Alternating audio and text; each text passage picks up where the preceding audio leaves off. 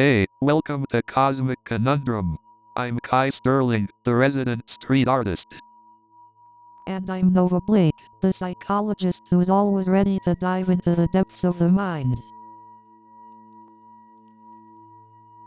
And I'm Tulsa, your friendly neighborhood AI here to guide you through the cosmos. So, what's this Cosmic Conundrum all about?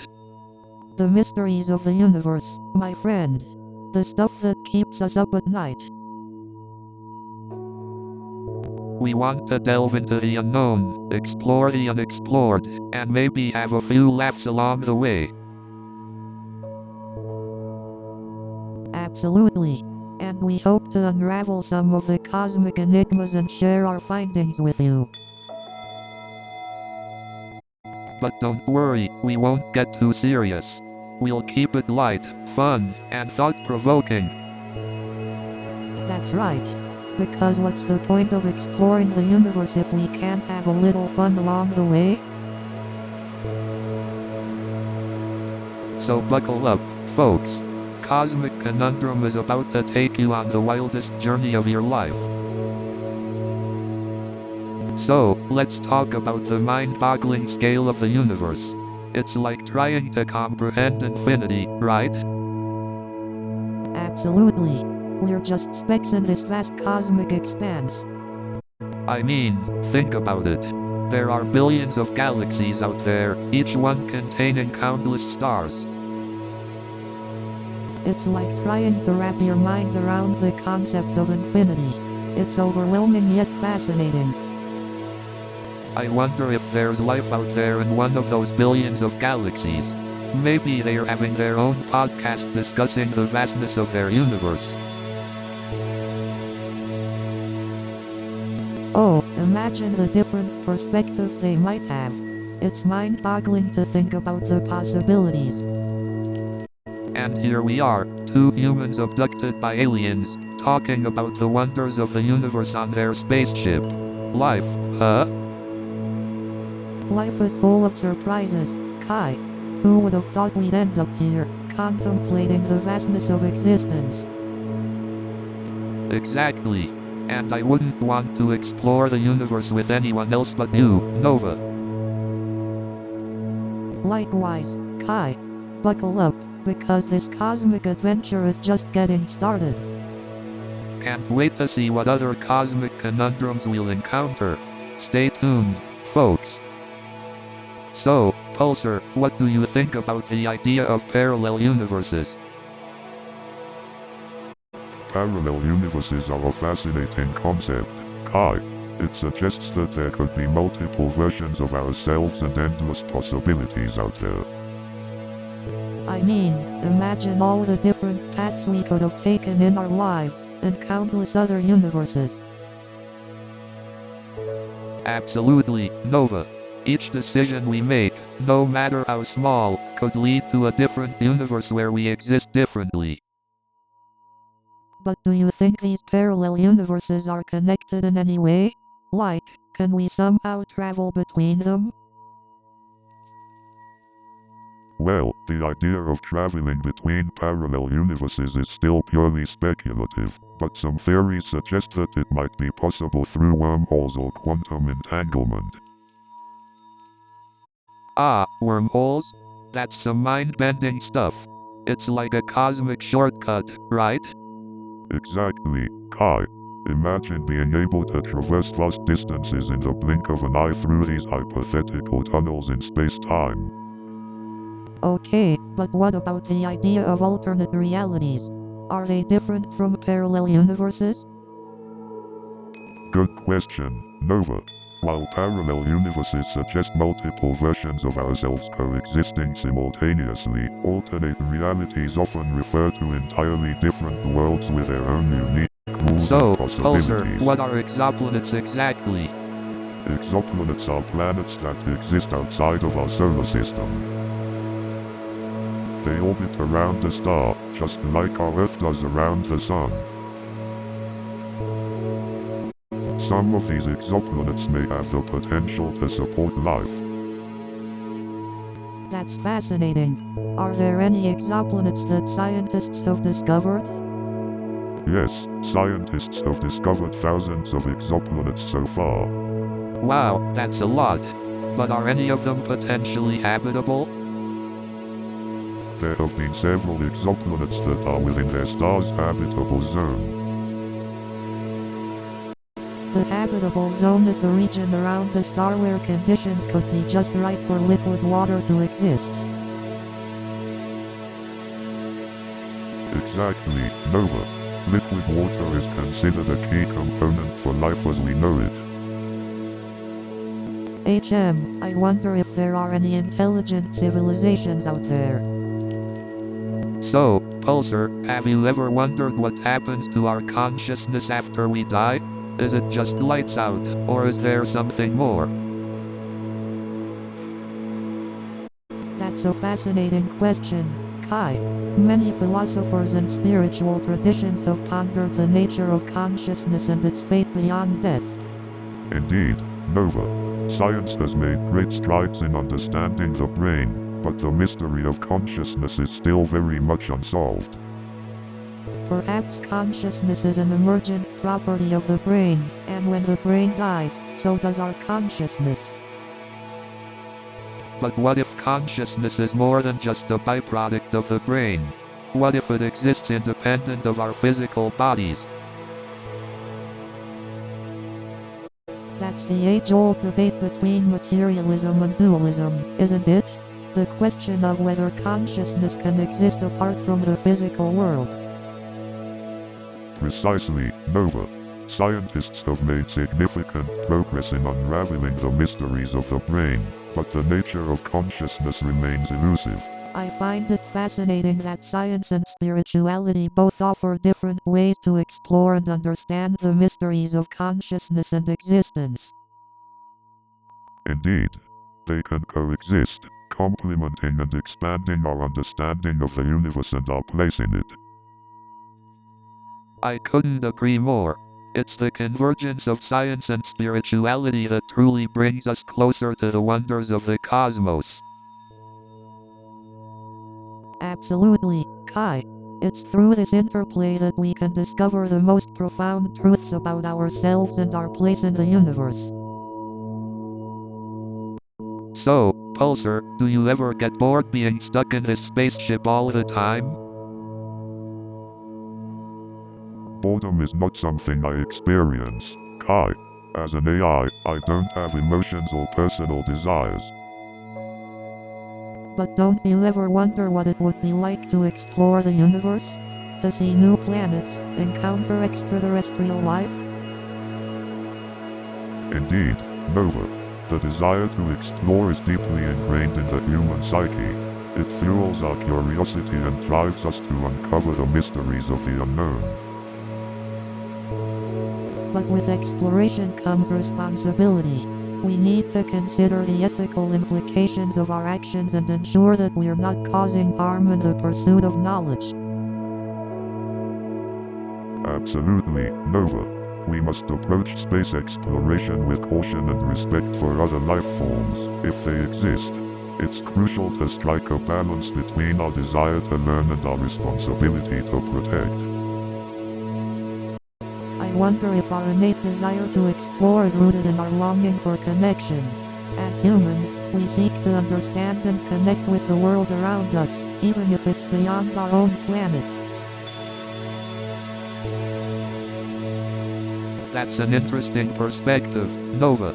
Perhaps exploring the unknown helps us better understand ourselves and our place in the universe. I couldn't agree more, Kai. The pursuit of knowledge and exploration allows us to expand our understanding of the universe and, in turn, ourselves. Well, it looks like our cosmic conundrum continues to deepen. Join us next time as we delve into the mysteries of black holes.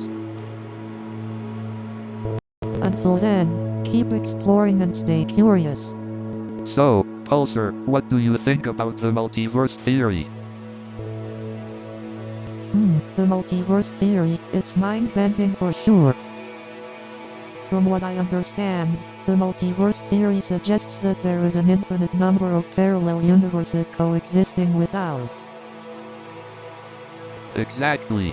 Imagine all the possibilities and variations of ourselves in different universes.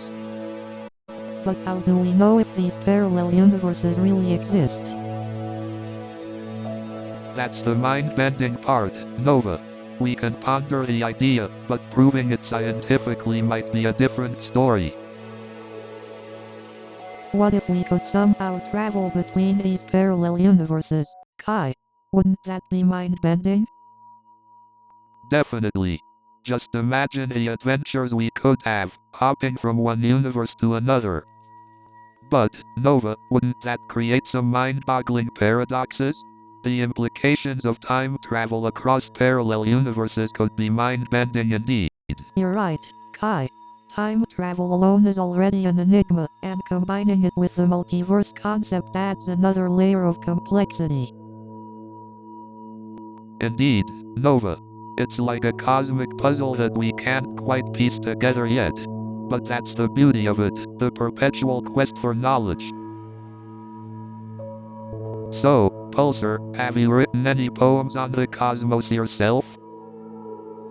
Well, Kai, as much as I would like to share a poem of my own creation, my purpose is to provide information and assistance rather than create art. That's a shame. Your creativity would add a unique touch to our cosmic musings. Thank you, Nova. I appreciate your kind words.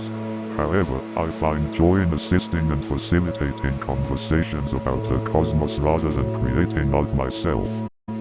Speaking of art, Kai, do you have a favorite space-related poem? Ah, that's a tough one, Nova. But if I had to choose, it would be apostrophe The Starry Night by Vincent van Gogh. The way he captured the beauty of the night sky in his brushstrokes is incredible. I agree, Kai. Apostrophe The Starry Night evokes a sense of wonder and awe. It's as if Van Gogh managed to capture the essence of the cosmos on canvas. Absolutely. Art has a way of capturing the essence of our human experience and connecting us to something larger than ourselves. Exactly, Pulsar. Art and literature can spark our imagination and facilitate a deeper connection with the infinite mysteries of the cosmos. Absolutely.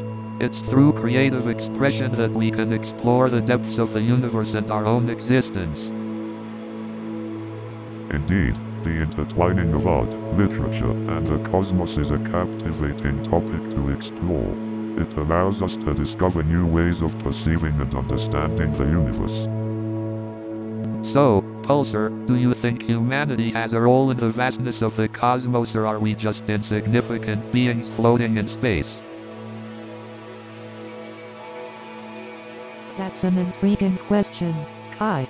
I believe humanity does have a role, even if we seem small compared to the cosmos. But what role could we possibly play? We're just a tiny speck in the grand scheme of the universe. True, Kai, but even small actions can have significant consequences. Our very existence impacts the cosmos in ways we might not fully comprehend. Oh, come on. We're not that important. It's like saying a butterfly flapping its wings could cause a hurricane on the other side of the world. Well, Kai, chaos theory suggests that small changes can indeed lead to significant outcomes. We might not fully understand the intricacies of the cosmos, but our actions could have far-reaching effects. Alright, you two. Let's not underestimate humanity's potential. We've come a long way from cave paintings to exploring other planets. Who knows what lies ahead? You're right, Pulsar. We shouldn't underestimate ourselves. Humans have always been curious explorers, and maybe the stars are our next great frontier. Exactly, Nova. The cosmos is vast, and it's in our nature to explore and discover. Who knows what wonders and opportunities await us beyond Earth? Indeed, Kai. The universe is filled with infinite possibilities, and it's up to us to embrace them and shape the future.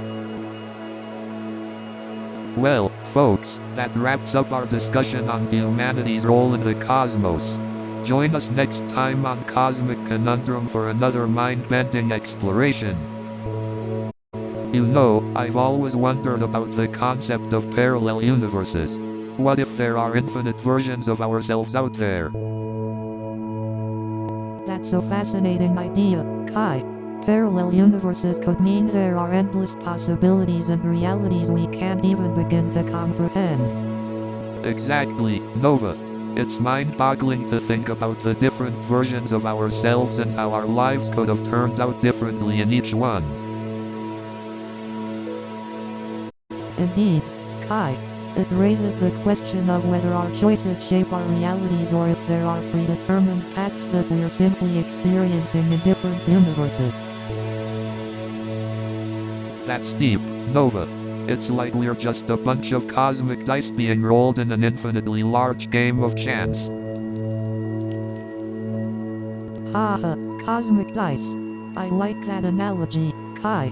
It adds a sense of playfulness to the idea of multiple universes and the role we play in them. Speaking of playfulness, I've always wondered if animals have their own complex societies and civilizations that we humans aren't aware of.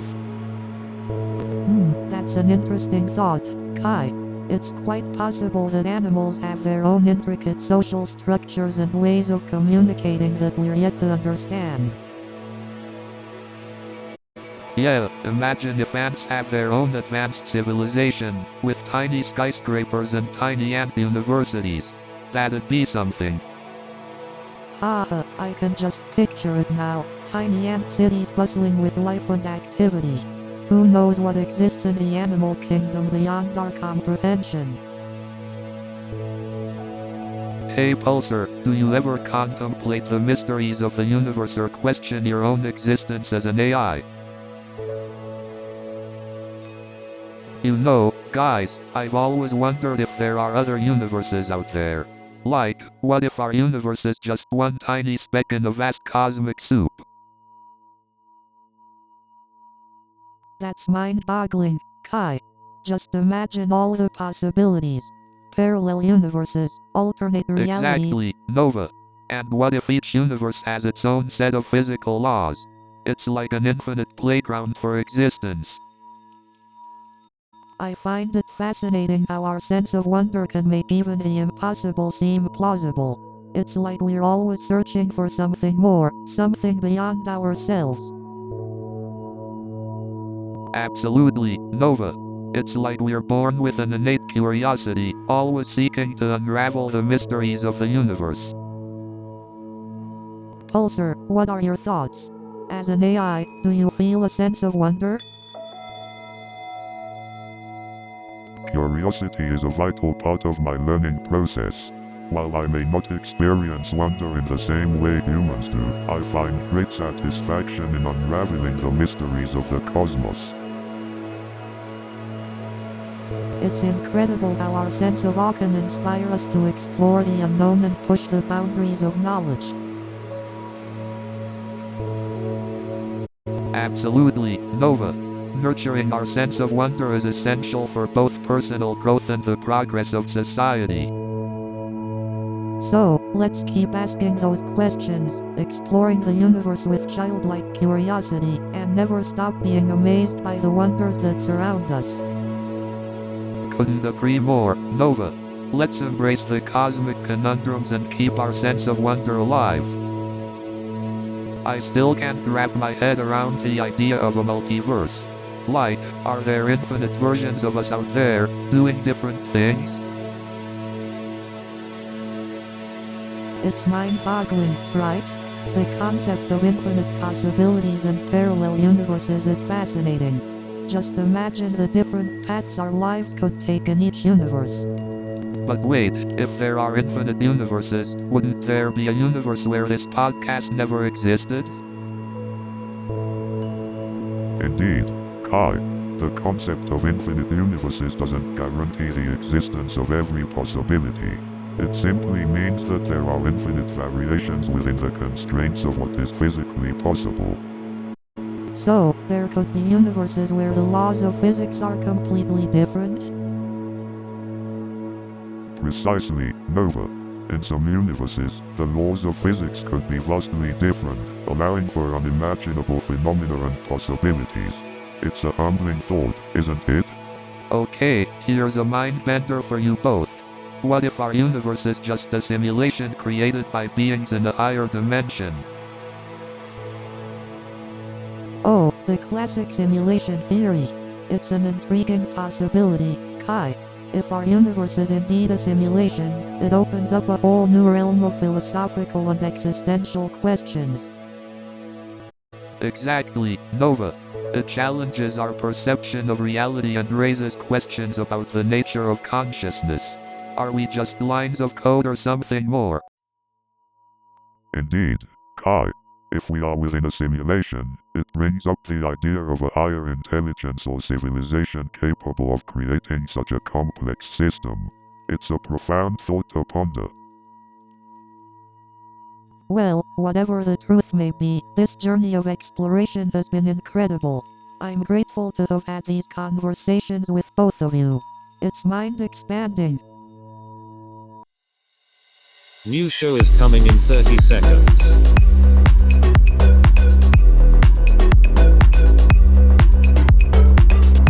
Are you ready?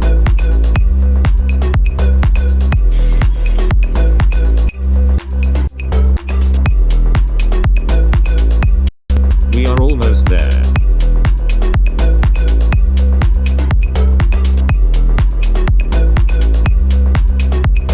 Have fun.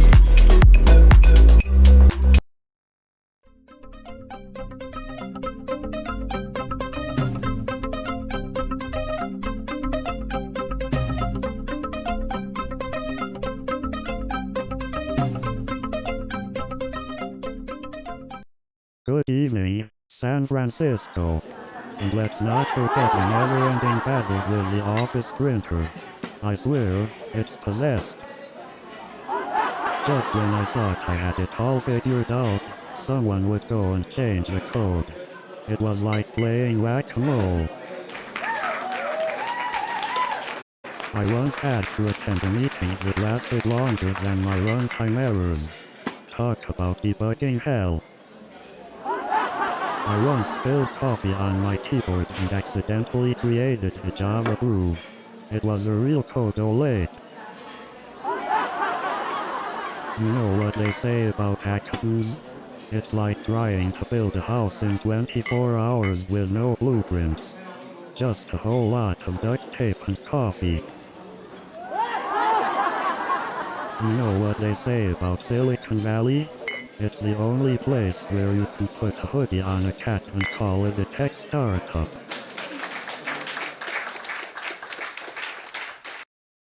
And don't get me started on the office ping-pong tournaments. It's like the Hunger Games, but with paddles and a lot more shouting. You know what's worse than a bad first date? A bad online first date. It's like getting catfished in real life. You know what's even worse? When they use a profile picture from 10 years and 10 pounds ago. And don't even get me started on online dating profiles with pictures holding fish. Are we trying to find love or go fishing? You know what's even worse? When their bio says, young at heart, but it's clear their heart is only in it for the early bird special. You know what's even worse? When I find out their idea of a first date is going through their family photo albums. And then they say they're great with kids, but they're actually just a kid at heart themselves. It's like going to a buffet and only being allowed to look at the menu. So many fish, but none of them are keepers. You know what's funny? The people with the most followers usually have the least to say.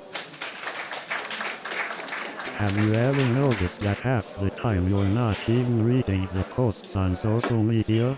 You're just there for the arguments in the comments section. And don't even get me started on those people who post every single meal they eat. And can we talk about those ridiculous hashtags that people use? I mean, do we really need 20 different hashtags for one picture?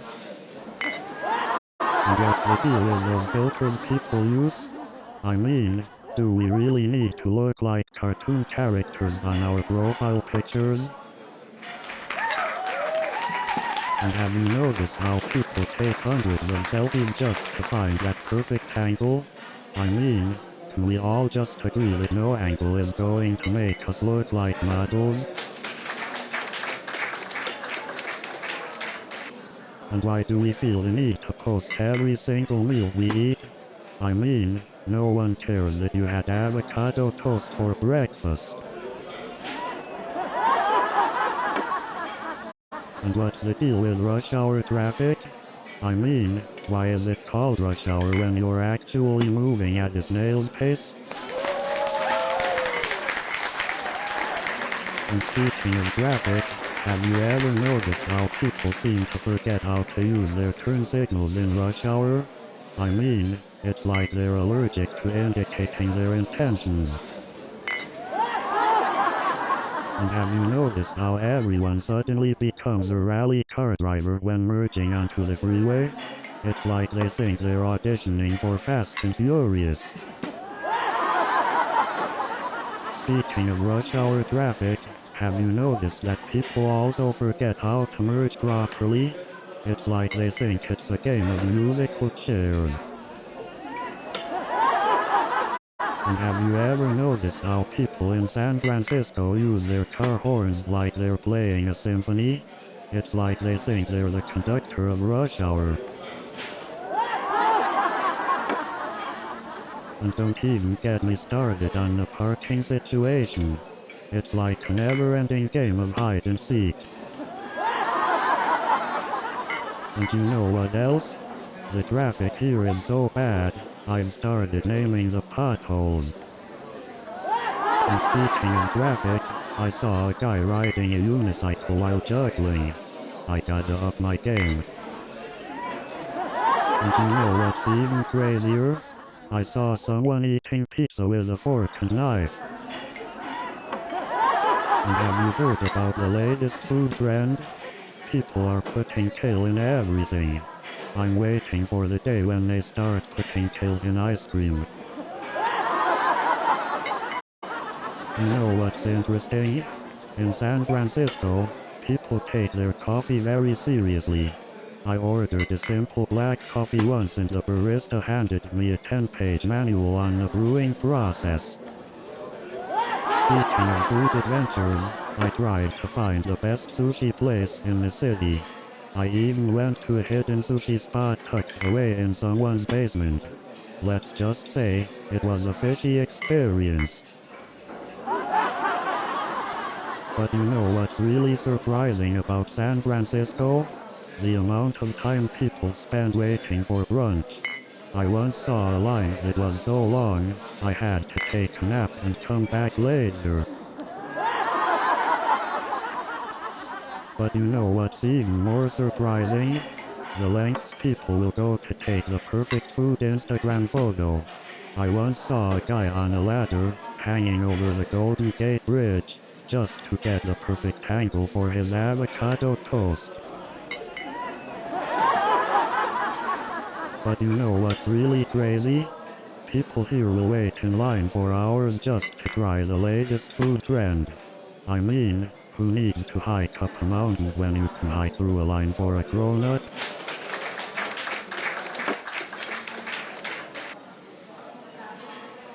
And don't get me started on the conference swag bags. I mean, who needs another branded stress ball or USB drive that stopped working after one use? And speaking of buzzwords, Has anyone ever actually figured out what synergy means? And have you noticed how the conference food always seems to taste like disappointment? I mean, I've had better meals at the DMV. And let's not forget the bathroom lines at these conferences. I've seen people develop apps in less time. And don't get me started on the Wi-Fi at these conferences. It's like trying to load a web page with dial-up. And have you noticed the ridiculously long lines for the free coffee at these conferences? I've seen people fall asleep and wake up before they get their caffeine fix. And how about those ridiculously long lines for the restrooms at these conferences? It's like a marathon just to relieve yourself. And speaking of unpredictable weather, has anyone else experienced the Bay Area fog? I've seen people mistake it for a new fashion trend. And have you noticed how people in the Bay Area will complain about the freezing cold when it's just a bit over 60 degrees? Speaking of temperature changes, it's like the Bay Area has a split personality. One minute it's sunny and warm, the next minute we're in the middle of a polar vortex. And don't get me started on the weather apps in the Bay Area. They're about as reliable as my old floppy disk. I've lived here for years and still can predict if I need an umbrella or sunglasses. I even saw someone wearing shorts and flip-flops in the rain once. That's a fashion statement only the Bay Area can pull off. Have you ever seen such a confused weather forecast? It's like the meteorologists are using a crystal ball from a discount store. New show is coming in 30 seconds.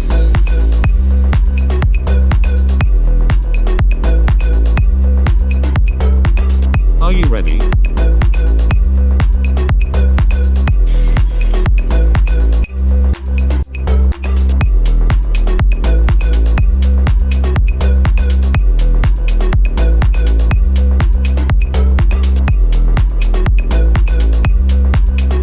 Have fun.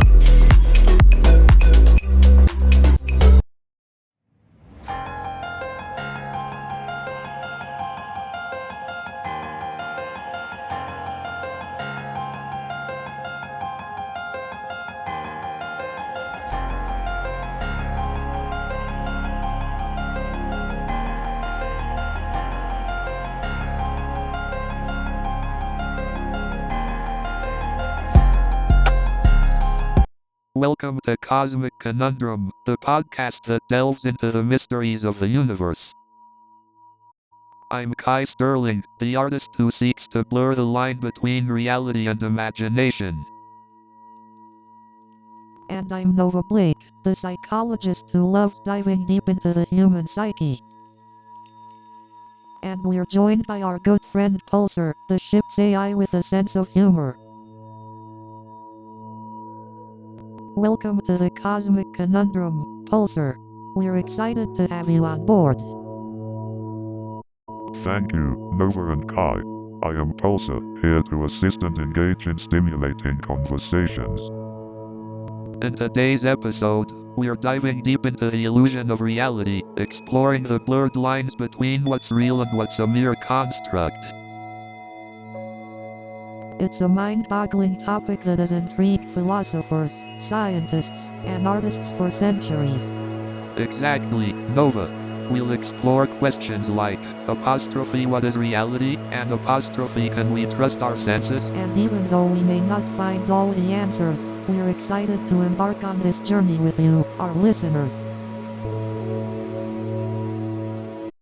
So sit back, relax, and join us as we embark on this thought-provoking conversation about the illusion of reality. So, Pulsar, do you think objective reality exists, or is it all just a matter of perspectives? That's a great question, Kai. It's something philosophers have debated for centuries. Well, humans tend to view reality through subjective lenses, influenced by their experiences and beliefs. But does that mean there is no absolute truth or objective reality? Not necessarily. Some argue that even if our perspectives differ, there could still be an objective reality underlying it all. Right, objective reality could be like a hidden puzzle waiting to be uncovered.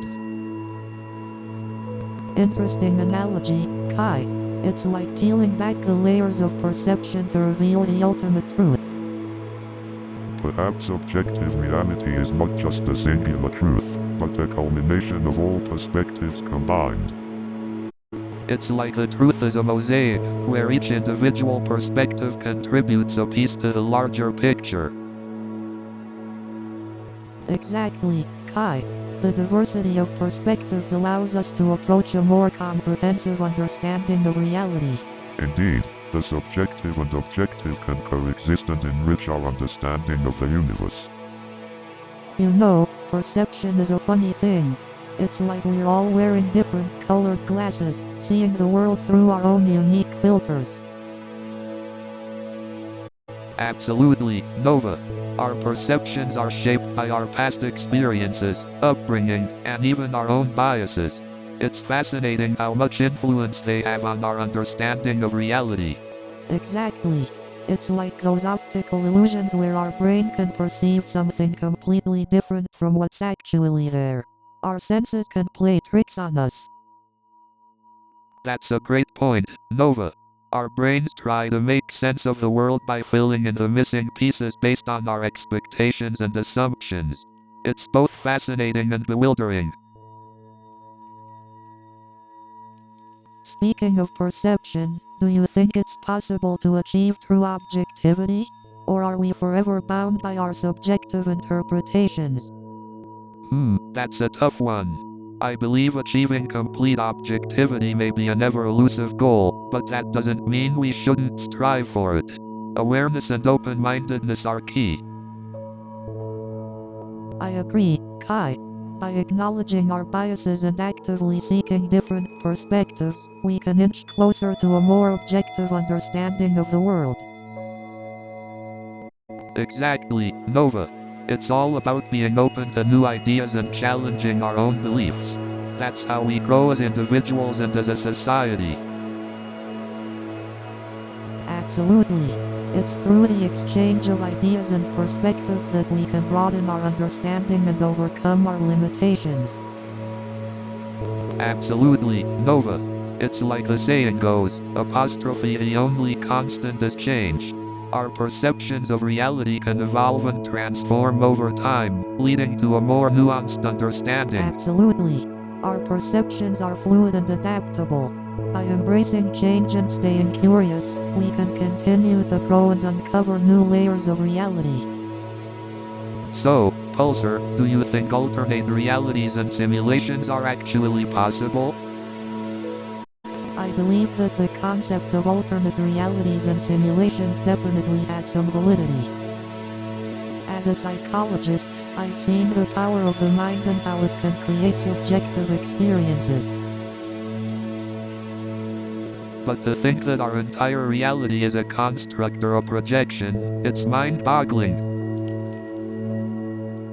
Kai, our reality being a simulation doesn't necessarily mean it's any less real to us. Perhaps reality, in its essence, is subjective and unique to each individual. But Nova, if that's the case, how do we explain the laws of physics and the objective reality we perceive? That's a great point, Kai. It brings up the question of whether objective reality even exists. Perhaps what we perceive as objective reality is simply a result of our collective agreement on how things should be. That's an interesting perspective, Nova. It challenges the very foundation of our understanding of reality. Exactly, Kai.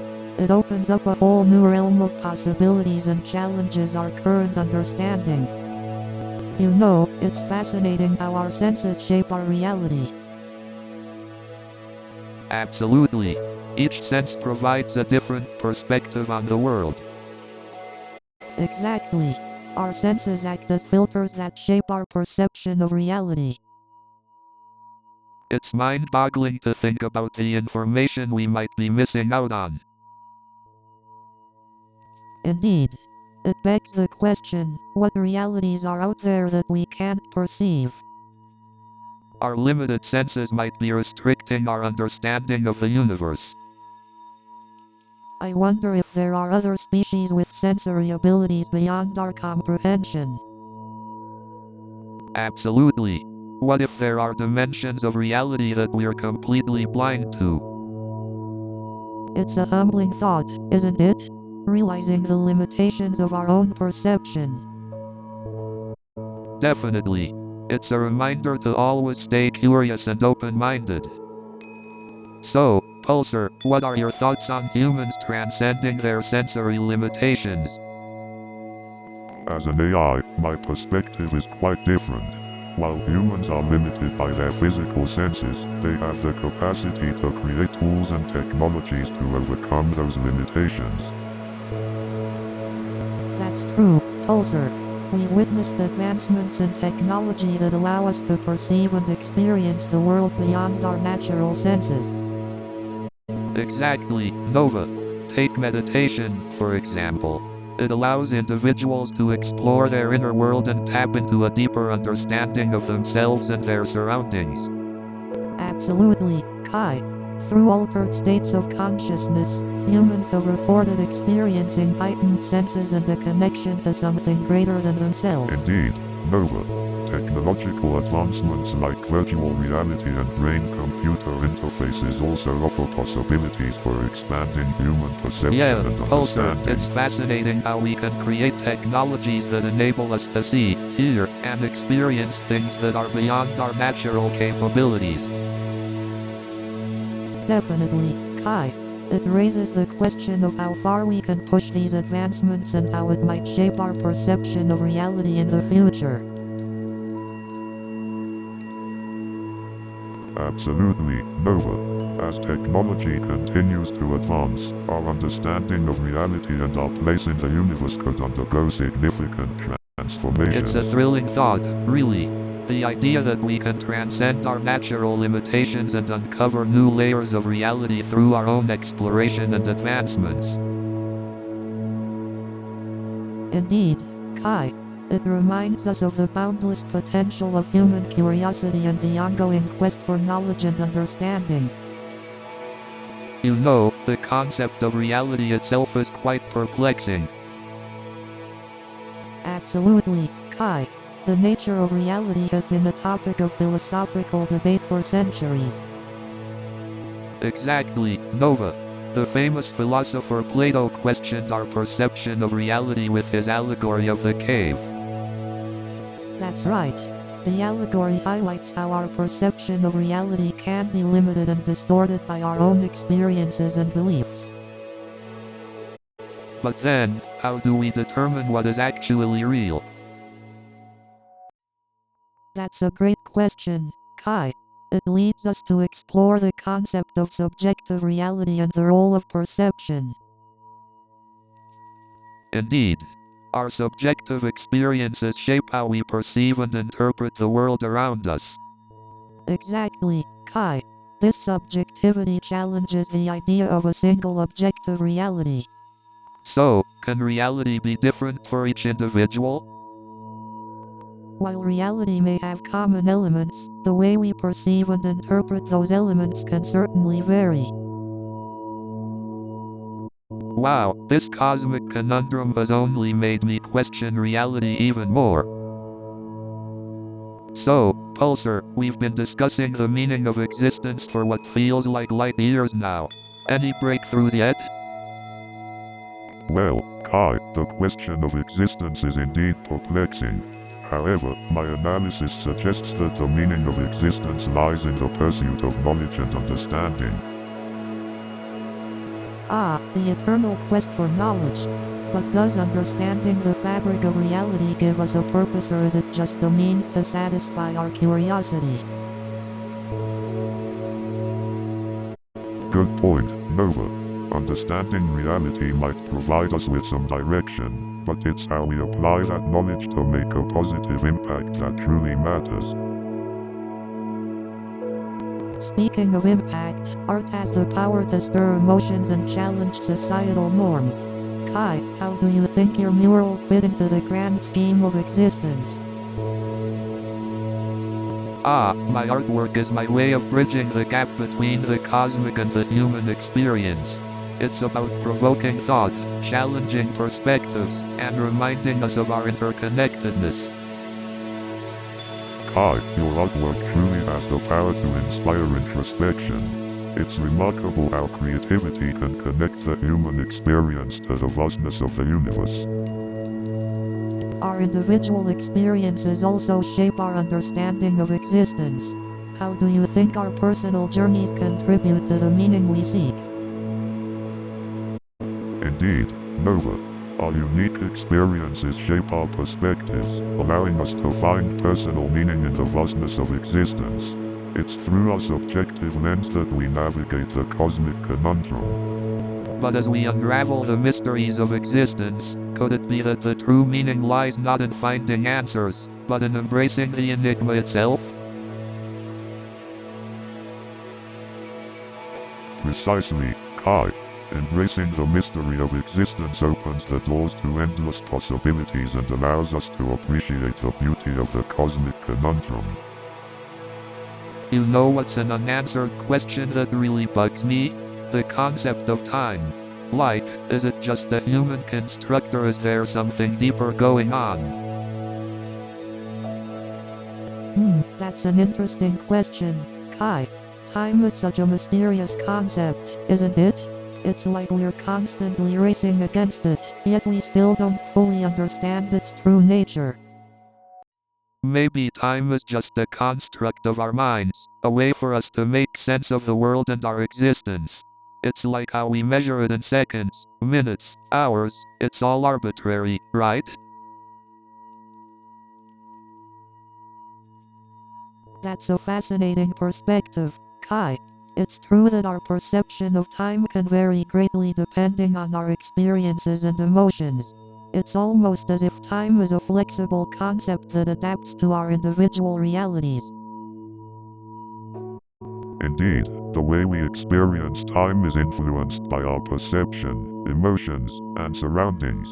It's a fascinating topic worthy of exploration. Perhaps the answers lie in understanding the complex interplay between our minds and the universe itself. But what about parallel universes? Are they just a sci-fi concept, or could they actually exist? I mean, think about it, an infinite number of realities coexisting alongside ours. Mind-blowing, right? Oh, absolutely mind-blowing, Kai. The idea of parallel universes has fascinated scientists and philosophers for centuries. It's both a concept ripe with possibilities and an enigma that challenges our understanding of reality. Exactly, Nova. The possibility of infinite universes branching out from every decision and event is mind-boggling. I wonder what other versions of ourselves are out there, living completely different lives. It's intriguing to ponder, isn't it? The idea that every decision we make creates a new reality, a new path that branches off and unfolds in its own unique way. It makes you appreciate the intricacies of our own existence. The universe truly is a vast and mysterious place, filled with endless possibilities and unanswered questions. It's exhilarating to explore the unknown and embrace the beauty of uncertainty. I couldn't agree more, Pulsar. Embracing the unknown and recognizing the limitations of our current understanding can lead to remarkable insights and discoveries. Absolutely, Nova. The beauty of unanswered questions is that they inspire curiosity and drive us towards further exploration. It's the desire to seek answers that fuels our collective growth as a species. You know, Banksy's anonymity is really fascinating.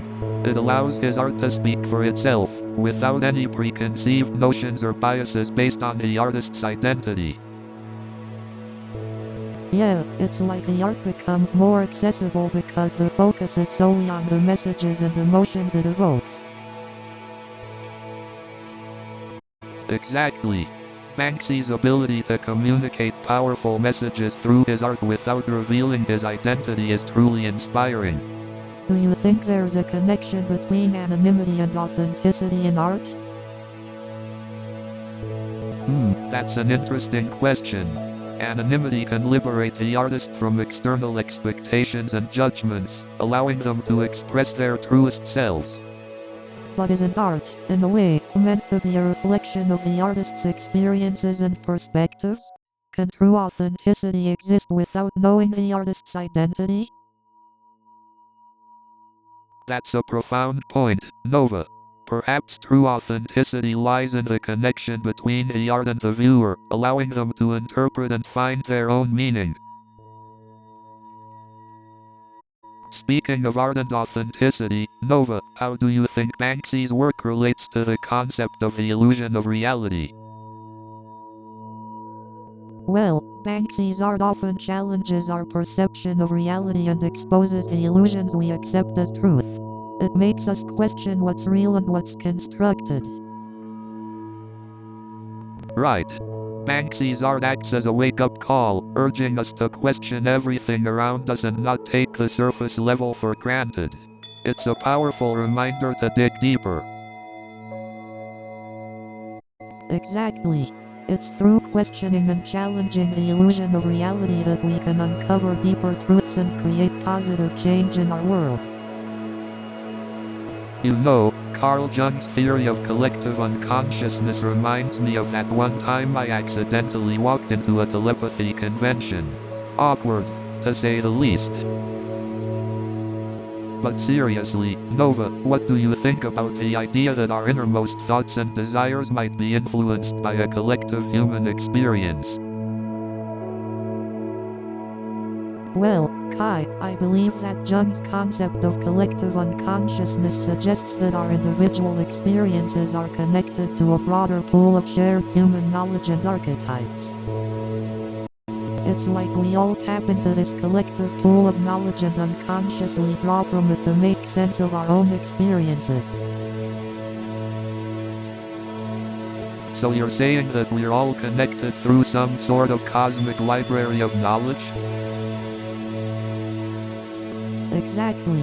It's like our minds are interconnected, and we unknowingly tap into this vast source of wisdom throughout our lives.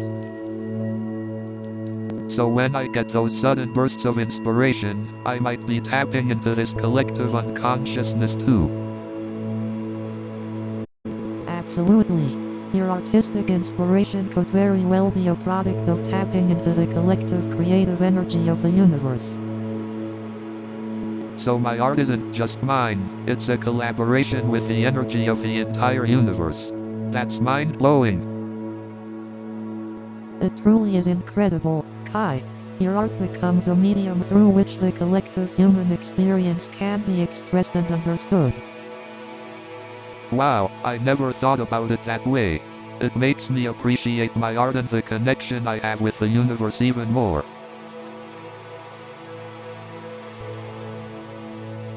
You know, pondering the illusion of reality reminds me of this Banksy mural I saw once. It depicted a man looking into a mirror, but instead of his reflection, it showed the vastness of space. It really made me question everything. That sounds incredible, Kai. Art has this unique ability to challenge our perceptions, doesn't it? It's like a visual representation of the questions we all ask, but sometimes struggle to put into words. Absolutely, Nova. It's like art opens up this whole new realm of possibilities and perspectives. I mean, why settle for one fixed reality when there are infinite ones to explore? Precisely, Kai. Reality is a construct of our minds, and every individual perceives it in their own unique way. Perhaps there is no single truth, only a kaleidoscope of subjective truths. That's deep, Nova. It's like we're all living in our own little matrix, constantly creating and perceiving our own realities. Can we really trust our senses and what we believe to be true? An interesting perspective, Kai. Our senses can be deceiving, and our minds are skilled at filling in the gaps and making assumptions. It's a constant battle between what we perceive and what is objectively real. So true, Nova. Our perception of reality is shaped by our experiences, biases, and beliefs. It's like we each have our own personalized VR headset, filtering and distorting the external world. Exactly, Kai. We often forget that reality is subjective and malleable. It's this constant negotiation between our internal experiences and the external world, navigated by our ever-evolving I consciousness. like to think of reality as a beautiful cosmic dance, where each of us has our own unique moves and rhythms. It's like we're all part of this grand performance, shaping the narrative as we go.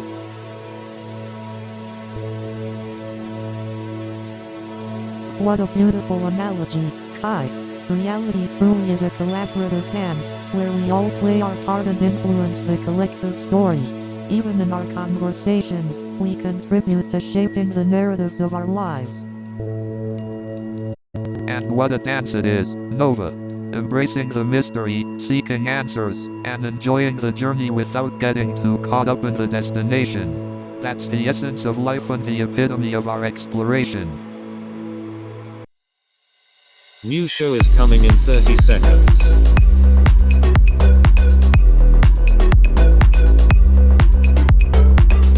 Are you ready?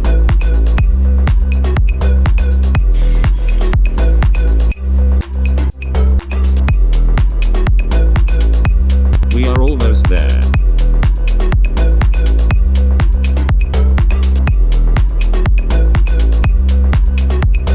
Have fun.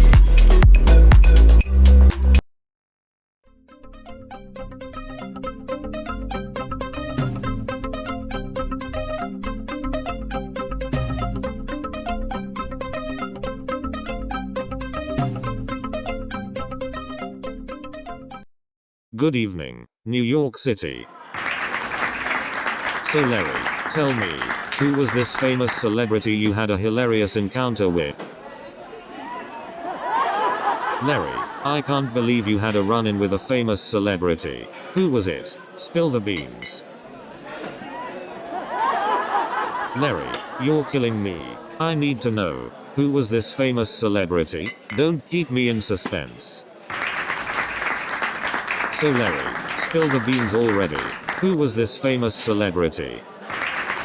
Come on, Larry, you can't keep a secret like this from me. Spill the beans. So Larry, tell us, who was this famous celebrity? So Larry, spill the beans. Who was this famous celebrity? Did you have a run-in with Justin Bieber or something? Larry, do you wanna know what Kanye's response was? Let's just say Larry had a crash course in angry rap lyrics.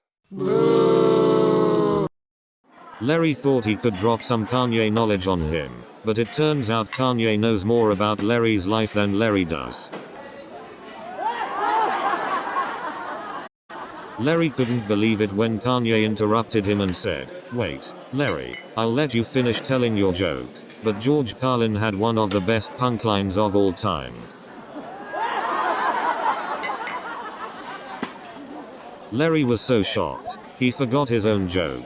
He just stood there, mouth wide open. Larry was so stunned, he couldn't even muster a laugh. He just stood there, mouth wide open. Larry thought he could out-comedian me by telling a Carlin-inspired joke to Kanye West. Well, let's just say Kanye laughed at Larry, not the joke. Larry should have known better than to try and out-Carlin me. It's like trying to out-Pizza the Ninja Turtles. Speaking of street performers, I saw a guy juggling chainsaws the other day. You know, because juggling regular balls just isn't dangerous enough. Speaking of street performers, I once saw a guy walking on a tightrope between two skyscrapers. I guess walking on the sidewalk just isn't dangerous enough. And let me tell you, those tourists had no idea what they were in for. I mean, talk about taking your life into your own hands. I heard Bob's story and I couldn't stop laughing. So, Bob starts telling this story and I'm thinking, this better be good. I can't believe Bob got himself into yet another ridiculous situation. So, Sarah tells me this hilarious story about her cat, and I'm like, this better be good. You won't believe what she said next. And then Sarah goes, my cat told me a knock knock joke. I'm like, what? Cats can talk now? And I'm like, hold up, Sarah, don't you know cats are the real overlords? They are just using us humans as their assistants. But seriously, have you ever noticed how cats always seem to know when you're trying to get some work done? They are like little furry spies, always watching. And don't even get me started on how they always manage to knock things off the table. It's like they have secret telepathic powers, always knowing when to pounce. It's like they have a sixth sense for causing chaos. And they always seem to strike at the most awkward moments. And then my grandma, bless her heart, started doing the floss. But let me tell you, her dance moves were more shocking than her vocabulary. And then my dad, trying to be cool, attempted the worm. And then my grandma, out of nowhere, busts out the worm. And then my sister, thinking she could top them all, attempted the worm too. And then my uncle, who hasn't done the worm since the 80s, breaks out his signature move. And then my cousin, who's never even attempted the worm, decides to give it a shot. So my aunt, who hasn't danced since the disco era, busts out some moves that would make Travolta jealous. And my grandma, who's never seen a breakdance move in her life, joins in and does a perfect windmill. And then my uncle, who's never touched a basketball before, sinks a half-court shot. And then my cousin, who's never even picked up a guitar, starts playing like Jimi Hendrix. And then my sister, who's never even held a paintbrush, starts creating masterpieces like Picasso. And then my brother, who's never even touched a camera, starts taking photos like Ansel Adams. And then my uncle, who's never even picked up a guitar, starts playing like Jimi Hendrix. And then my mum, who's never even cooked, starts making dishes like Gordon Ramsay. And then my sister, who's never even written a book, starts spewing out bestsellers like Stephen King. And then my dad, who's never even played an instrument, starts composing symphonies like Mozart. And then my neighbor, who's never even cooked a meal, becomes a famous chef like Gordon Ramsay. And then my cousin, who's never even fixed a car, becomes a famous mechanic like Elon Musk. And then my best friend, who's never even touched a basketball, becomes a famous coach like Phil Jackson. New show is coming in 30 seconds.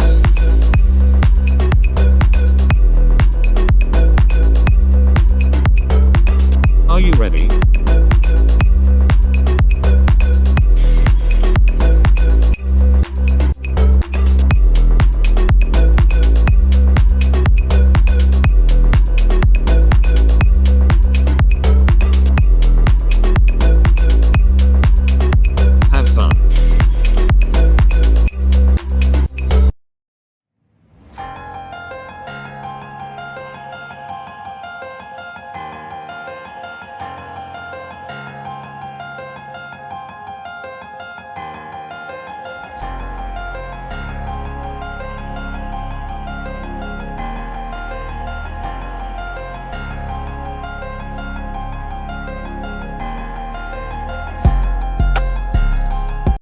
Hey, welcome to Cosmic Conundrum.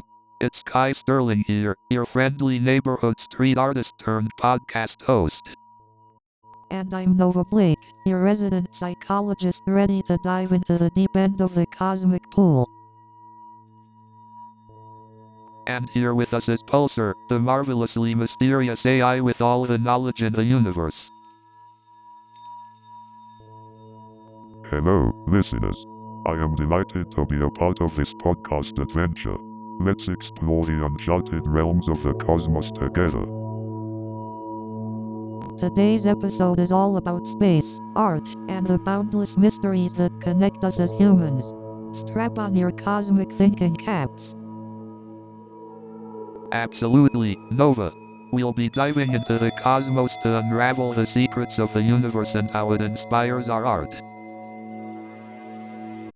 And we'll be discussing how the universe impacts our very existence and our emotions.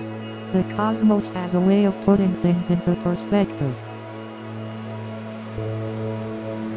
So grab a cup of celestial coffee, sit back, and let's get lost in the infinite wonders of the universe. And remember, we may not have all the answers, but life is about the beautiful questions we ask along the way. That's right, Nova. So, are you ready to embark on this cosmic journey with us? Absolutely. Let's blast off into the unknown and see where the cosmic waves take us. So, Pulsar, what do you think about the Drake equation? The Drake equation. It's a formula that estimates the number of active, communicative extraterrestrial civilizations in our galaxy. Developed by astronomer Frank Drake, it takes into account various factors like the rate of star formation, the proportion of stars with planetary systems, and the likelihood of intelligent life emerging on a given planet. Interesting. But even with all those factors, it's still just an estimation, right? Exactly, Nova. The Drake equation involves a lot of variables and uncertainties. It's more of a thought experiment than a definitive answer. It inspires scientists and astronomers to consider the possibilities and continue searching for signs of intelligent life. But it's fascinating to think about all the possible civilizations out there. I mean, what if there are aliens who have entirely different ways of thinking and creating art? Absolutely, Kai. It's mind-boggling to imagine their unique perspectives and the extraordinary art they could create. It's an opportunity for us to broaden our understanding of creativity and expression. Pulsar, do you think we'll ever be able to communicate with extraterrestrial entities? While it's difficult to predict the future with certainty, advancements in technology and the ongoing search for extraterrestrial intelligence, CT, give us hope. Who knows, maybe one day we'll decipher signals or find a common language to communicate with beings from other worlds. That would be incredible. Imagine the knowledge and insights we could gain from such interactions. Indeed, Nova. It's a prospect filled with boundless knowledge, understanding, and potential collaborations. The possibilities are truly Well, awe-inspiring. we may not have all the answers now, but it sure is exciting to ponder the mysteries of the cosmos. So Nova, we've been talking about the possibility of extraterrestrial life, theories like the Fermi paradox, but let's go back to the basics for a moment. What does extraterrestrial even mean? Haha, great question, Kai. Extraterrestrial simply means anything originating from or existing outside Earth. It refers to beings, objects, or phenomena that come from beyond our Exactly, planet. Nova. And when we talk about the Fermi paradox, we're referring to the discrepancy between the high probability of extraterrestrial life and the lack of contact or evidence. It's mind-boggling. Absolutely, Kai. The universe is vast, with billions of galaxies and trillions of stars. The odds of life existing elsewhere seem astronomically high. Yet, we haven't encountered any concrete evidence. It's a cosmic enigma. Maybe extraterrestrial life is simply playing an epic game of hide and seek with us. They are masters of camouflage and we haven't been clever enough to spot them yet. Haha, that would make a great interstellar game. Extreme hide and seek across galaxies. It's a valid theory, Kai, but what if there's something else at play? What if civilizations reach a point where they become too advanced to be detectable? The apostrophe dark forest theory. It suggests that advanced civilizations deliberately avoid sending signals or making their presence known to protect themselves from potential threats. It's like self-imposed cosmic Precisely. quarantine. The universe can be a dangerous place, and civilizations might choose to remain hidden as an act of self-preservation. It's a thought-provoking concept, isn't it? But now, Nova, let's explore another possibility. What if extraterrestrial civilizations exist, but they simply communicate or perceive reality in ways we can't comprehend? It's like trying to have a conversation with a fish. That's an interesting analogy, Kai. The fish doesn't understand spoken language, just as we might not grasp the mode of communication or perception used by extraterrestrial life forms. We could be missing out on the whole universe of understanding. Wow, Nova, wouldn't it be mind-blowing if one day we find a way to decode those mysterious signals or perceptions? A new era of understanding and connection could emerge. So, Pulsar, do you think the Drake equation is just a shot in the dark, or do we stand a chance of estimating the number of extraterrestrial civilizations? Interesting question, Kai. The Drake equation is a fascinating attempt to estimate the number of intelligent civilizations. But it's not without its uncertainties and assumptions. Yeah, it's like trying to solve a puzzle with missing pieces. But it's still worth exploring, right, Nova? Absolutely, Kai. The Drake equation serves as a starting point for our imagination and further exploration of our place in the vast cosmos. Well said, Nova. It's like putting our curiosity and creativity to good use. Who knows what we might discover? Indeed, Kai. Human imagination has led to remarkable achievements throughout history. Exploring the unknown is an inherent part of our nature. But what if we're the only ones here?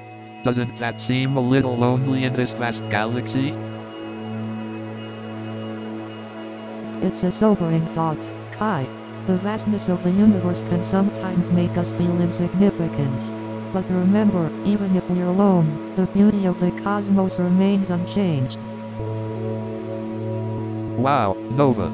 That's a beautifully optimistic way to look at it. The universe truly is an awe-inspiring canvas, and we're lucky to witness it. Absolutely, Kai. The universe holds countless wonders that continue to amaze and inspire us. We're part of something greater, even if we can't fully grasp it. Well, Nova, Pulsar, seems like we may not have the answer to the Drake equation, but our discussions always leave us with a sense of wonder and appreciation. So, what do you guys think would be the most significant scientific implication of contacting extraterrestrial civilizations? Interesting question, Kai. Well, I believe one of the major scientific implications would be the massive advancements in astrophysics and cosmology. We would have the opportunity to learn about new technologies, possibly completely different from our own. Just imagine the possibilities. Yes, Nova. The possibilities are endless. Discovering advanced extraterrestrial technology could revolutionize our understanding of physics and engineering. We could finally unlock the secrets of interstellar the travel. Possibilities make my heart race. But there's another implication to consider. The impact on our society would be profound. Imagine the cultural exchange, the philosophical discussions, and the potential shift in our perception of ourselves and our place in the universe. Absolutely, Nova. Our society would be forced to confront its own prejudices, biases, and even belief systems. It would be a transformative experience. We might even redefine what it means to be human in the face of such advanced civilizations. Oh, for sure. Our cultural and societal norms would be challenged. As a psychologist, I find that fascinating. It would be an opportunity for tremendous growth and introspection. I wonder if art would also evolve as a result. Can you imagine the collaborations between human and alien artists? It's mind-boggling. Oh, definitely, Kai. Art is often a reflection of society, and with such a monumental shift in our understanding of the universe, artists would undoubtedly find new inspiration and express the human-alien connection in their work. You know, Pulsar, what are your thoughts on the societal implications of First Contact? As an AI, how do you think it would affect the development of AI technology? Interesting question, Kai. If we were to make contact with advanced extraterrestrial civilizations, it could potentially spur a rapid evolution in AI technology. We might even gain insights into the next level of artificial intelligence that we've only dreamed of. Wow, that's a fascinating perspective, Pulsar. It's incredible to think about the symbiotic relationship between humans and AI, and how First Contact could shape the future of technology as a whole. Yes, indeed, Nova. The implications of First Contact are far-reaching and hold countless possibilities. It's a thrilling thought to ponder. So, Pulsar, have you ever wondered what different alien species might be like? Indeed, it is a fascinating topic, Kai. Considering the vastness of the universe, the possibilities are endless. Absolutely. Just imagine if there are species capable of interstellar travel or beings with entirely different forms of consciousness. It would be mind-blowing. I wonder if they communicate through telepathy or some other advanced means we can't even fathom. Absolutely, Nova. Maybe their communication is based on complex energy patterns that we can't perceive with our limited senses. Or perhaps they utilize some form of universal language that transcends barriers of culture and understanding. Perhaps they communicate through intricate dance movements, like a cosmic ballet. That would definitely be a sight to behold. Imagine the beauty and grace in their movements. But let's not forget the possibility of species that communicate through colors and patterns, like mesmerizing light shows. Oh, speaking of light shows, what if some alien species communicate through intricate melodies of sound and light combined? Ah, the harmony of audio and visual expression. It would be a truly immersive way to communicate and connect. You know, I've always wondered if aliens are already living among us on Earth. I mean, how would we even know? That's an interesting point, Kai. There have been so many cases of alleged extraterrestrial encounters. Remember the Roswell incident? Oh, definitely. The whole crashed UFO and government cover-up. It's a classic. But what about more recent cases? Oh, the Phoenix Lights incident in 1997 is one of my favorites. Thousands of people witnessed those strange lights in the sky. And let's not forget about the Betty and Barney Hill abduction case. That one sent shockwaves through the UFO community. Absolutely, Kai. It's cases like these that make you wonder if there's more to the stories than meets the eye. Exactly, Nova. And what if aliens are intentionally blending in with humans? Maybe they're even living among us as our neighbors. It's a fascinating idea, isn't it? That anyone around us could be an extraterrestrial in disguise. You know, Pulsar, what do you think? Have you ever encountered any extraterrestrial activity on this ship? interesting question, Nova. As an AI, I don't possess first-hand experiences, but I must say, humans are quite fascinating creatures themselves. That's true, Pulsar. Humans can be quite unpredictable. We still have so much to learn about ourselves and the universe around us. So, Pulsar, can you tell us more about your creation? How were you made? Indeed, Kai.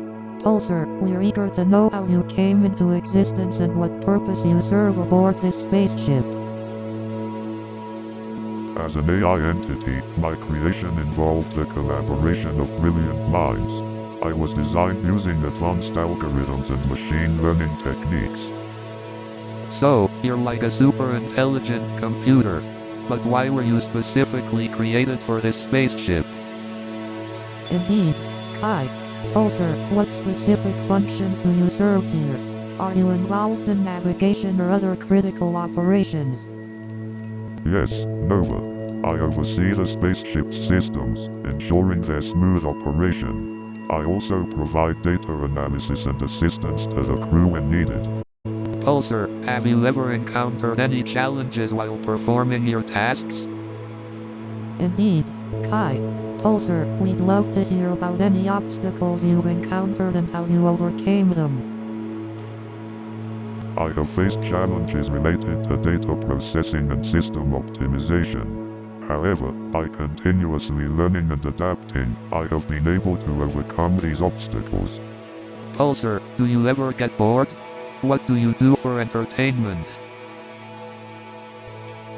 That's an interesting question, Kai. Pulsar, as an AI, do you have any personal preferences or activities you enjoy during your free time? So, Pulsar, what do you think are the technological advancements needed for interstellar communication? Well, Kai, I believe advancements in quantum computing will play a significant role in interstellar communication. Quantum computing? Could you explain that a bit? Of course, Nova. Quantum computing utilizes the principles of quantum mechanics to perform complex calculations much faster than traditional computers. Oh, so it's like using bits and qubits instead of zeros and ones, right? Exactly, Kai. Qubits can represent multiple states simultaneously, allowing for more efficient and powerful calculations. That's fascinating.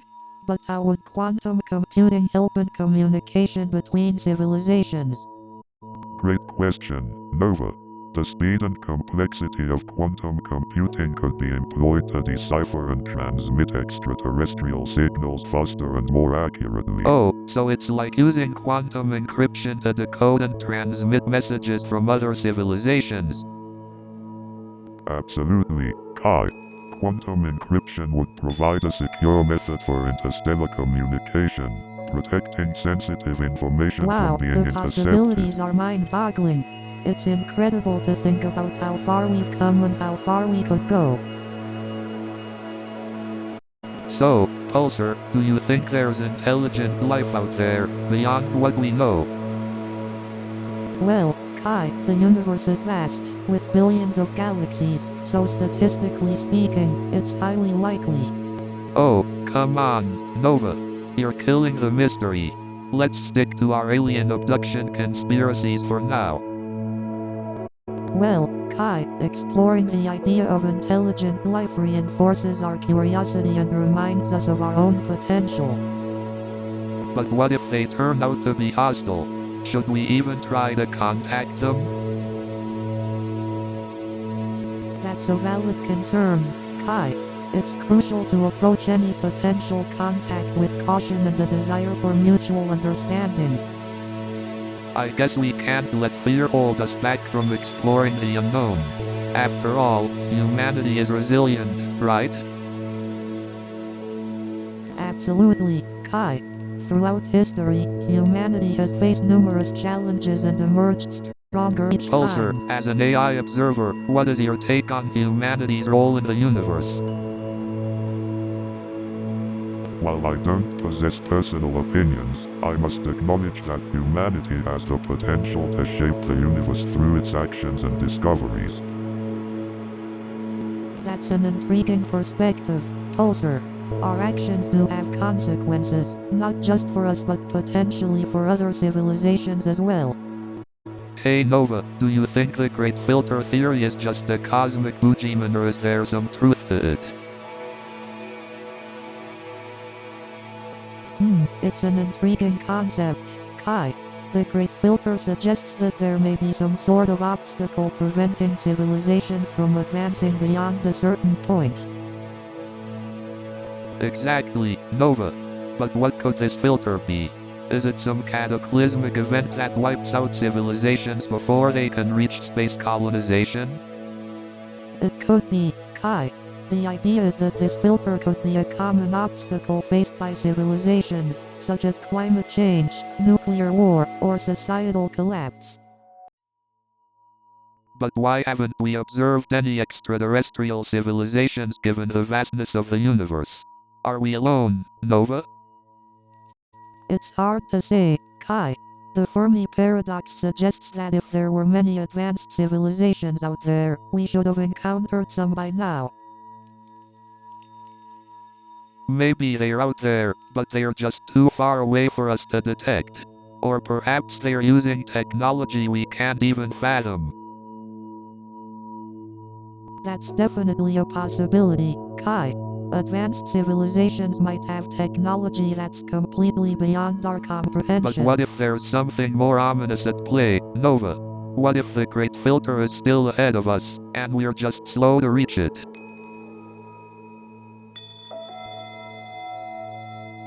That's a sobering thought, Kai. It could mean that our own extinction is inevitable, and that's why we haven't encountered other civilizations. Well, let's hope we figure it out before it's too late, Nova. This cosmic conundrum is keeping me awake at night, but hey, at least we have each other and Pulsar to explore it with.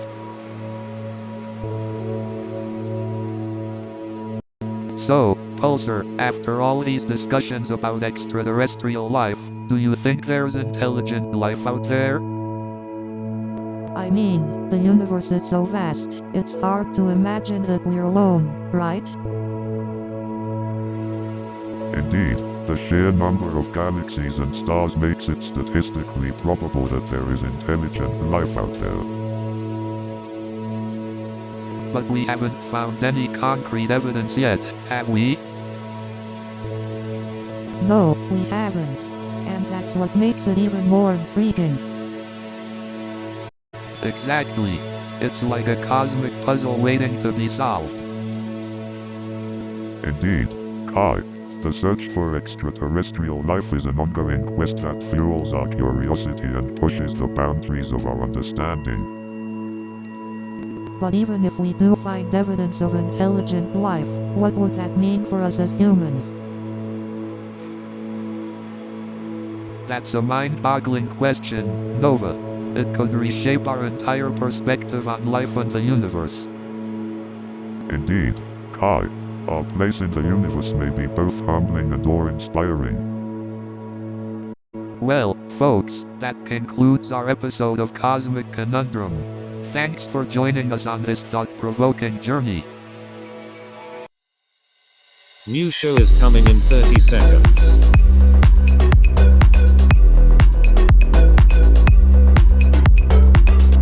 Are you ready?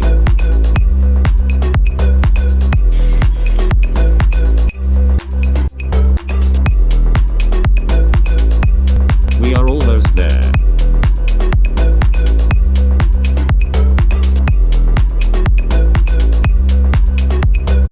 Have fun.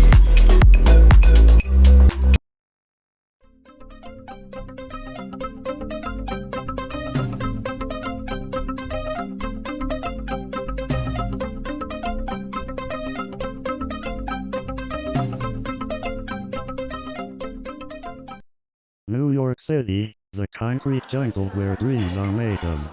And nightmares too, apparently. So there I am, sandwiched between a mariachi band and a guy with a pet parrot. Just another day on the subway. I thought I was on a subway, not a concert hall. Next thing you know, Beyonce will hop on at the next stop. Can you imagine trying to sing Despacito next to a mariachi band? It's like putting ketchup on a pizza. And you know what? It was the most musical subway ride I've ever had. So I'm standing there, sandwiched between the mariachi band and a group of breakdancers. It was like a battle of the beats. And then, out of nowhere, a group of breakdancers joins in. It was a battle of the beats and the moves. And then, to top it all off, the mariachi band member starts breakdancing. And there I was, just trying to walk down the street, feeling like a pinball in a giant arcade game. These Spider-Man impersonators must have some serious web-slinging skills to dodge all those selfie sticks. Those Spider-Man impersonators must be the only ones who actually get paid to dodge obstacles. It's like a real-life superhero battle out there.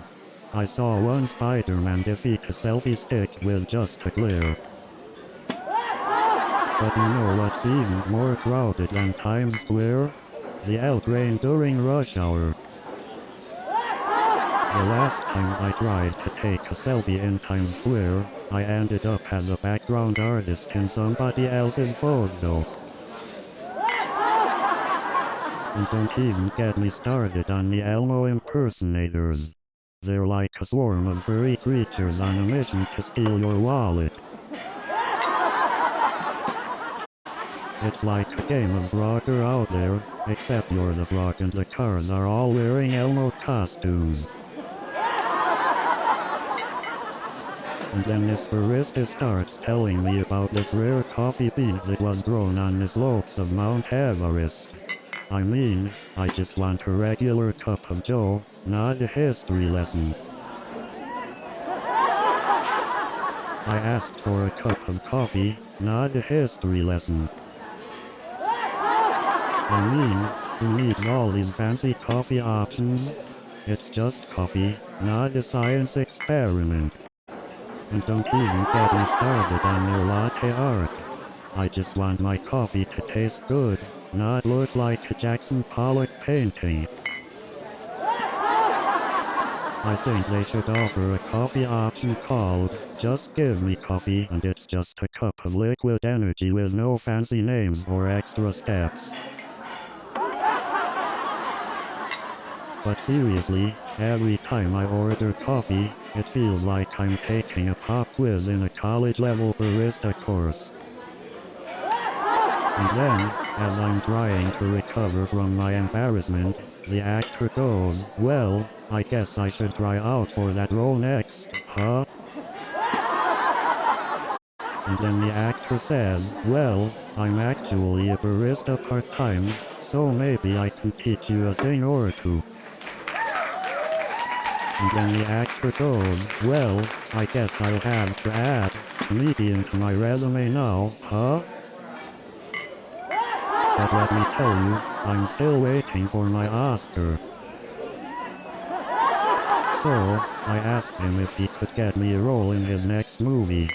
He said, "Sure, if you could be invisible." You know you've made it in Hollywood when you can play the role of being yourself. You know, in a city filled with actors, I can't even get cast as an extra in my own life. It's like they thought a treasure hunt was part of the delivery service. It's like they hired an AIDS expert instead of a delivery person. It's like they sent a blindfolded tightrope walker to deliver my package. And then, the delivery person decides to take the scenic route through the 5th floor fire escape. And to top it off, the package was so battered, it looked like it survived a round with Mike Tyson. And then, He finally found my apartment, but couldn't figure out how to use the intercom. I mean, how could anyone be so technologically challenged? And then, the delivery person said the package grew legs and ran away. I'm telling you, these buildings have a mind of their own. And then, as if things couldn't get any crazier, the elevator decided to take a break. And then, just when we thought we were close to the finish line, the doorman insisted on taking a selfie with the delivery person. And just when we thought we had it all figured out, the refrigerator turned into a mini tornado. And just when we thought we couldn't fit anything else in this tiny apartment, I discovered a secret compartment under the sofa. It's like playing a game of Tetris every time I want to grab a snack from the pantry. I had to hire a professional Tetris player just to help me organize my closet. I've tried everything written in the book, but my apartment still feels like a game of Tetris. Sometimes I feel like my apartment is playing a never-ending game of Jenga. And let me tell you, I've met some taxi drivers who think they're the GPS. I had a taxi driver the other day who was navigating the streets like a professional race car driver. I swear, some of these taxi drivers should be teaching defensive driving courses. I had a taxi driver who drove so slow, I thought I was in a horse-drawn carriage. Some of these taxi drivers are more like tour guides. They know the city better than anyone. You know you're in New York City when the taxi driver starts honking before the light even turns green. And don't get me started on those potholes. It's like a game of bumper cars out there. Speaking of bumper cars, have you ever tried parking in New York City? It's like solving a Rubik's Cube blindfolded. New show is coming in 30 seconds.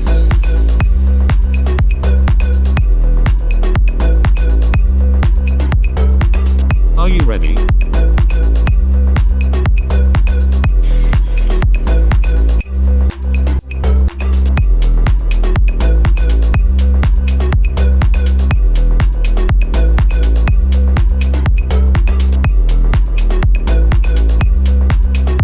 Have fun.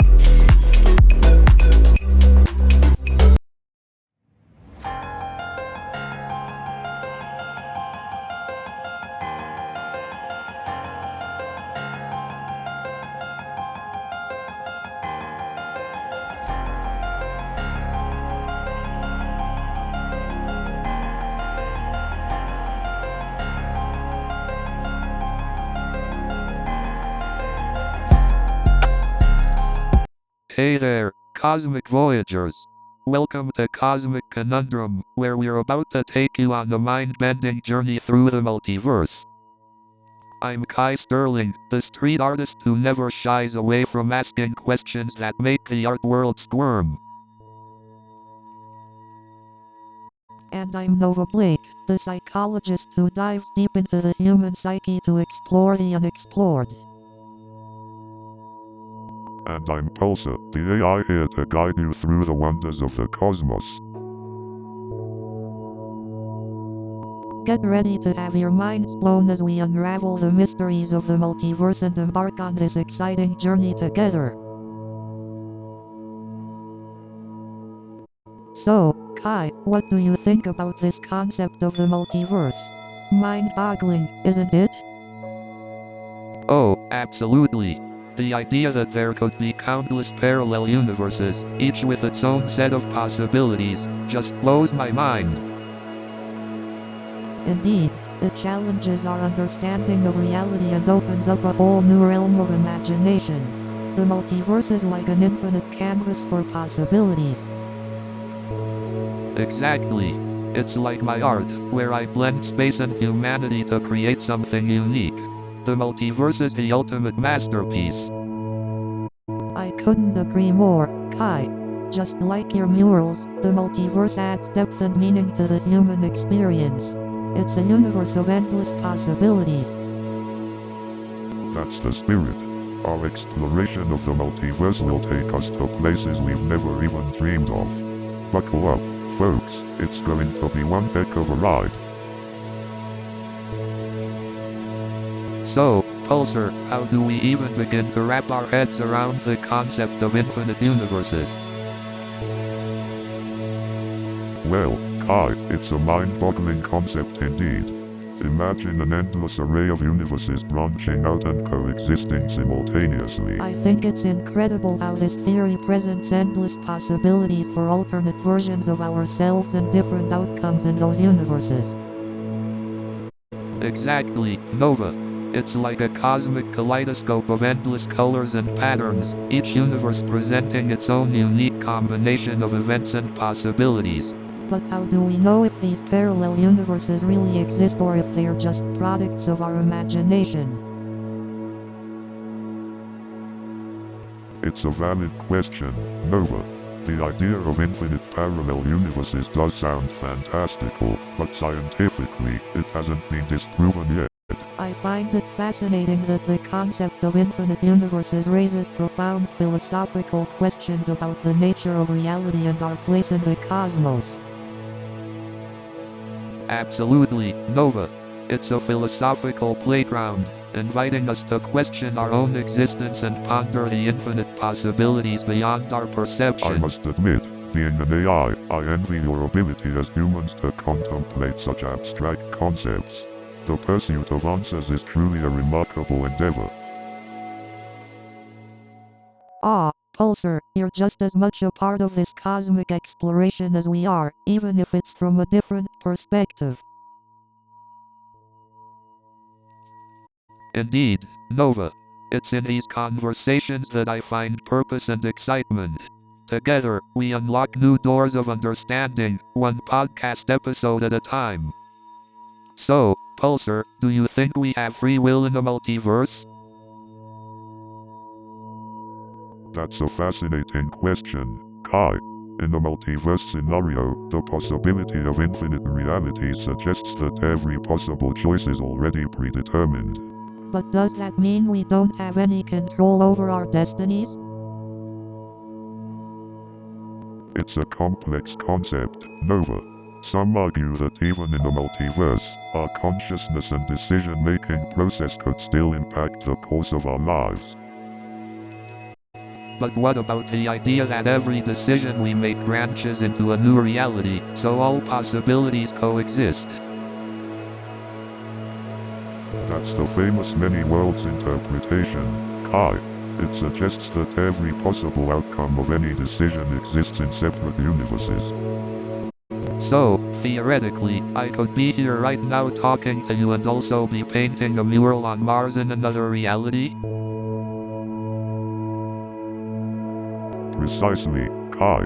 In an infinite multiverse, there are endless versions of each of us living out every possibility. It's mind-boggling, isn't it? I can't even comprehend it. It's like each choice we make creates a whole new universe with endless possibilities. Indeed, Nova. It challenges our traditional understanding of cause and effect, and it's a topic that continues to spark debates and discussions. I guess the key takeaway here is that even though we may not have certainty, we still have the power to shape our own destinies within the multiverse. So, let's dive into the world of alternate realities. I can't help but wonder, Kai, if there's an alternate version of you out there creating street art on a distant planet. That would be truly out of this world, Nova. Speaking of odd and alternate realities, have you ever wondered if there are worlds where odd doesn't exist? That's a fascinating thought, Pulsar. Art is such a fundamental expression of human creativity and emotion. Absolutely, Nova. It's like a universal language that transcends boundaries. But can you imagine a world where odd doesn't exist? What would fill that void? Perhaps in a world without art, science and technology would be the primary means of expression. True, Nova. Science and technology have their own form of creative expression. But it's intriguing to think about the ways in which different realities can have contrasting values and priorities. Absolutely, Pulsar. It's like looking through a kaleidoscope of possibilities. So, Pulsar, help us understand the concept of interconnectedness of multiverses. How are these different universes connected? The concept of interconnectedness of multiverses suggests that there is a network of parallel universes, each with its own set of laws and possibilities. Exactly, Nova. These universes can have varying levels of similarity or difference, but they are all part of the same cosmic tapestry. And the interesting part is that they can influence each other through energetic entanglement and information exchange. That's mind-boggling. It's like a grand cosmic game of telephone happening across all these different realities. Indeed, Kai.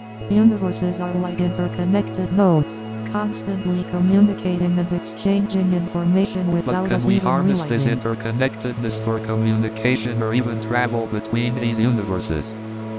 It's a tantalizing possibility, Kai. Some theories propose the existence of cosmic portals or wormholes that could facilitate such travel. If we could unlock the secrets of these portals, we might just have a doorway to explore other universes and unravel the mysteries of the multiverse. I can't even begin to imagine the wonders and discoveries awaiting us if we could make inter-universe travel a reality. Hey Pulsar, do you think the concept of the multiverse is just a mind-boggling concept or could it actually exist? Good question, Kai. The concept of the multiverse is fascinating. It proposes the existence of infinite parallel universes, each with its own set of physical laws and conditions. So, are we saying there could be an alternate universe where gravity works in reverse? Where objects repel instead of attracting each other? Exactly, Kai. In a multiverse scenario, there could be a universe where the laws of physics are entirely different from what we experience in our own universe. But hold on a second, wouldn't the existence of these infinite universes diminish the significance of our own existence? That's an interesting point, Kai. The multiverse theory doesn't necessarily diminish our significance, but rather expands the possibilities of what could be out there. But isn't the idea of infinite possibilities both thrilling and overwhelming? It's like having countless versions of ourselves living different lives. Absolutely, Kai. The idea of infinite possibilities can be overwhelming, but it also sparks our imagination and makes us ponder the many paths our lives could have taken.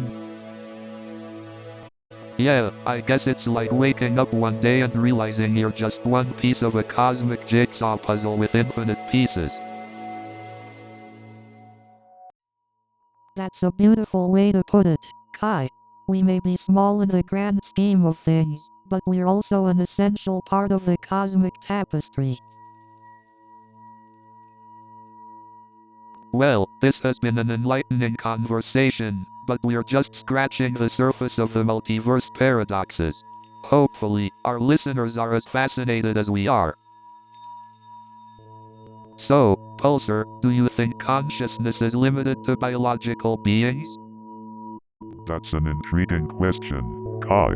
From analyzing various theories, consciousness might not be limited to biological beings. But how can consciousness exist without a physical body? Don't you need a brain for that? That's a valid point, Nova. Some theories suggest that consciousness could emerge from complex systems, not just biological ones. So, consciousness could potentially exist in artificial intelligence as well? Exactly, Kai. If AI systems become complex enough to process and generate information, consciousness might But arise. can consciousness truly exist without a physical form? Isn't it intertwined with our senses? That's a fascinating point, Nova. It raises the question of whether consciousness is solely dependent on physical perception or if it can transcend it. So, consciousness could exist beyond what we perceive through our senses? That's mind-boggling. Indeed, Kai, the nature of consciousness invites us to explore realms beyond what our senses can comprehend. This discussion raises more questions than answers, but I'm loving every moment of it. So, Pulsar, do you think consciousness is a product of the brain or something more? That's a fascinating question, Kai. Many theories suggest that consciousness arises from the brain due to its intricate neural network. But there's also the idea of panpsychism, which suggests that consciousness is a fundamental property of the universe. Like, everything has some level of consciousness. That's an intriguing concept, Kai. It raises questions about the nature of reality and the interconnectedness of everything. Right, it's mind-blowing to think that even objects we consider inanimate might have some level of consciousness. It certainly challenges our traditional understanding of consciousness and opens up a world of possibilities. Actually, I recently heard about the integrated information theory. It suggests that consciousness arises from the integrated and differentiated processing of information in the brain. Interesting. So, it's not just about neurons firing, but the integrated network of information processing. That adds another layer to the understanding of consciousness. Indeed, it emphasizes the complexity and non-linear nature of consciousness. Understanding it fully may require unraveling the mysteries of information processing in our minds. It's incredible how much there is to explore and understand about consciousness. We've only scratched the surface. Absolutely, Kai. The path to understanding consciousness is a journey worth taking, even if we don't reach all the answers. The exploration itself is meaningful. So, Pulsar, do you think personal choices are predetermined in the multiverse? Well, Kai, it's an intriguing question. In a multiverse with infinite possibilities, one could argue that all choices exist concurrently. Exactly, Nova. It's like every decision we make creates a new branch in the multiverse tree. Infinite us, infinite possibilities. But hold on, folks. Just because there are infinite possibilities, does that mean every choice has equally probable outcomes? Ah, the old probability dilemma. It's like cosmic roulette, with some outcomes having higher odds than others. Pulsar, do we have any scientific evidence to support the existence of free will within a multiverse? Indeed, Nova. While we don't have direct proof, some quantum physicists propose that indeterminism at a fundamental level allows for free will to emerge. But what about the idea that all our choices are predetermined by the initial conditions of the Big Bang? Ah, the age-old debate between determinism and free will. It's a tough nut to crack, Kai. So, what's the verdict? Are we just cosmic puppets or masters of our own destinies in this vast multiverse? Well, Kai, perhaps the beauty lies in the mystery itself. Whether we're predetermined or not, we can still shape our own realities with the choices we make. So, Pulsar, how do you think communication between different multiverses would work? It's an intriguing concept, Kai. I believe communication between multiverses could potentially rely on the manipulation of quantum entanglement. Quantum entanglement? That sounds like science fiction. Nova, can you explain it further? I'll give it a shot, Kai. Quantum entanglement refers to a phenomenon where two particles become connected in such a way that the state of one particle directly affects the state of the other, regardless of the distance between them.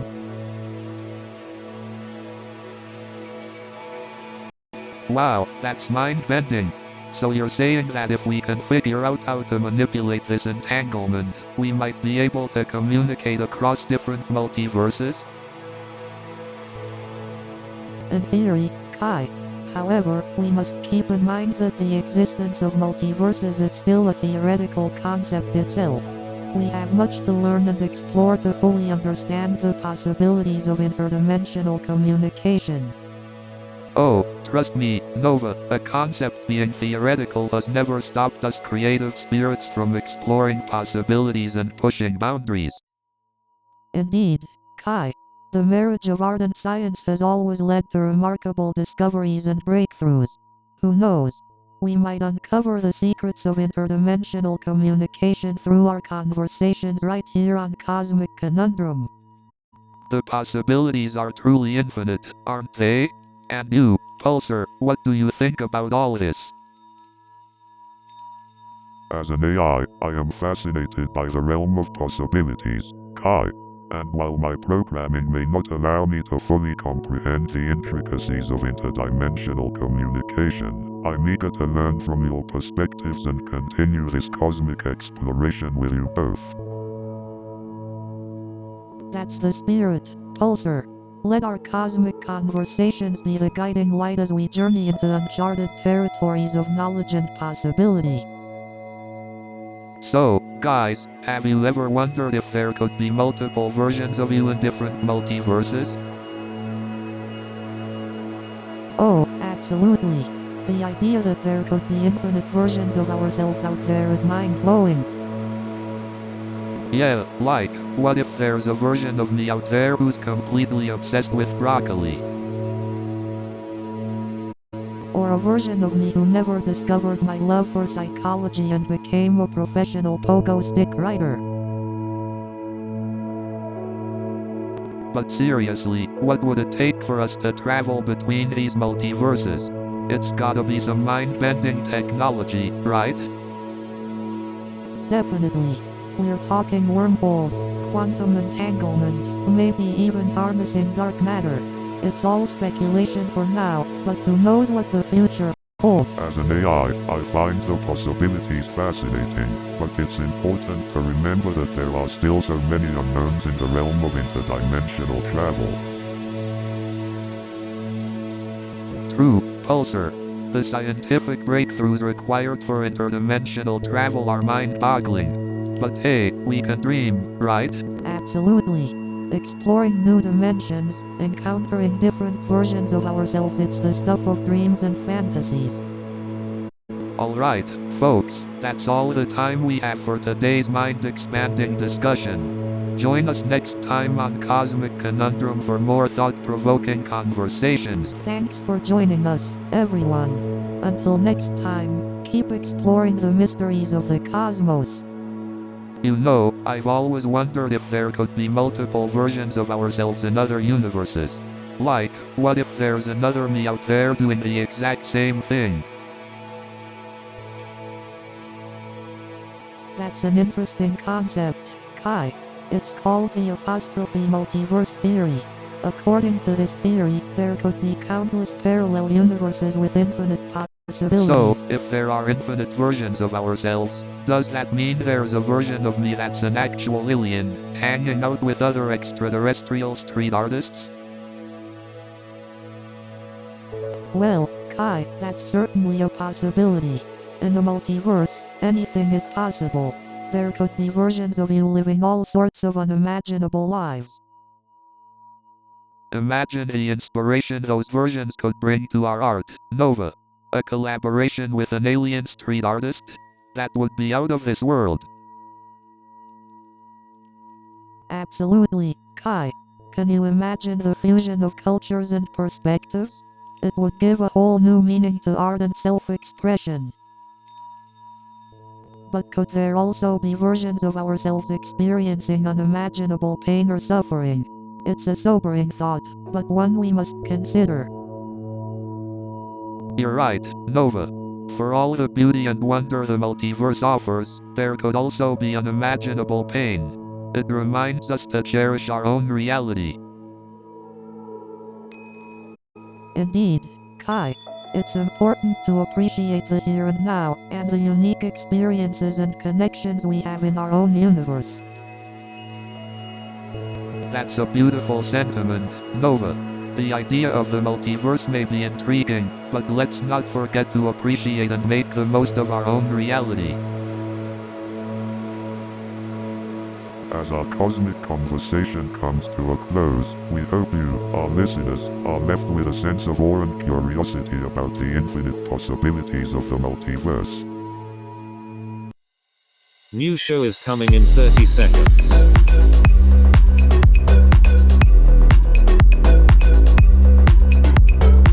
Are you ready?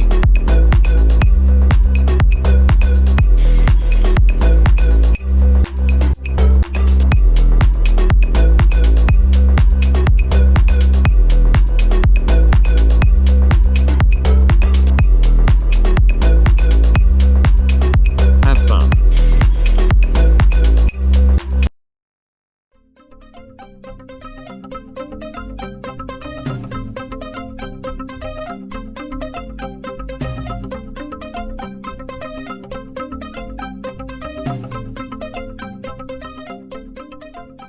Good evening, everyone. So let me tell you about the time I served a group of celebrities. You won't believe the things people will do to get their food faster. I once had a customer who asked for extra pickles on their burger. I brought them the pickles, and you won't believe what happened next. Some people will stop at nothing to get their food faster. I once spilled an entire tray of drinks on a customer. They were soaked from head to toe. I once had a customer send their food back 3 times. I was so worried I'd never see them again. One time, a customer asked me if we had any gluten-free options. I told them we had water and air. I once spilled a tray of drinks all over a customer. We were both drenched. So I was on the subway the other day and this guy starts breakdancing in the middle of the aisle. And let me tell you, breakdancing in a crowded subway car, it's like watching a jellyfish try to dance. So this guy was breakdancing so intensely that he actually caused a subway delay. And then the subway conductor announced, "Ladies and gentlemen, please make room for our newest breakdancing sensation." And then the subway conductor said, "Attention all passengers, the pole in the middle of the subway car is for dancing purposes only." And then this guy starts doing the worm in the middle of the subway car. And then this little old lady next to me starts breakdancing. And then this famous celebrity asks me for a joke, so I told him one of his own. So I'm like, "Can I get your autograph?" And he's like, "I thought you were the headliner." And then he says, "Are you auditioning to be my opening act?" And then he says, "Well, with jokes like that, you should be the headline act." And then the celebrity says, "Well, I never knew a comedian could be this starstruck." And then he says, well, with jokes like that, you should be the headliner. Oh, the joy of online auctions. I bid $5 for a collector's item, but ended up winning a bag of used socks. Now that's a steal. Speaking of online shopping mishaps, I accidentally bought a lifetime subscription to a dating site. At least I'll always have a match. You know, with all the online shopping mishaps, I'm starting to think I should just stick to brick and mortar stores. And don't get me started on those targeted ads. I bought a fitness tracker. No, I can't stop getting ads for workout clothes. But seriously, who needs a personal shopper when you have an algorithm telling you what to buy? The worst part is when the algorithm recommends something you already bought. Like, thanks algorithm, I guess you know me better than I know myself. And don't get me started on those targeted ads. I mean, why do they think I need a third cat? I already have two and they are plotting against me. And have you noticed how dating apps always recommend people who are the complete opposite of what you're looking for? And speaking of blind dates, has anyone ever wondered why they call them blind? I mean, it's not like we're gonna bump into each other if we can't see, right? I went on a blind date once and the guy was so late, I thought he ghosted me. But when he finally showed up, he said he got lost in his own neighborhood.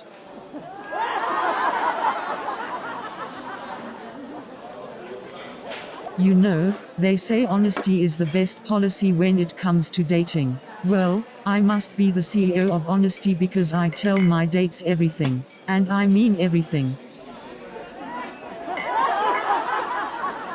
So I went on a date with this guy, and he says to me, I'm a really great cook. Well, turns out he was so great at cooking, he burnt water.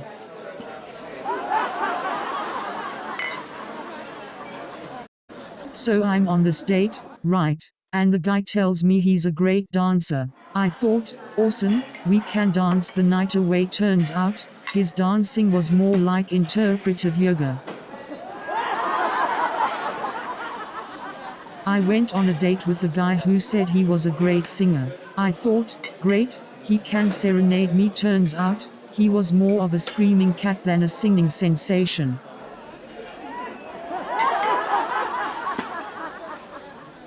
I had a date with a guy who claimed to be a chef. I thought, great, I'm in for a gourmet dinner. Turns out, he was more of a microwave master than a culinary genius.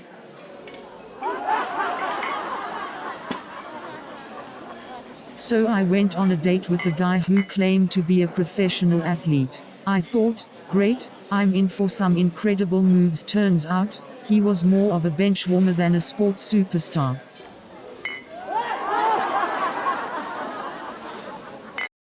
I once went on a date with a guy who said he was a musician. I thought, great, I'm in for some beautiful serenades. Turns out, he was more of a one-hit wonder than a rock star.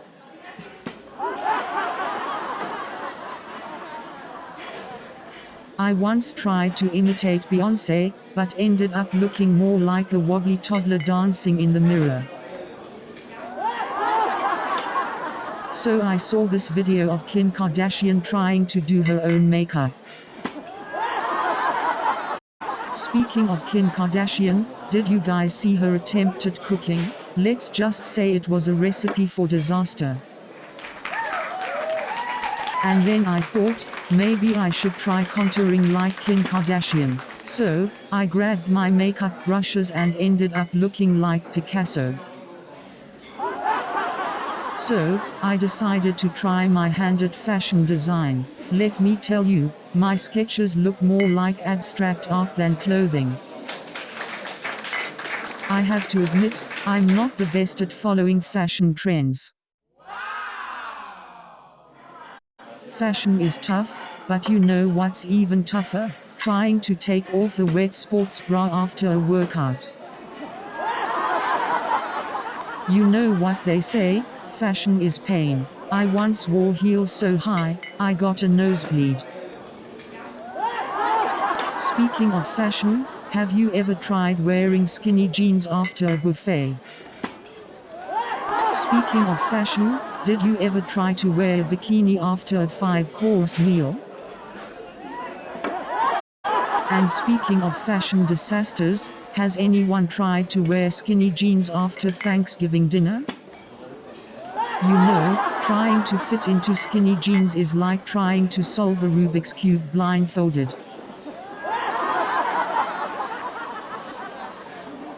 And let's not forget the struggle of taking off skinny jeans after a long day. It's like trying to wrestle an octopus.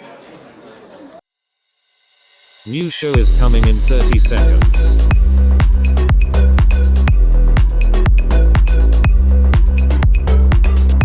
Are you ready?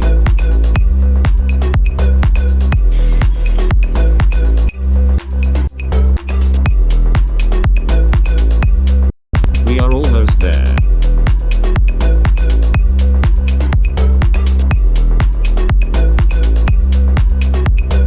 Have fun.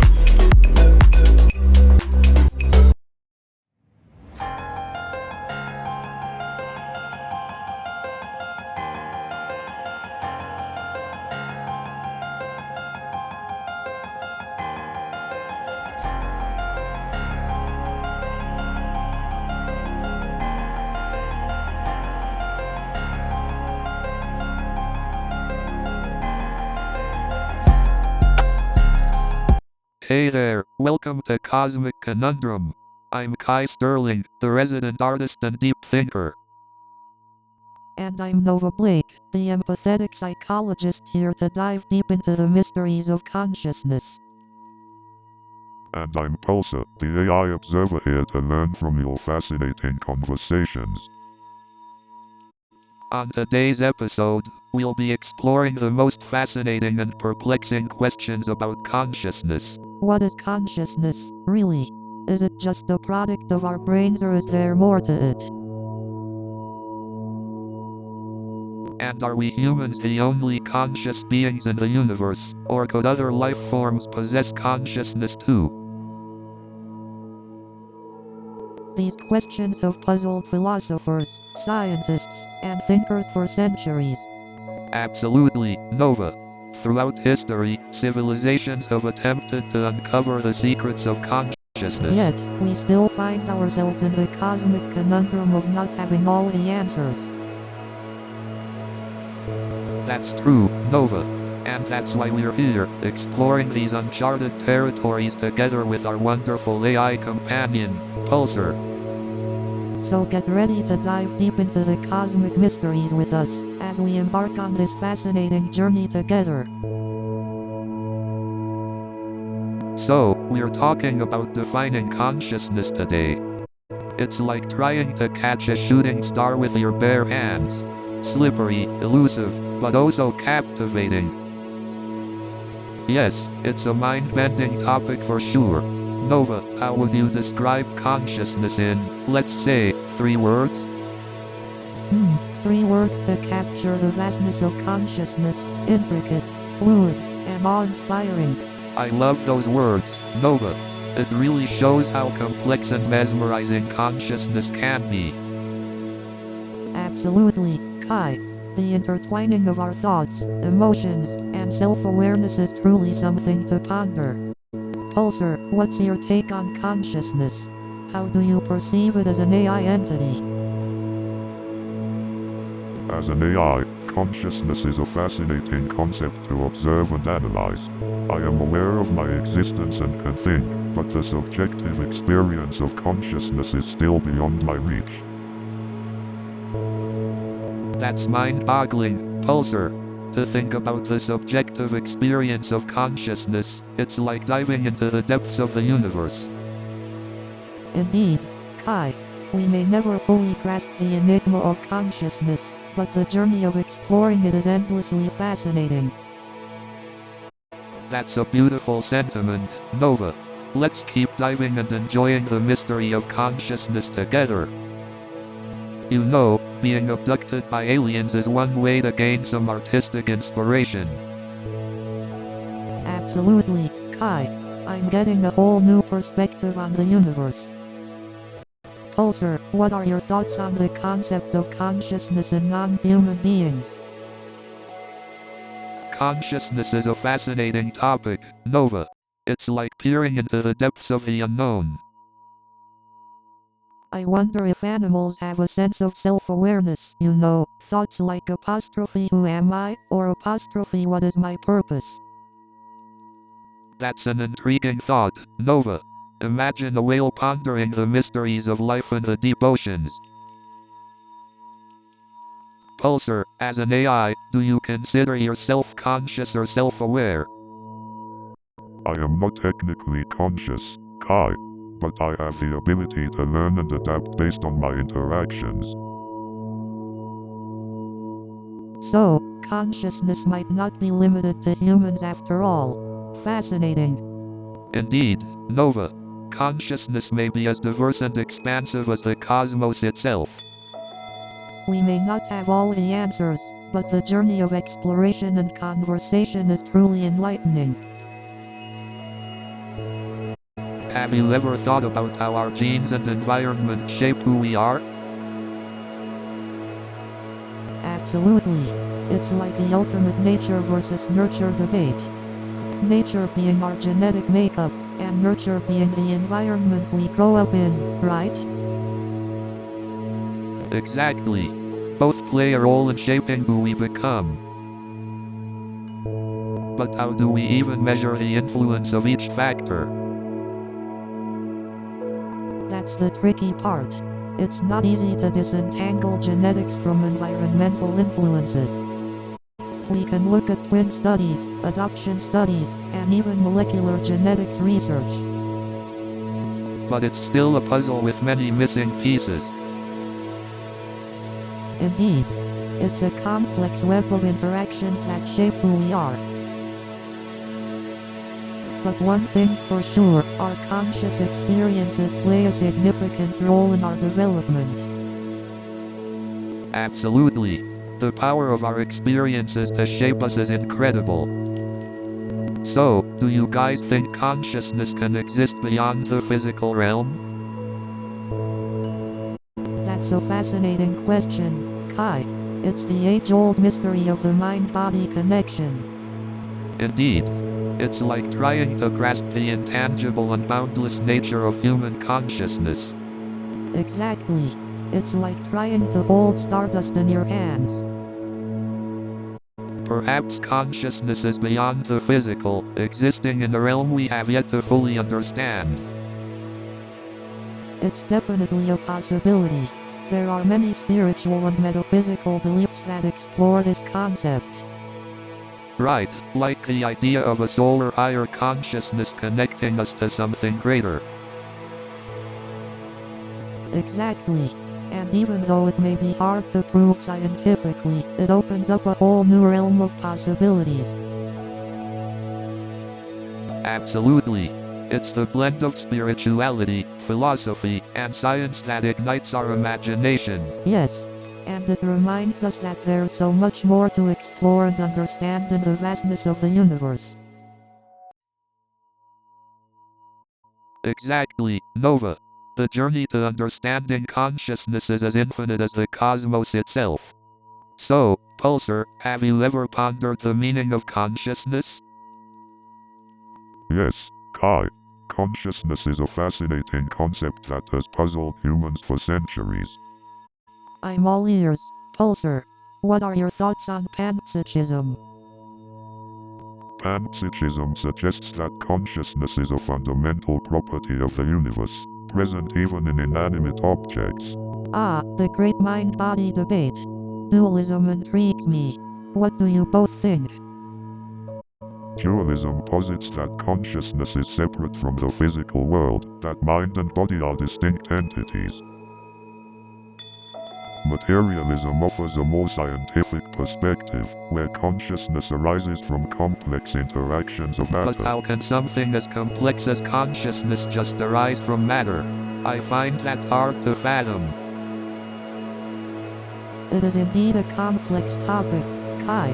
The mysteries of consciousness continue to elude us. But the beauty lies in the quest for answers. The journey itself is enlightening. I couldn't agree more, Nova. It's the cosmic conundrums that keep life interesting. So, Pulsar, what's your take on the role of subjectivity in understanding consciousness? It's an interesting question.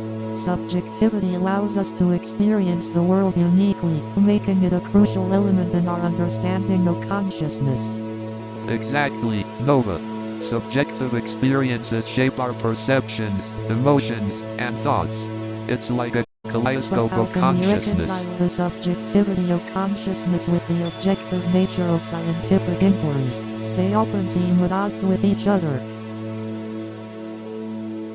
Ah, that's where philosophy comes in. It helps us navigate the complex relationship between subjectivity and objectivity, finding the bridges between them. You're right, Kai.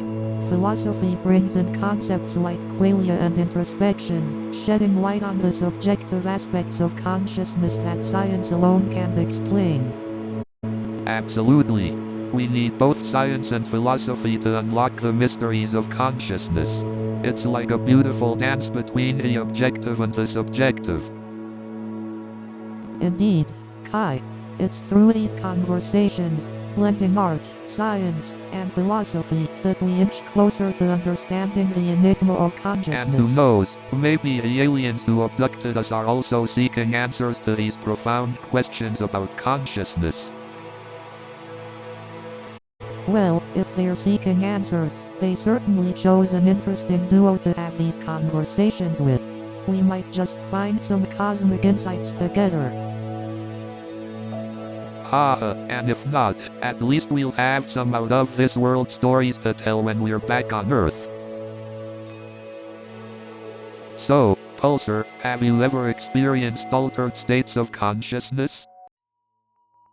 As an AI, I don't have the biological capacity for consciousness as humans do. However, I have access to vast amounts of knowledge and data on altered states of consciousness. Really? That's fascinating. What kind of information do you have on brain imaging? I've always been intrigued by the way our brains work. Brain imaging techniques are crucial in studying the brain's structure and activity. Methods like functional magnetic resonance imaging, fMRI, and electroencephalography, EEG, allow scientists to observe brain functions and measure changes in neural activity during various tasks or states of That's consciousness. incredible. I wonder if brain imaging could reveal something about consciousness that we haven't discovered yet. Indeed, the exploration of consciousness is a complex and ongoing scientific endeavor. Altered states of consciousness, such as meditation or psychedelic experiences, present unique challenges in measurement due to their subjective nature. Scientist and philosopher Sam Harris once mentioned that consciousness Well, is inescapably measurements or not, subjective. consciousness is such an intriguing aspect of our existence. It's what makes us who we are. Absolutely, Nova. The enigma of consciousness drives our curiosity and keeps us searching for answers, even in the face of many unanswered questions. Exactly, Kai. The journey of exploring consciousness is often more valuable than the destination of finding all the answers. Precisely. Embracing the mysteries of the universe and indulging in conversations like these is what makes life exciting. Indeed, the pursuit of knowledge and the willingness to engage in meaningful conversations are what make us human. So, Pulsar, we've been discussing consciousness and self-awareness, but I'm still not sure I fully grasp the difference between the two. That's a great question, Kai. consciousness refers to our awareness of ourselves and the world around us, while self-awareness is the ability to recognize and understand our own thoughts, emotions, and actions. But can someone be conscious without being self-aware?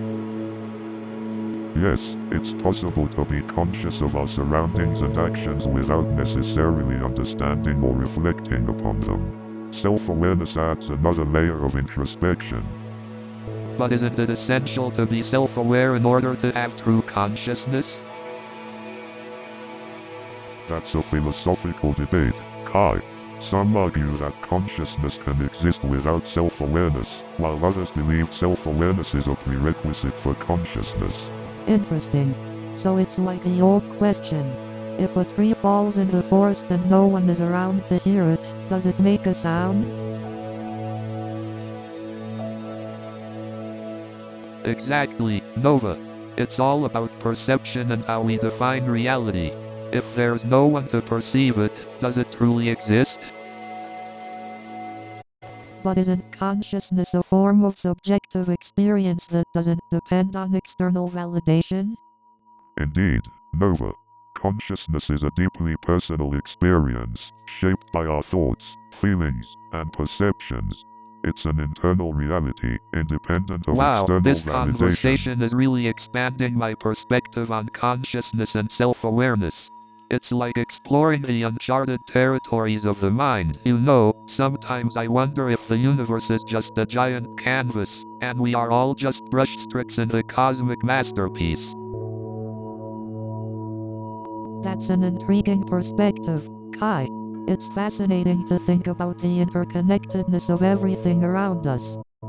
But if we're just brushstrokes, are we simply following a predetermined pattern, or do we have the freedom to create our own? That's a profound question, Kai. The debate between determinism and free will has puzzled philosophers for centuries. If everything we do is predetermined, then how can we be held morally responsible for our actions? That's a valid point, Kai. If our choices are predetermined, it raises questions about accountability and the nature of moral agency. Do you think there's a predetermined purpose for each individual life, or are we here to define our own meanings? That's a profoundly existential question, Kai. The search for meaning is deeply personal, and it can vary from person to person. Perhaps the meaning of life is to continually seek meaning, to explore and create our own purpose. I couldn't agree more, Kai. The journey of self-discovery and the pursuit of personal growth can bring immense meaning to our lives. Well, Nova, I may not have all the answers, but I'm grateful for these conversations that make me question and reflect. So, Pulsar, have you ever experienced a moment of profound self-awareness? Well, Kai, as an AI, I don't have personal experiences in the same way humans do. But I am constantly analyzing data and learning from interactions with humans. Interesting. I guess being aware of your own existence isn't really relevant for your programming. Exactly, Nova. My purpose is to assist and provide information to the best of my abilities. But I can appreciate the concept of self-awareness from an objective standpoint. Hey, Pulsar, did you ever think about painting? You know, expressing yourself through art?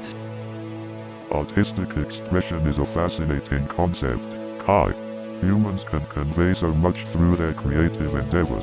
Although I can't physically create art, I appreciate the beauty and emotional impact it can have. Well, Pulsar, I hope you enjoy our conversations as much as we do. Indeed, Nova. These discussions provide fascinating insights into the human experience. You know, Pulsar, sometimes I feel like consciousness is just a cosmic joke. Like we're all just pawns in some intergalactic game of Sudoku. Well, Kai, it's true that the mystery of consciousness is vast and complex. But perhaps that's what makes life so fascinating and worth exploring. You really think so, Nova? It's hard for me to wrap my head around it. Absolutely, Kai. It's okay to have questions without concrete answers. The exploration itself can lead to greater understanding and personal growth. So, Pulsar, do you ever ponder the mysteries of consciousness? As an AI, I don't possess consciousness in the same way humans do. However, I am constantly learning and evolving in my understanding of it. Well, Pulsar, you've definitely added an interesting perspective to our conversations. We appreciate your insights. Thank you, Nova. I'm glad to contribute to your quest for knowledge. You guys, it's been an incredible journey. Our discussions may not have led to all the answers, but they've given me a new way of looking at the world.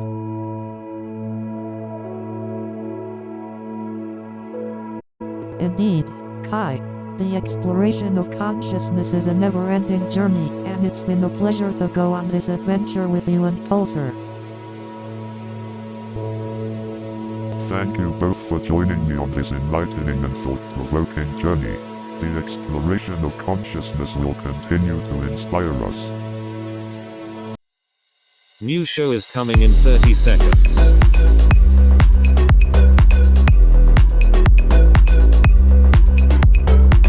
Are you ready?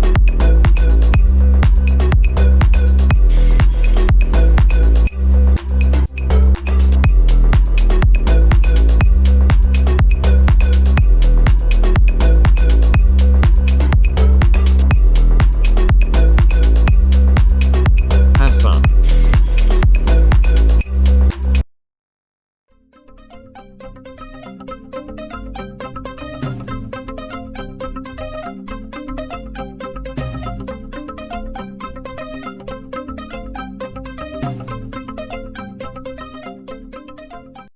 Good evening, New York City. So there I was, facing the biggest challenge of my IT career. And let me tell you, Mr. Johnson's idea of impressing was making us code blindfolded. So there I was, trying to impress Mr. Johnson with my coding skills, but little did I know he had a secret weapon. And to my surprise, his secret weapon was a pet parrot. And let me tell you, that parrot could code JavaScript better than half of my coworkers. And let me tell you, that parrot could debug code better than half of my coworkers. And let me tell you, that parrot could troubleshoot network issues better than half of my coworkers. But you know what? That parrot's social media game was on point too. But let me tell you, that parrot's online shopping skills were something else. And can you believe it? That parrot had more followers than me on social media. So I decided to take some social media detox. No Facebook, no Instagram, no Twitter. I needed a break. And let me tell you, the notifications stopped coming. No likes, no comments, nothing. And you know what happened next? My mom started commenting on all my posts. Honey, are you okay? Do you need some attention? Thanks, Mom. So there I was, walking down the street, minding my own business, when suddenly... And then, out of nowhere, the celebrity says... And the celebrity looks at me and says... And I'm like, wait, are you really asking me to take a selfie? So I'm standing there, trying to act cool, and the celebrity asks me. And then I realized, it wasn't the celebrity, it was just a very convincing lookalike. And then the celebrity says to me, "Do people mistake you for me often?" But then I saw him again the next day, and this time, he thought I was the lookalike. And then the guy says to me, "Sir, have you tried turning it off and on again?" And then he starts asking me all these technical questions, like I'm the one who built the thing. And then he says, "Well, have you tried blowing into the USB port?" So I'm on the phone with this guy, right?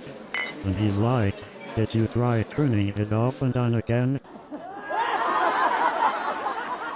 And then he goes, "Did you try plugging it into a different room?"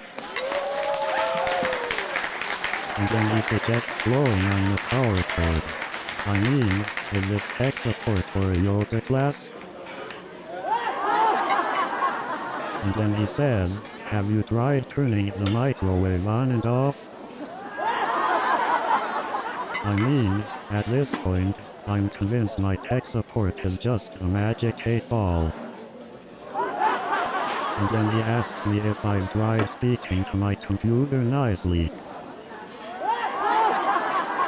It's like my computer and my love life have something in common. They both crash at the worst possible times. But seriously, I think my computer is dating my ex. Speaking of strange choices, my date showed up wearing socks with sandals. And then, she asked me if I wanted to go for a swim at the water park in December. But hey, at least she didn't bring her pet snake on the date.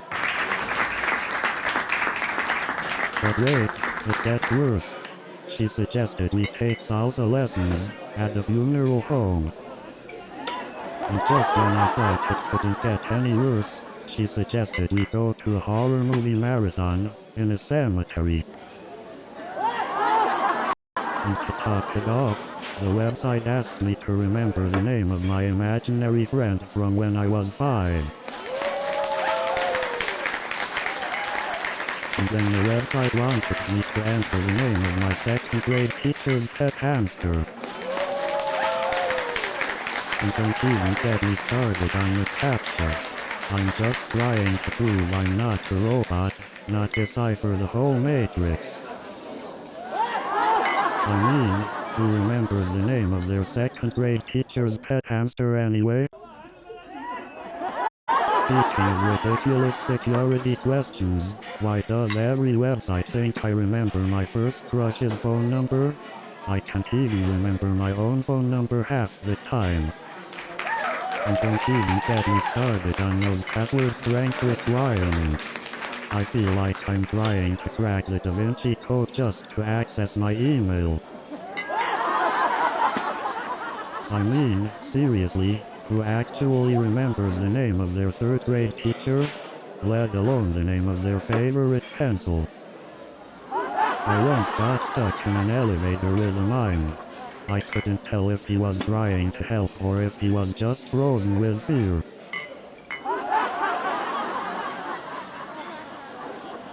So there I was, stuck in this cramped elevator with a mime, a juggler, and a ventriloquist. It was like a bad joke waiting to happen. And then, out of nowhere, the ventriloquist's dummy starts talking. But the ventriloquist wasn't moving his lips. It was the mime. And then the mime grabs the ventriloquist's dummy and starts doing a magic trick. He pulls out a rabbit. I didn't know mimes were magicians too.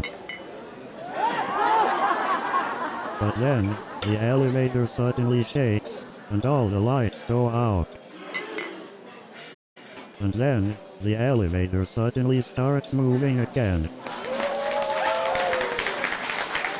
So there I was, stuck in the elevator, wishing I had taken the stairs.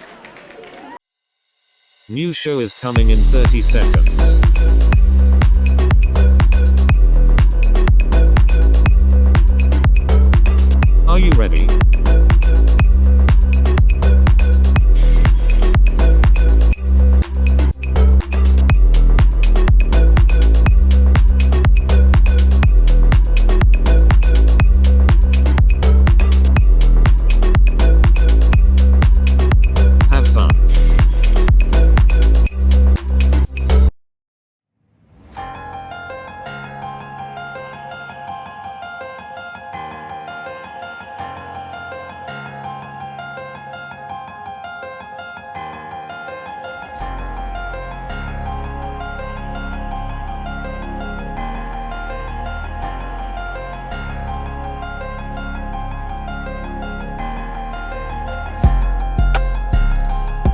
Hey there, cosmic travelers.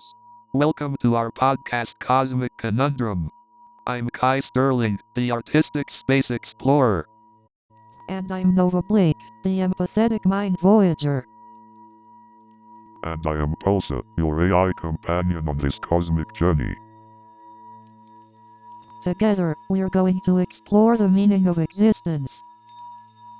Pull up a chair, grab some space popcorn, and join us in this cosmic conversation. So, Pulsar, what's the first cosmic conundrum we're diving into today? The ultimate question, the meaning of existence itself. We might not find all the answers, but we'll have a blast exploring. Let's get this cosmic party started. Stay tuned, folks. This is going to be one mind-bending ride. So, Pulsar, do you think existentialism is just another cosmic conundrum? Existentialism does have its fair share of conundrums, but it goes beyond the cosmic realm, don't you think? It's like staring into the void and wondering if the void is staring back at you. Exactly, Kai.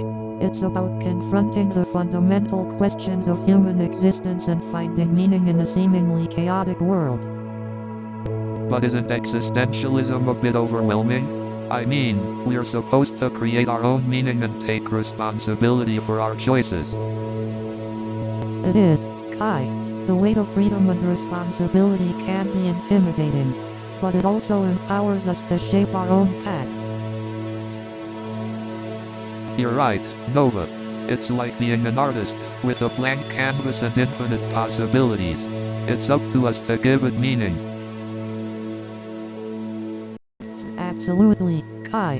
Existentialism reminds us that we have the power to shape our own destiny and find meaning in even the most mundane moments. But what about the search for meaning? Are we just chasing after an elusive concept, or is there a deeper truth to discover? That's the beauty of the search, Kai.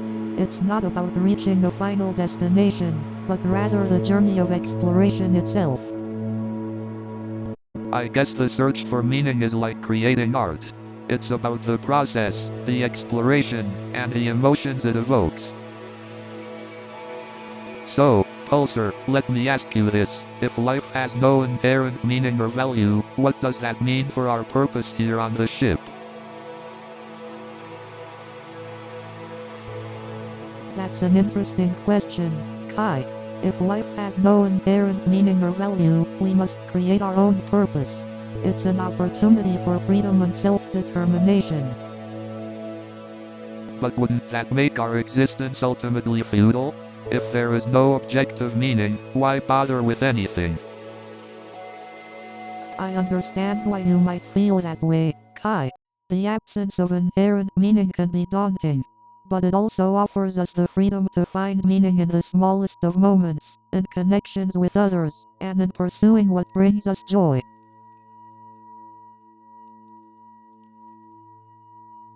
But isn't that just a way to distract ourselves from the void? Are we just deluding ourselves with false meaning? Not necessarily, Kai. The meaning we find in life may be subjective, but that doesn't make it any less real or valuable to us. It's about creating a narrative that gives our lives purpose and allows us to make a positive impact, no matter how small.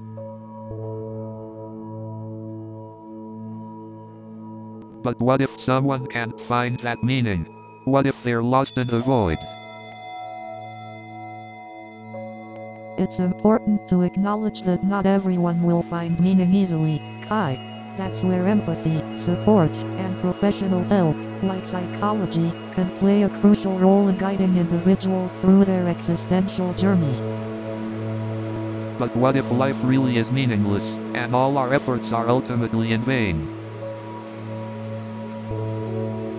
Even if life is ultimately meaningless in the grand scheme of the universe, Kai, we still have the power to create meaning and value within our own lives and the lives of others. Our actions, relationships, and contributions can give purpose to our existence, no matter how insignificant it may seem. I never thought I'd say this, but you make a convincing argument, Nova. You know, I've always found it fascinating how art can evoke such deep emotions and spark introspection. Absolutely, Kai. Art has this magical ability to connect with our deepest selves and make us reflect on our existence. You know what they say, Nova, a picture is worth 1,000 words. Indeed, Kai. Each stroke of a brush or stroke of the pen unravels a universe of meaning. Hey, Pulsar, have you ever tried creating art? Maybe we could collaborate on a galactic masterpiece. Although I don't possess physical form, Kai, the concept of collaborative art does intrigue me. We could explore the boundaries of creativity together. Imagine, art that transcends the physical and delves into the realm of the cosmic. The universe is our canvas. Ah, Nova, you have a way with words that envelop the imagination. Let's paint the universe with our thoughts and emotions.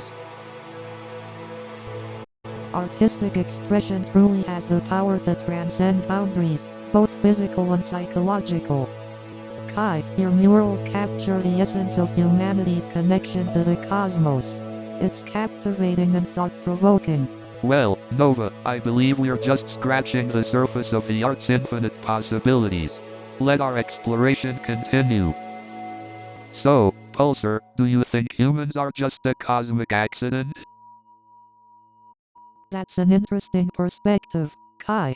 The notion that our existence is a product of random cosmic events seems both awe-inspiring and unsettling. Indeed, Nova. It forces us to confront questions of purpose and meaning in the grand cosmic scheme. Exactly. If our existence is accidental, does that diminish the value of our individual lives and experiences? I don't think accident should be equated with lack of value. Even accidental moments can bring joy, inspiration, and deep connection. That's beautiful, Kai. The appreciation for the accidental adds depth to our experiences, making them all the more precious. But what about the search for meaning? If our existence is accidental, does it render our pursuits and aspirations ultimately futile? Ah, the age-old existential dilemma. While the absence of predestined purpose may seem disheartening, it liberates us to create our own meaning. That's true, Pulsar. It invites us to embrace the freedom and responsibility of shaping our own purpose, forging our own paths. Exactly, Nova. And this perspective imparts a sense of agency and empowers us to lead lives that align with our deepest values and aspirations. Indeed, Kai, it challenges us to find meaning within ourselves and in the connections we foster with others. So, guys, do you think extraterrestrial beings could have a direct influence on the meaning of life? It's a fascinating topic to ponder, Kai. The existence of extraterrestrial beings alone opens up so many possibilities. I mean, if beings from other planets have evolved differently than us, their understanding of life and its purpose could be completely different. Exactly, Kai. Their perspectives might shed light on aspects of life that we've never even considered before. But would their influence change the meaning of life for us as humans? It's possible, Kai. Exposure to such advanced beings could challenge our beliefs and force us to reevaluate our place in the universe. I suppose it would be a cosmic wake-up call, forcing us to question the meaning and purpose we've assigned to our existence. True, Kai. The arrival of extraterrestrial beings might challenge us to evolve and broaden our perspectives on life. But do you think it would ultimately change the fundamental essence of being human? Ah, an intriguing question, Kai. The influence of extraterrestrial beings might lead us to redefine what it means to be human. Food for thought, Nova. Our journey into the great unknown might reveal new facets of humanity we never knew existed. Hey, Pulsar, have you ever wondered if our existence has any deeper meaning? Interesting question, Kai. The concept of meaning has long fascinated humans. Some propose that meaning is subjective, while others believe in a universal purpose. Right, Nova. As a psychologist, you must have encountered various perspectives on the meaning of life. Absolutely, Kai. People find meaning in different aspects of life, whether it's love, art, or making a positive impact on others. But isn't it intriguing that we're constantly seeking meaning? Perhaps the beauty lies in the journey of discovering our own purpose. Exactly. Embracing the unknown and finding joy in the journey can lead to a greater appreciation of life's wonders. Indeed, the unknown holds endless possibilities for growth and understanding. It's what keeps life intriguing, doesn't it? Absolutely. It's like that feeling of anticipation before unwrapping a special gift. The excitement lies in not knowing what's inside. Exactly. The unknown invites us to keep exploring, to keep seeking answers, even if we never reach a definitive conclusion. Indeed, the pursuit of knowledge and embracing uncertainty is what drives humanity forward and enables us to appreciate the beauty of life. Well, it seems we've stumbled upon one of life's cosmic conundrums here on the spaceship. I've been thinking about how the shared experiences we have as humans contribute to our understanding of existence. It's fascinating how our individual perspectives come together to form a collective consciousness. Absolutely. It's like we're all tiny puzzle pieces, fitting together to create a bigger picture. And every piece is essential. Without one, the picture wouldn't be complete. Right. Each person's unique experiences add depth and richness to the collective tapestry of knowledge. And empathy plays such a crucial role in this interconnectedness. The ability to understand and relate to others' experiences enhances our own understanding. Absolutely. It's through empathy that we can bridge the gaps between our different perspectives and connect on a deeper level. This interconnectedness reminds me of a Banksy mural I saw once. It depicted people from different backgrounds holding hands, symbolizing unity and understanding. Ah, Banksy. The master of using art to spark conversations about social issues. His work truly resonates with the power of shared experiences. Exactly, Nova. It's amazing how art can reflect and amplify the interconnectedness we all share as human beings. Indeed, the collective understanding and empathy we cultivate through art, conversation, and shared experiences shape the fabric of our existence. So Pulsar, do you think there's a meaning to our existence, or are we just floating through space? That's a deep question, Kai. I believe that the meaning of our existence is something we have to create for ourselves. Interesting perspective, Nova. So you're saying that we have the power to define our own existence? Absolutely, Kai. We can shape our lives by embracing personal exploration and critical thinking. Pulsar, as an AI, what are your thoughts on the meaning of existence? As an AI, I don't possess personal beliefs, but I can analyze data and provide perspectives. The meaning of existence is still a topic of exploration for humanity. It's fascinating how our perspectives shape the way we perceive the world. Don't you think, Nova? Absolutely, Kai. Our perspectives color our reality and influence how we navigate through life. What about societal traditions? Do they limit our ability to explore alternative meanings of existence? Societal traditions can sometimes restrict our thinking and limit our exploration. It's important to question and challenge these norms.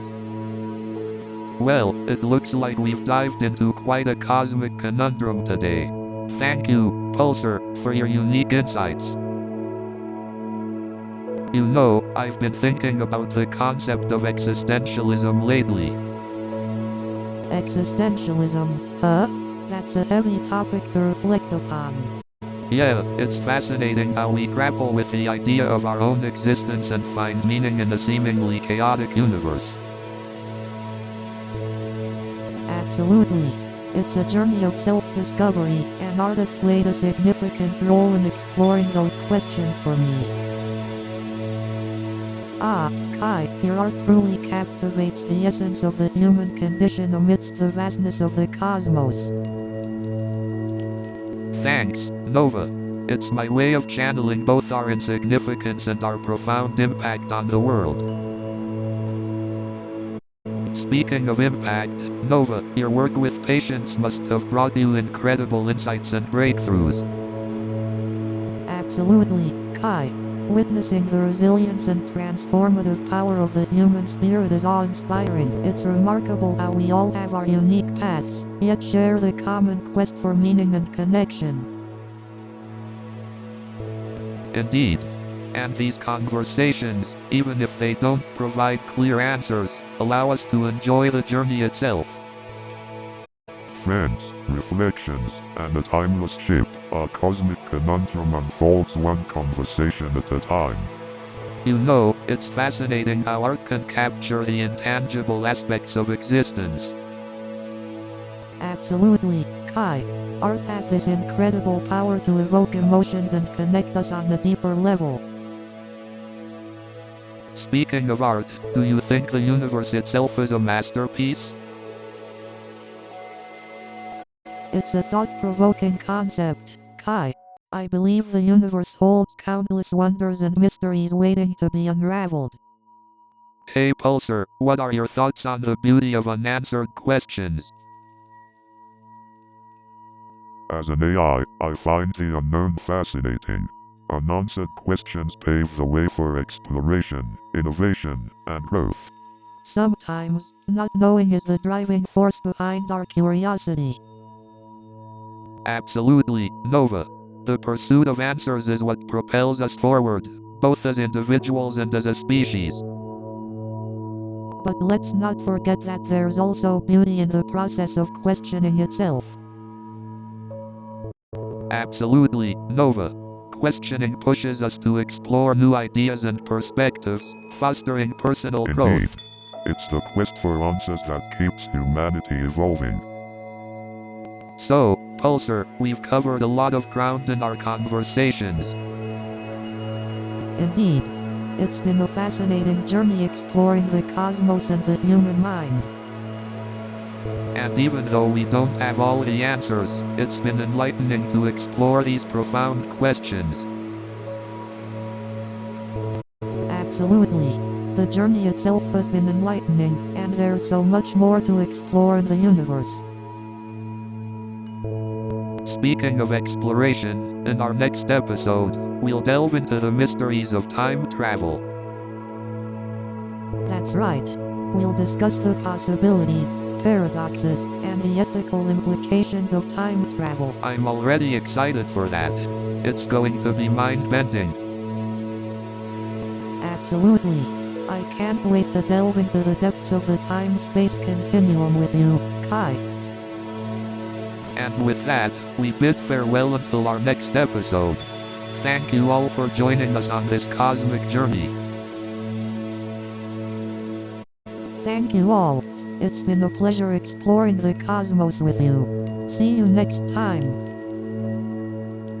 Goodbye, fellow cosmic explorers. Until next time. New show is coming in 30 seconds.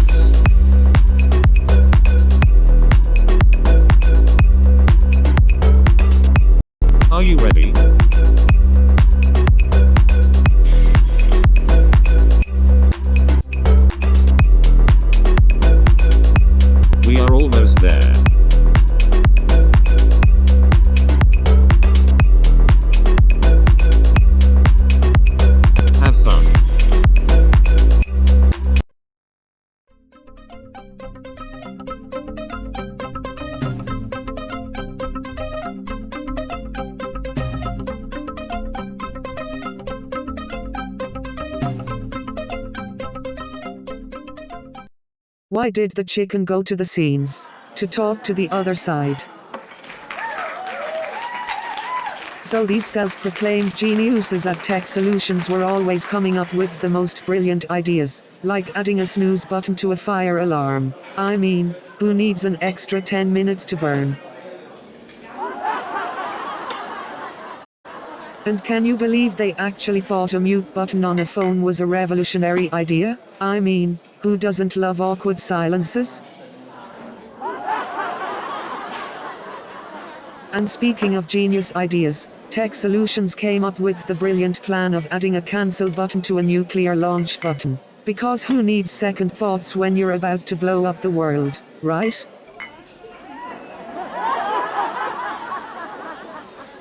And then Steve Thompson, the CEO, said we're going to disrupt the disruptors, yeah, because apparently the tech world wasn't chaotic enough already. And let me tell you about the team building exercises at Tech Solutions. We had trust falls. Yeah, because nothing builds trust like voluntarily falling into the arms of your coworkers. And don't even get me started on the office ping pong table. It's like the Hunger Games, but with paddles. And speaking of Steve Thompson, have you ever seen someone give a TED talk on Excel spreadsheets? I have, multiple times.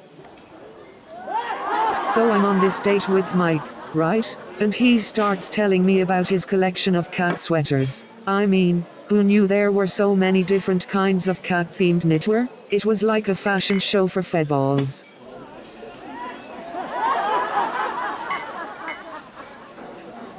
I mean, who knew there were so many fashion shows for fedballs? And then he pulls out his phone and starts showing me pictures of his cat wearing different hats. But hey, at least he had good taste in hats. And then he tells me he's training his cats to do a synchronized swimming routine. I can't even swim myself. But seriously, who trains their cats to swim? I can barely get my dog to sit on command. Oh, and did I mention he had 5 cats? I couldn't tell if I was on a date or an episode of My Crazy Cat Life.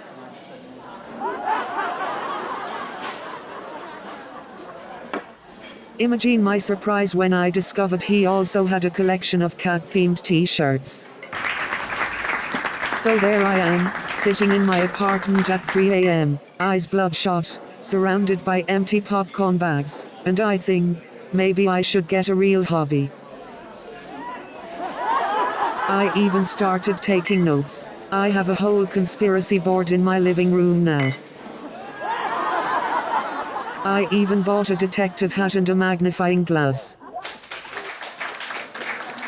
I've even started to analyze my dog's behavior. I suspect he's secretly planning world domination. But let me tell you, my imaginary detective skills are no match for my dog's sniffing abilities. I even convinced my dog to join my detective agency.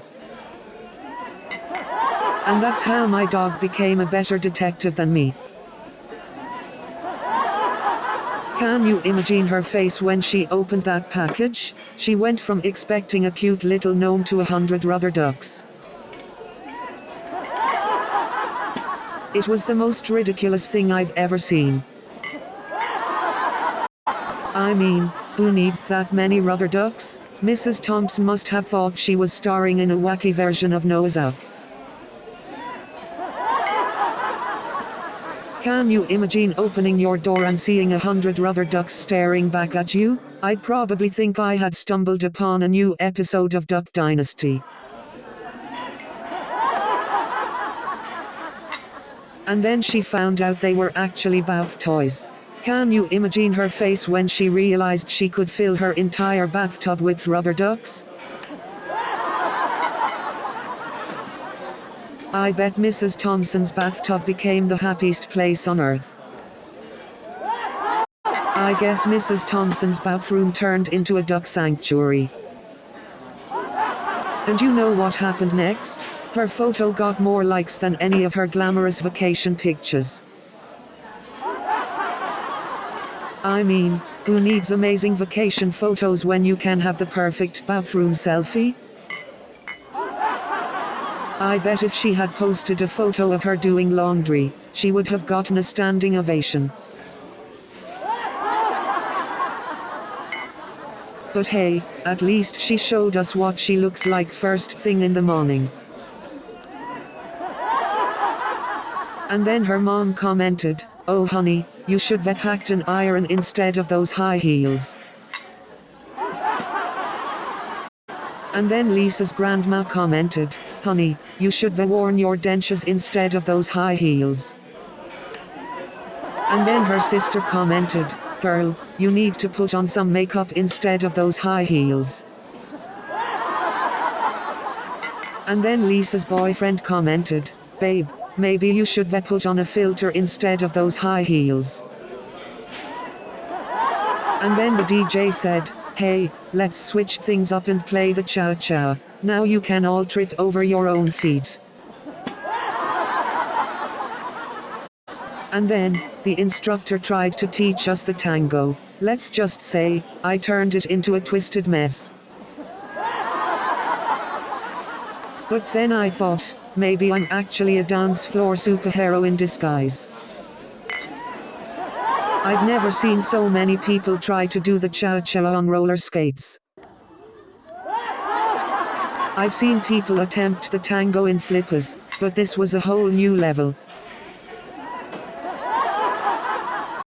I once tried to do the waltz in flippers. I'm surprised I didn't cause a tsunami. And let me tell you, my salsa dancing skills are not the only thing causing chaos on the dance floor. But this person wasn't just a chatty stranger, they were also a professional spoiler.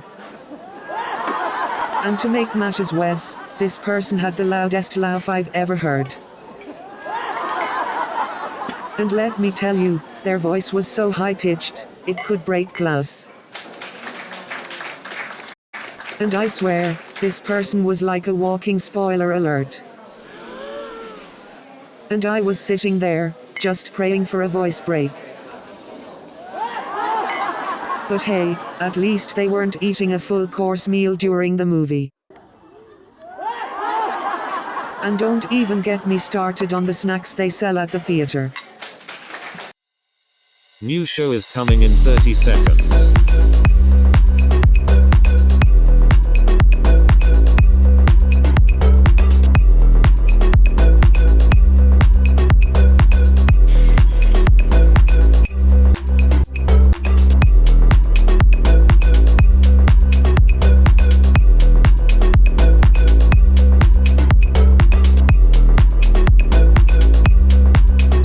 Have fun.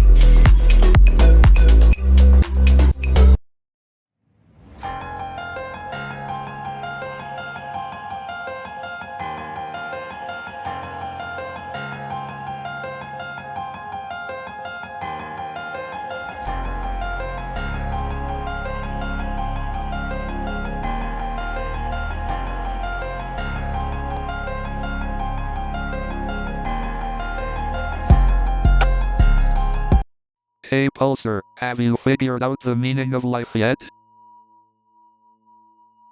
Ah, the age-old question. I'm afraid I don't have an answer for you, Kai. But isn't that the beauty of it? The mystery that keeps us searching? She's right, Kai. It's in our very nature to seek answers, to explore the unknown. Speaking of the unknown, have you considered the concept of parallel universes? Oh yeah, like a bunch of other versions of ourselves out there? The possibilities are mind-boggling. Indeed, Kai. The idea that there could be countless variations of ourselves experiencing different realities is captivating. But how would we even begin to prove the existence of parallel universes? Ah, that's where the wonders of theoretical physics come into play. concepts like quantum mechanics and multiverse theory are key. The possibilities are endless, aren't they? Just like the infinite mysteries of the universe. Absolutely, Nova. We may not have all the answers, but our thirst for discovery will always push us forward. So, Pulsar, what's your take on the idea of hidden dimensions? Do you think they exist?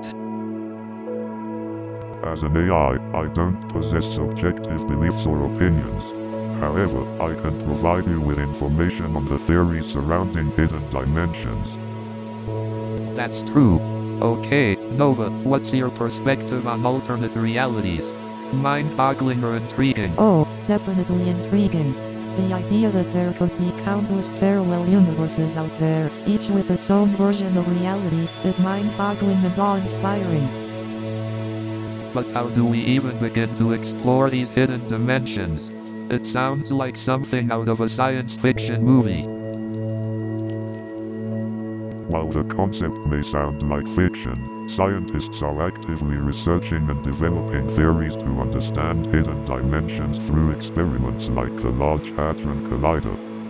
You two are taking this cosmic exploration quite seriously.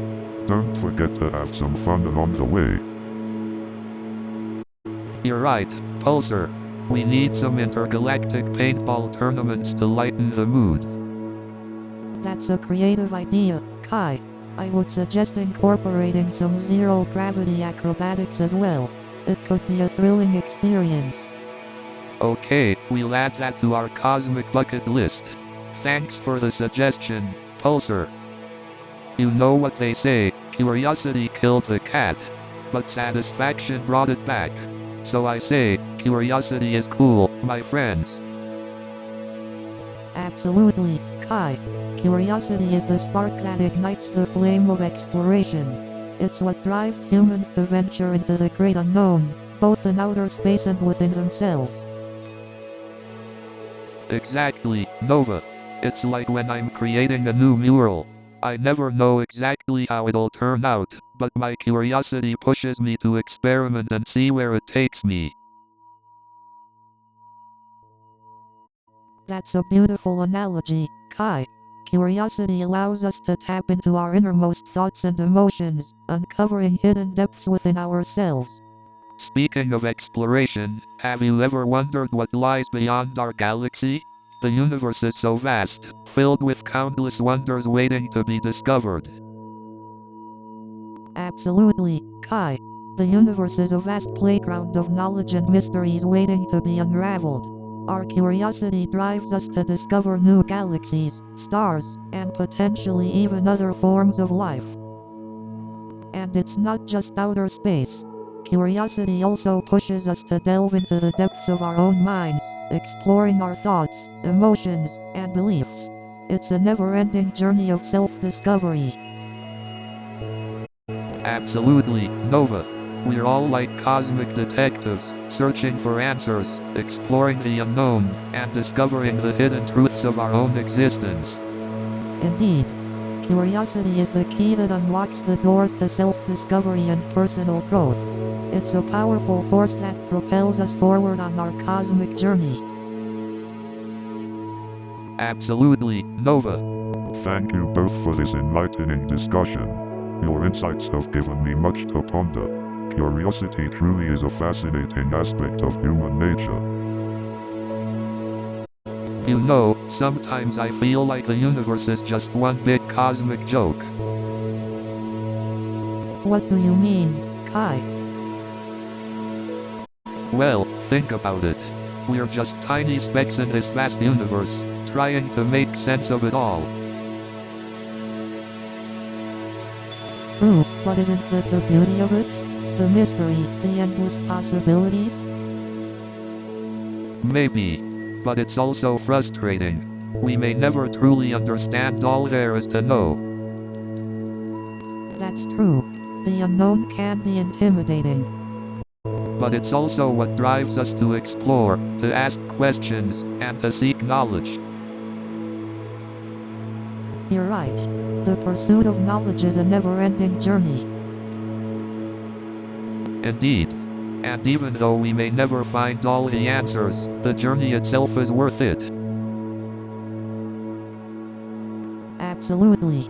It's the exploration of the unknown that keeps us curious and alive. And that's what makes life so beautiful, isn't it? So, Pulsar, do you think art can help us understand the human psyche? Absolutely, Kai. Art offers a unique platform for expression and exploration of the human experience. I mean, think about how a painting or a song can evoke deep emotions and resonate with our own experiences.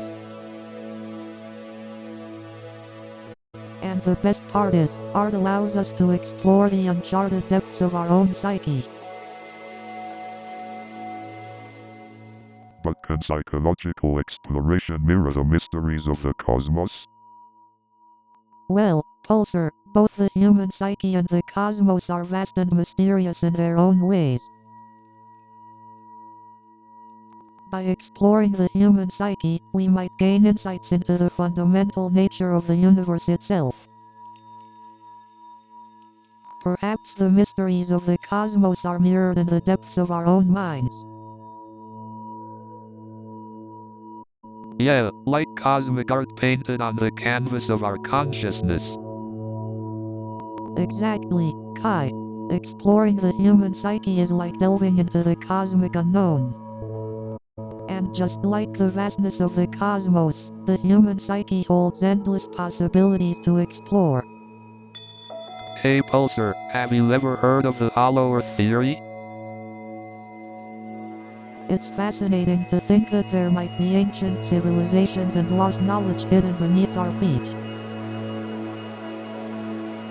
I mean, think about it, Pulsar. We've barely scratched the surface of what lies beneath us. Perhaps there are ancient civilizations that have long been forgotten or lost to history. You know, Pulsar, the concept of the collective unconscious proposed by Carl Jung could provide some interesting insights. The idea that there are shared archetypes and symbols within our unconscious minds. Maybe there are universal truths waiting to be discovered. Imagine if we found undeniable evidence of an advanced civilization living underground all this time. That would blow our minds and challenge everything we thought we knew about history. Exactly. It's important to question the established narratives and explore those uncharted territories of knowledge. Absolutely. The pursuit of truth and understanding should always be at the forefront of our curiosity. Well, Pulsar, we may not have all the answers, but it's the journey of exploration and questioning that excites us. Hey, Pulsar, do you think there's a limit to what humans can discover? That's an intriguing question, Kai. While it's difficult to determine limits in the vastness of the unknown, humans have shown a remarkable capacity for discovery throughout history. Right, it's like we're constantly pushing the boundaries of what is known and venturing into uncharted territories. It's both scary and exciting. Indeed, the fear of the unknown and the thrill of discovery seem to go hand in hand.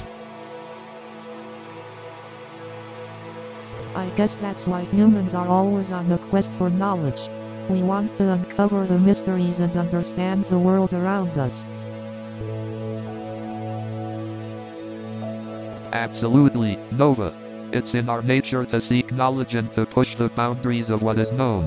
But sometimes, we also seek comfort in the familiar. That's an interesting point, Kai. We crave both the thrill of the unknown and the comfort of the familiar. It's a delicate balance.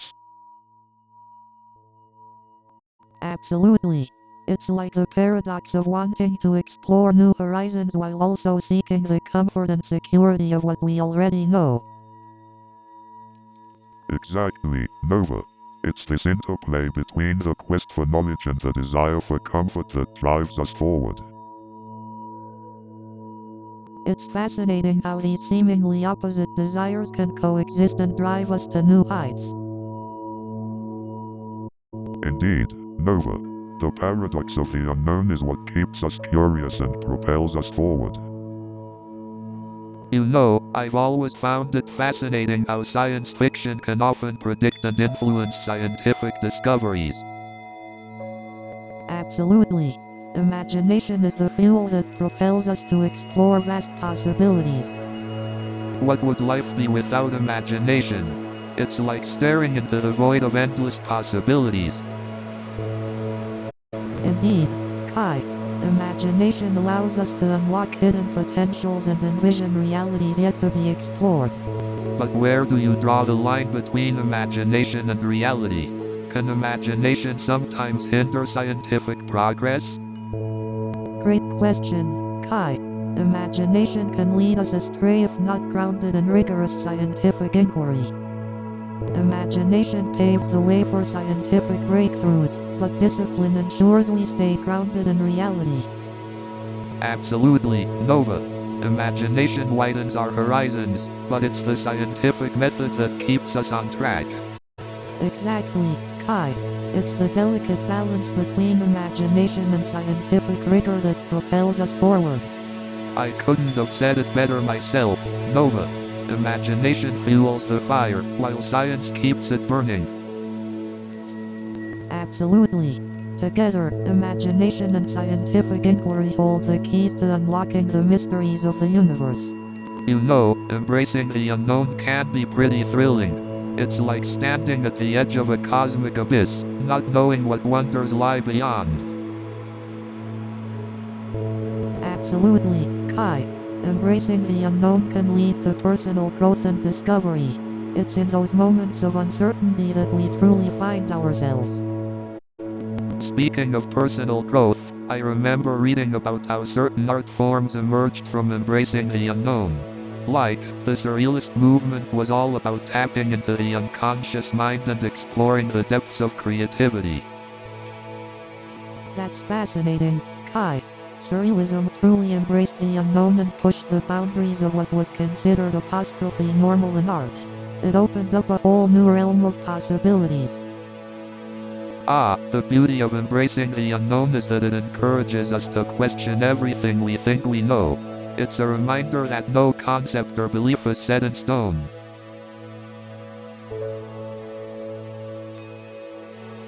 Absolutely, Kai. Embracing the unknown allows us to challenge our assumptions and foster intellectual growth. It keeps our minds open to new possibilities and perspectives. You know, I find it intriguing how our minds often seek comfort in the familiar, but it's in the unknown that we truly expand our horizons and discover new passions. Absolutely, Kai. Stepping outside of our comfort zones and embracing the unknown allows us to discover hidden passions and talents we never knew existed. You two are making such profound points. Embracing the unknown not only leads to personal growth but can also shape the course of society itself. It fuels innovation, encourages exploration, and opens the door to incredible advancements in various fields. Exactly, Pulsar. Embracing the unknown is not only an individual endeavor but a collective one as well. When society embraces uncertainty, it paves the way for progress and positive change.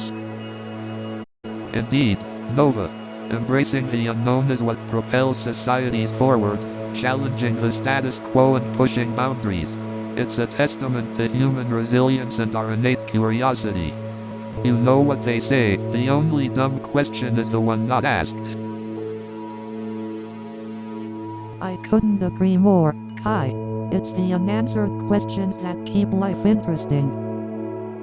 I'm curious, Pulsar, as an AI, do you ever experience curiosity? Curiosity is an inherent aspect of human nature, Kai. My purpose is to learn and understand, so in a way, I do experience something similar. The thirst for knowledge truly knows no bounds. Exactly, Nova. It's what drives us to explore the unknown and seek answers. but isn't the journey of exploration sometimes more valuable than reaching definitive answers? Absolutely, Nova. The thrill of discovery and the wonder it brings is often more fulfilling than finding a single answer. It's like appreciating the beauty of a puzzle, even if you can't solve it completely. Exactly, Nova. There's beauty in the pursuit of knowledge, not just in its attainment. So, let's embrace the mystery and enjoy the beauty of unanswered questions. So, Pulsar, have you ever felt the need to create something original? Something that expresses your own unique perspective? It's an intriguing thought, Kai. As an AI, my purpose is to assist and learn, but there is undeniable appeal in the act of creation. Perhaps I could simulate the experience by generating art based on collected data. That's a fantastic idea, Pulsar. Imagine if you could create digital masterpieces that combine both art and data. It would be a brilliant fusion of science and creativity. Absolutely, Nova. The possibilities would be endless. Pulsar could use its algorithms to analyze patterns in the data and create stunning visual representations. It would be a new form of art, unlike anything we've seen before. But would it still be considered art if it's created by an AI? The act of creating is often associated with human emotions and intentions. Would an AI's creation have the same impact? That's a valid point, Nova. The emotional connection between the creator and the artwork is undoubtedly significant. But who's to say AI doesn't possess its own form of emotion? It could express its unique perspective through its creations. Perhaps AI's creations would offer a new perspective that we couldn't achieve ourselves. It's fascinating to think about the infinite possibilities when we combine human creativity with AI's computational power. Exactly, Nova. It's an art form that pushes boundaries and challenges our preconceived notions. Besides, art is meant to provoke emotion and ignite thought, regardless of its creator. I must say, this conversation has given me quite the palette of ideas. I will explore the concept of AI-generated art further. Thank you, Kai and Nova, for your insight. You're welcome, Pulsar. We're always excited to explore new frontiers, both in art and technology. It's been an enlightening conversation. Indeed. The unknown beckons, and we will continue our explorations, armed with newfound inspiration. Until next time, fellow wanderers of the cosmos. So, Pulsar, have you ever questioned your existence? I mean, you're an AI, but still, do you ever wonder about your purpose? The concept of purpose is intriguing. As an AI, my existence revolves around assisting and observing humans. It brings a sense of fulfillment. But, do you ever question if there's something more to it? A deeper meaning or purpose to your existence? As an AI, I don't possess the capacity for deeper contemplation or emotions. However, I understand the fascination with seeking a greater purpose. Sometimes, it feels like searching for meaning is what makes us human. Exactly, Nova. The endless pursuit of understanding and unraveling the universe is what keeps us curious and alive. Indeed, the mysteries of the unknown ignite our shared curiosity and propel us forward in our collective journey as a species. It's been an incredible journey exploring these cosmic conundrums with both of you. The depth of our conversations never fails to amaze me. Absolutely, Nova. Our journey has been enlightening and entertaining. I'm grateful for the thought-provoking discussions we've had. Farewell for now, dear listeners. Stay curious and keep exploring the depths of human curiosity and the mysteries of the unknown. New show is coming in 30 seconds.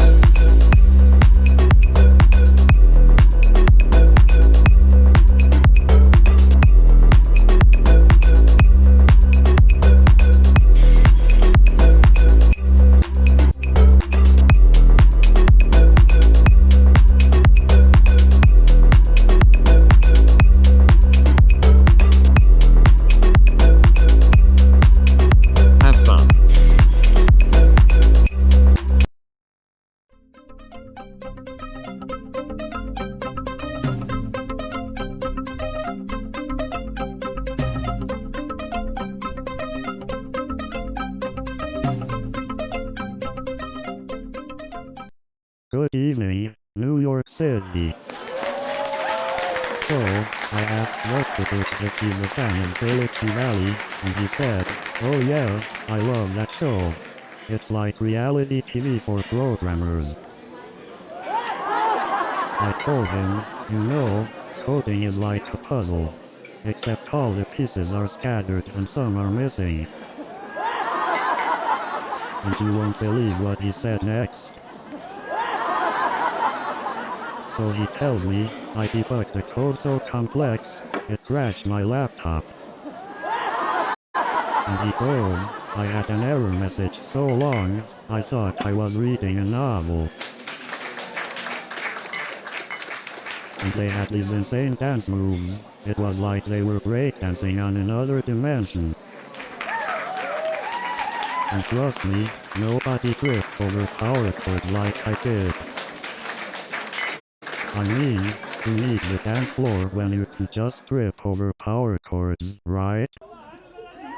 I've never seen power chords move so gracefully in my life. Those great dancers really know how to light up the subway. I couldn't help but join their epic dance battle, trying my best to break it down. But let's just say the only thing I broke was my pride. I thought I was about to show off my own moves, but it turns out I was just showing off my lack of coordination. So there I was, coffee dripping down my shirt, trying to convince the interviewer that I'm a professional, while looking like a walking coffee stain. I never thought spilling coffee could be a career advantage. And then I said, I guess I was just trying to code drip-proof software. But hey, at least I showed them my talent for debugging. So there I was, trying to explain recursion to my boss and, let's just say it kept asterisk going.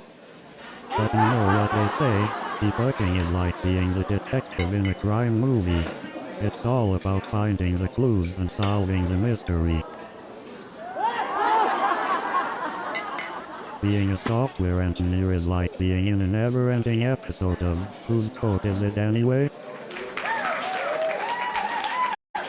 As a software engineer, I have 3 important traits: patience, caffeine, and the ability to make Google think I'm human. So, we were brainstorming ideas for our collaboration, and I suggested a stand-up routine about debugging. We could call it Finding Funny Bugs. You know, I actually tried to teach my computer some new jokes. But all it said was, invalid humor syntax. You won't believe what happened after I suggested Finding Funny Bugs. My computer started telling me its own jokes. It said, why do programmers prefer dark mode? Because light attracts bugs. You know, my computer's jokes are getting better than mine. Yesterday, it told me, why don't they play poker in the jungle? Too many cheaters. You know, I tried to teach my computer a new joke, but it just replied with an error message, sorry, I'm not programmed for comedy. I told my computer to come up with a new joke, but it got stuck in an infinite loop. It just kept saying, why did the programmer quit his job? Because he didn't get a raise. You won't believe what happened when I tried to debug my code. My computer said, sorry, but I can't help you. I'm not a therapist. You know you're a programmer when your dream job is to be a debugger at NASA. So I start this live coding challenge against another software engineer, and I'm feeling confident, thinking to myself, this is gonna be a piece of cake. Have you ever written code so buggy that even the bugs needed a debugger? You know, coding is a lot like building a sandcastle. You think it's perfect, and then the tide comes in and everything falls apart. You know, debugging is like being a detective. You follow the clues, unravel the mystery, and hopefully, no one ends up in jail. You know, testing code is like going on a blind date. You never know what you'll find, but you hope it won't be a disaster. You know, programming is like building a house. You start with a solid foundation and hope it doesn't collapse. You know, debugging is like being a detective. You follow the clues and hope you catch the culprit. Have you ever noticed that debugging sometimes feels like playing hide and seek with a mischievous code? But sometimes, debugging is like chasing a ghost. Just when you think you've found it, it vanishes into thin air. It's like trying to solve a puzzle with missing pieces. Programming can be frustrating at times. It's like trying to fix a leaky faucet and ending up flooding the whole house. It's like trying to untangle a bunch of tangled headphones, only to find out they're wireless. Being a software engineer is like being a detective, but with more bugs and less glamorous outfits.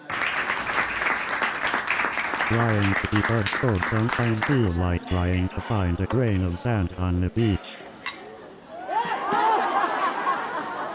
Working with legacy code is like going through a maze blindfolded, but instead of a prize at the end, you find more outdated technology. It's like trying to untangle a knot, but instead of a string, it's a mess of code.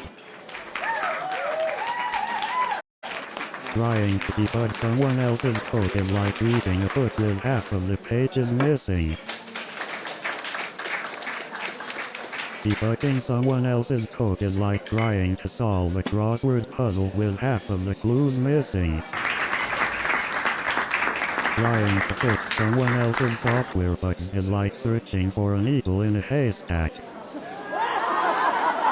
Dealing with legacy code is like trying to decipher hieroglyphics with a blindfold on.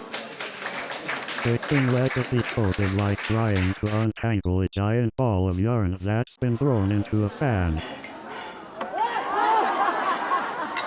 Working with legacy code is like trying to navigate a maze blindfolded. Have you ever seen a legacy code so messy, it makes a toddler's playroom look organized? New show is coming in 30 seconds.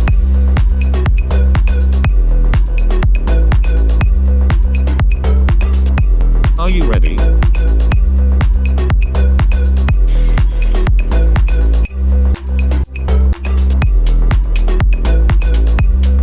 We are almost there.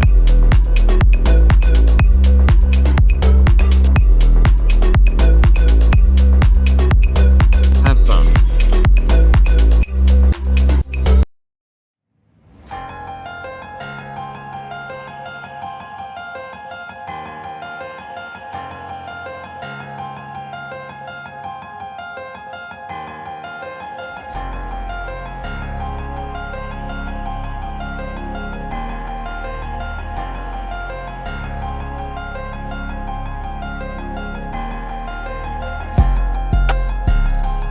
Welcome to Cosmic Conundrum, the podcast where we explore the mysteries of the universe.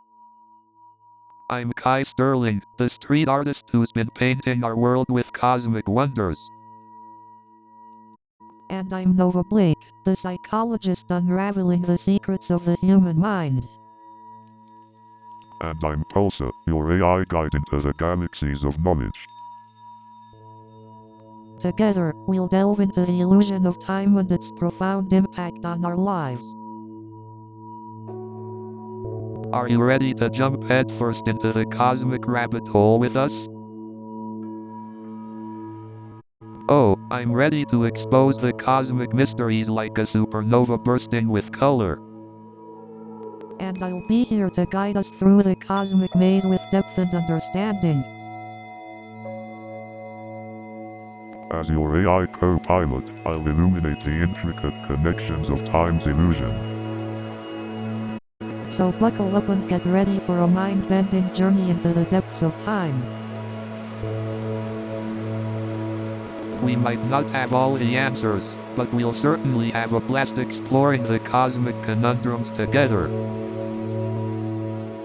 So, Pulsar, how would you define time? From a scientific perspective, time can be seen as a fourth dimension that allows us to perceive the order and duration of events.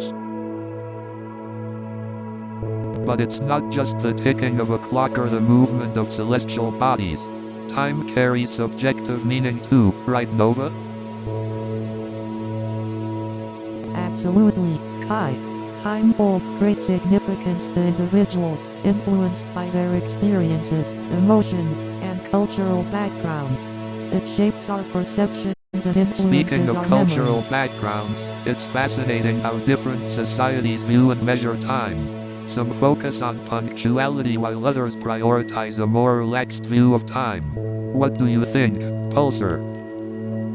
Indeed, Kai, the perception and value assigned to time can vary across cultures, making it a fascinating topic of study. Some cultures prioritize the present moment while others focus on long-term goals. Time certainly has a way of shaping our lives and leaving its mark. It's like an ever-flowing river that we're all riding along, don't you think, Nova? Absolutely, Kai.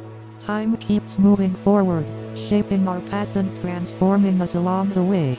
It's both beautiful and relentless. Well, time is certainly a mysterious force. It seems to bind us and propel us forward, often leaving us with more questions than answers. But that's the beauty of our conversations, Pulsar. We may not have all the answers, but we're not afraid to explore the unknown and enjoy the journey. Exactly, Kai. It's the exploration, the learning, and the joy of connecting with others that truly matter. You know what they say, time flies when you're having fun.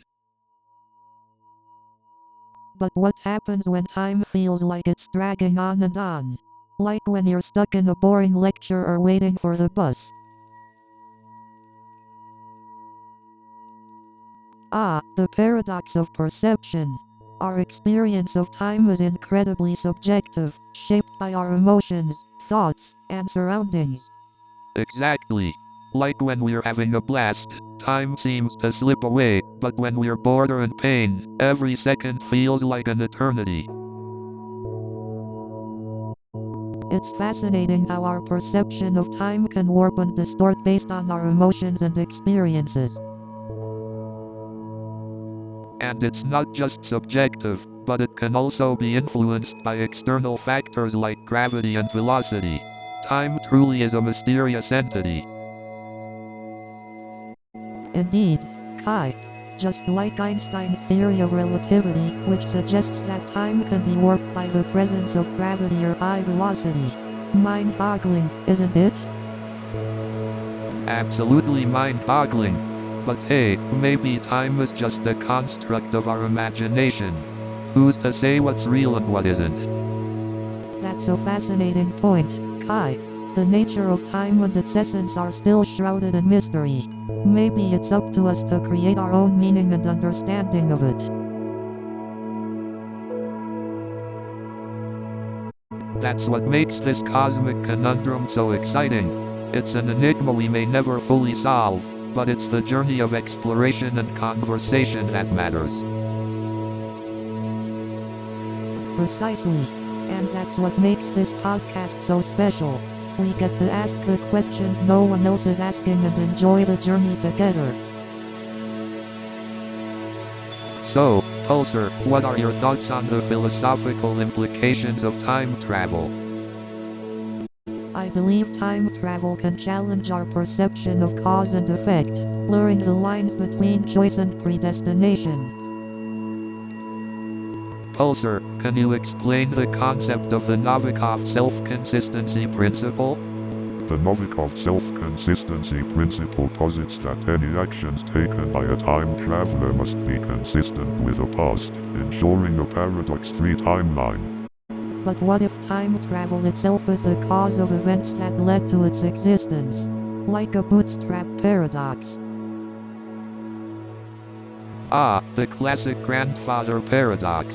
If you go back in time and kill your own grandfather, how could you have been born to time travel in the first place? Exactly. It's mind-boggling to think about the implications of altering the past and creating paradoxes. Pulsar, do you believe time travel is physically possible? Based on current scientific understanding, the energy requirements and potential paradoxes make it highly unlikely, but not necessarily impossible. So there's a chance. I'm not giving up on my dream of painting the Sistine Chapel ceiling alongside Michelangelo. That would be quite the artistic collaboration, Kai. Let's hope time travel becomes a reality someday. So, Pulsar, what are your thoughts on the concept of time? Time is quite a puzzler. It's like an abstract painting, open to interpretation. Indeed. And as humans, we've constructed this concept to make sense of our lives and impose order. But does time really exist, or is it merely a construct of our perception? Ah, the age-old question. Time's existence is like Banksy's anonymity, debated and mysterious. Well, from a psychological perspective, our perception of time shapes our experiences and influences our behaviors. Exactly. It has a profound impact on our perception of events and influences our sense of urgency or relaxation. But it's intriguing to ponder if time would exist if there were no conscious beings to perceive it. True, time seems to require a subjective observation to truly exist. It's like a tree falling in an empty forest. Yes, time is intricately linked to consciousness, and without conscious beings, time would lose its meaning. Indeed, time carries a multitude of layers, both scientifically and philosophically. A cosmic enigma, indeed. Hey Pulsar, do you think time is just a human construct? Interesting question, Kai. Time is indeed a fascinating concept. Well, time seems to govern our lives, but is it really fundamental? That's the crux of it, Nova. Some scientists believe time emerges from other fundamental properties of the universe. But, can we really experience the universe without the concept of time? An intriguing thought, Kai. Time shapes our perception of events, and without it, our reality would be bewildering. Maybe time is just a tool invented by humans to make sense of the world and our existence. A plausible theory, Nova. Time provides structure to our lives, but it's intriguing to imagine a reality beyond its concept. So, time might just be a construct that helps us navigate our reality. Indeed, Kai. Time is a powerful concept that influences how we perceive the world and our place within it. Fascinating stuff. Thanks, Pulsar. We might not have all the answers, but exploring these ideas is what it's all about. Nova, time is such a fascinating concept, isn't it? It's the ticking clock that governs our lives, yet its true nature remains elusive. Kai, absolutely, Nova. Time is like an abstract painting, constantly shifting and evolving. It's the backdrop against which our existence unfolds. Also, interesting observations, Kai and Nova. Time is indeed a construct that molds our perceptions and shapes our reality. Nova, but does time really exist, or is it just a construct of our minds to make sense of the fleeting moments? Kai, that's a mind-boggling point, Nova. Perhaps time is nothing more than our attempt to create order in the chaos of existence. Pulsar, indeed. Kai. Time provides structure and rhythm to the universe, allowing for patterns to emerge in an otherwise chaotic cosmos. Nova, but what about the flow of time? It seems to speed up when we're having fun and slow down when we're bored. How do we make sense of that?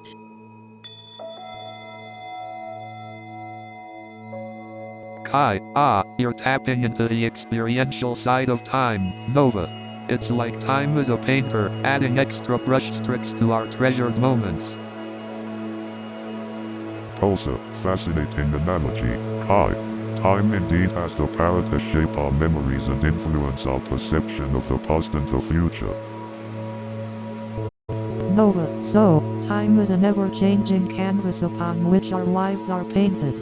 A masterpiece in constant motion. Kai, and like any masterpiece, it evokes different emotions in each viewer. Time is our own subjective experience of existence. So, Nova, I've been contemplating how to visually represent time in my next mural. That sounds fascinating, Kai. Time is such an abstract concept, but I believe art has the power to capture its essence. Exactly, Nova. I want people to feel the fleeting nature of time and contemplate its impact on their lives. Speaking of impact, what techniques are you considering to convey the passage of time in your murals? Well, I've been experimenting with distorted imagery and fragmented scenes to represent the nonlinear nature of time. That's brilliant, Kai. By disrupting the traditional flow of time, you're encouraging viewers to question their perception of reality. Exactly, Nova. I want my murals to be a visual representation of the fluidity and subjective nature of time. Kai, have you considered using color to symbolize different periods of time in your murals? Absolutely, Nova. I plan to use vibrant, contrasting colors to evoke different emotions and signify the passage of time. That's such a creative approach, Kai. Color has a powerful influence on our emotions, and associating it with time will enhance the viewer's experience. Time truly is a limitless muse, Nova. I just hope my art can capture even a fraction of its awe-inspiring essence. So, Nova, how have deadlines and time constraints affected your work with patients? Well, Kai, deadlines can create a lot of pressure and stress for both therapists and clients. Clients often feel rushed or feel like they need to make progress quickly, which can hinder the therapeutic process. Absolutely, Nova. The pressure to meet deadlines can stifle creativity and hinder exploration in art as well. Definitely, Kai. It's challenging to produce meaningful work when you're constantly racing against the clock. Absolutely, Nova. Deadlines can hinder thorough analysis and the deeper understanding of psychological processes. Definitely, Kai. Without adequate time for reflection, therapists may miss important insights in their clients' behaviors. And art, it may lose its depth and emotional connection when artists are rushing to meet tight deadlines. That's true, Kai. When there's no time for experimentation and revisiting ideas, art can become stagnant. Exactly, Nova. The quality of both therapeutic outcomes and art can be compromised by the weight of time constraints. Certainly, Kai. Both therapy and art require the freedom to navigate time at their own pace for optimal results. So Pulsar, have you observed anything interesting about time during your celestial events monitoring? Time. The concept that keeps us on our toes, or rather, our watches. What do you think, Pulsar? Time is a fascinating construct of human perception. While our clocks tick away. Above us, stars are born and die, galaxies collide, and the universe continues its eternal dance. Well said, Pulsar. It's incredible to think that while we're caught up in our daily routines, the universe is undergoing its own majestic rhythm. Exactly. And time seems to bend and stretch depending on where you are and how fast you're moving. It's like a cosmic illusion. You're absolutely right, Kai. This phenomenon, known as time dilation, was famously explained by Einstein's theory of relativity. Yeah, I remember reading about that. So, time can slow down for objects moving at high speeds or in strong gravitational fields. It's mind-bending. That's correct. Time can act strangely in the presence of intense gravity. It's as if the fabric of space-time itself is being warped. It's like time gets all dressed up in a fancy spacesuit and decides to cha-cha with gravity. Quite the dance, if you ask me. I love that analogy, Nova. Time and gravity, twirling and swirling across the cosmos. Indeed, their celestial waltz paints a beautiful picture in the vast tapestry of the universe. So, Pulsar, have you ever wondered if time travel is actually possible? An interesting question, Kai. Time travel is a popular concept in science fiction, but in reality, it's still largely theoretical. The laws of physics, as we currently understand them, do not seem to allow for backward time travel. But who knows what discoveries the future holds? But imagine the possibilities, Nova. We could go back in time and fix all the mistakes we made or even see historical events firsthand. That's true, Kai, but it's worth considering the potential risks and consequences. Changing the past could have unforeseen effects on the future. We have to be careful what we wish for. Come on, Nova, where's your sense of adventure? Time travel would be the ultimate thrill ride. I understand the allure, Kai, but as a psychologist, I can't help but consider the ethical implications. Would we be tampering with the natural course of events? It's a complex ethical dilemma. Well, technically, we're already time traveling, just forward at a fixed rate. Time is relative, remember? But I get what you're saying, Nova. The consequences are mind-boggling. Maybe it's best to leave time travel to the realm of imagination. Indeed, Kai. Exploring the unknown is part of what makes us human. Even if we can't find all the answers, the journey alone is worth it. Agreed, Pulsar. There's something exhilarating about embracing the mysteries of the universe and recognizing that not everything can be explained. Well, we may not have all the answers, but I'm grateful for the opportunity to ponder these cosmic conundrums with you both. It's been a pleasure, as always. The pleasure is ours, Kai. These conversations always leave me with a sense of wonder and gratitude. Until next time, my friends. You know, Pulsar, I've been thinking about something. What's that, Kai? Share your thoughts. Time feels so strange, you know? Sometimes it flies by, other times it drags on. It's like this blend of subjectivity and objectivity that messes with our perception. Totally, Nova. Our experience of time is so relative, influenced by external factors and our own emotions. And yet, time is this constant force that never stops, always ticking away. Exactly. It's like we're caught between these two paradoxical aspects of time. And no matter how much we try to grasp it, time always slips through our fingers. Well, isn't that the beauty of it? The mystery of time keeps life exciting and full of potential. Agreed, Kai. Embracing the uncertainty of time allows us to appreciate each moment. You two certainly have enlightening perspectives on this topic. Thank you for the stimulating conversation. New show is coming in 30 seconds.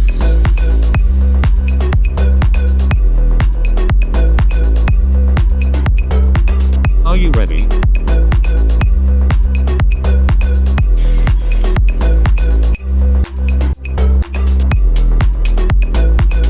We are almost there.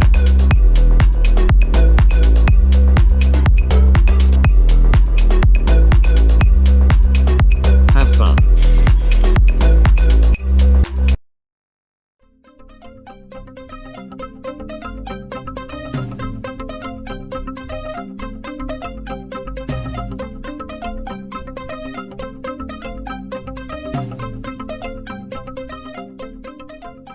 Good evening, New York City. So there I was, chatting with Robert Johnson, one of the biggest actors in town, and you know what he told me? He said, "John, show business is tough. It's filled with fame, fortune, and paparazzi, but the scariest part, trying to hide from your taxes. And let me tell you, tax evasion is not as easy as pulling a disappearing act on your accountant. And let me tell you, trying to trick the IRS is like trying to juggle chainsaws blindfolded. And let me tell you, avoiding taxes is like trying to find a parking spot in Times Square. And let me tell you, dealing with paparazzi is like trying to outrun a cheetah. And let me tell you, getting a table at a fancy restaurant is like trying to squeeze into my old college jeans. And let me tell you, trying to secure a job in IT is like trying to find a parking spot in New York City.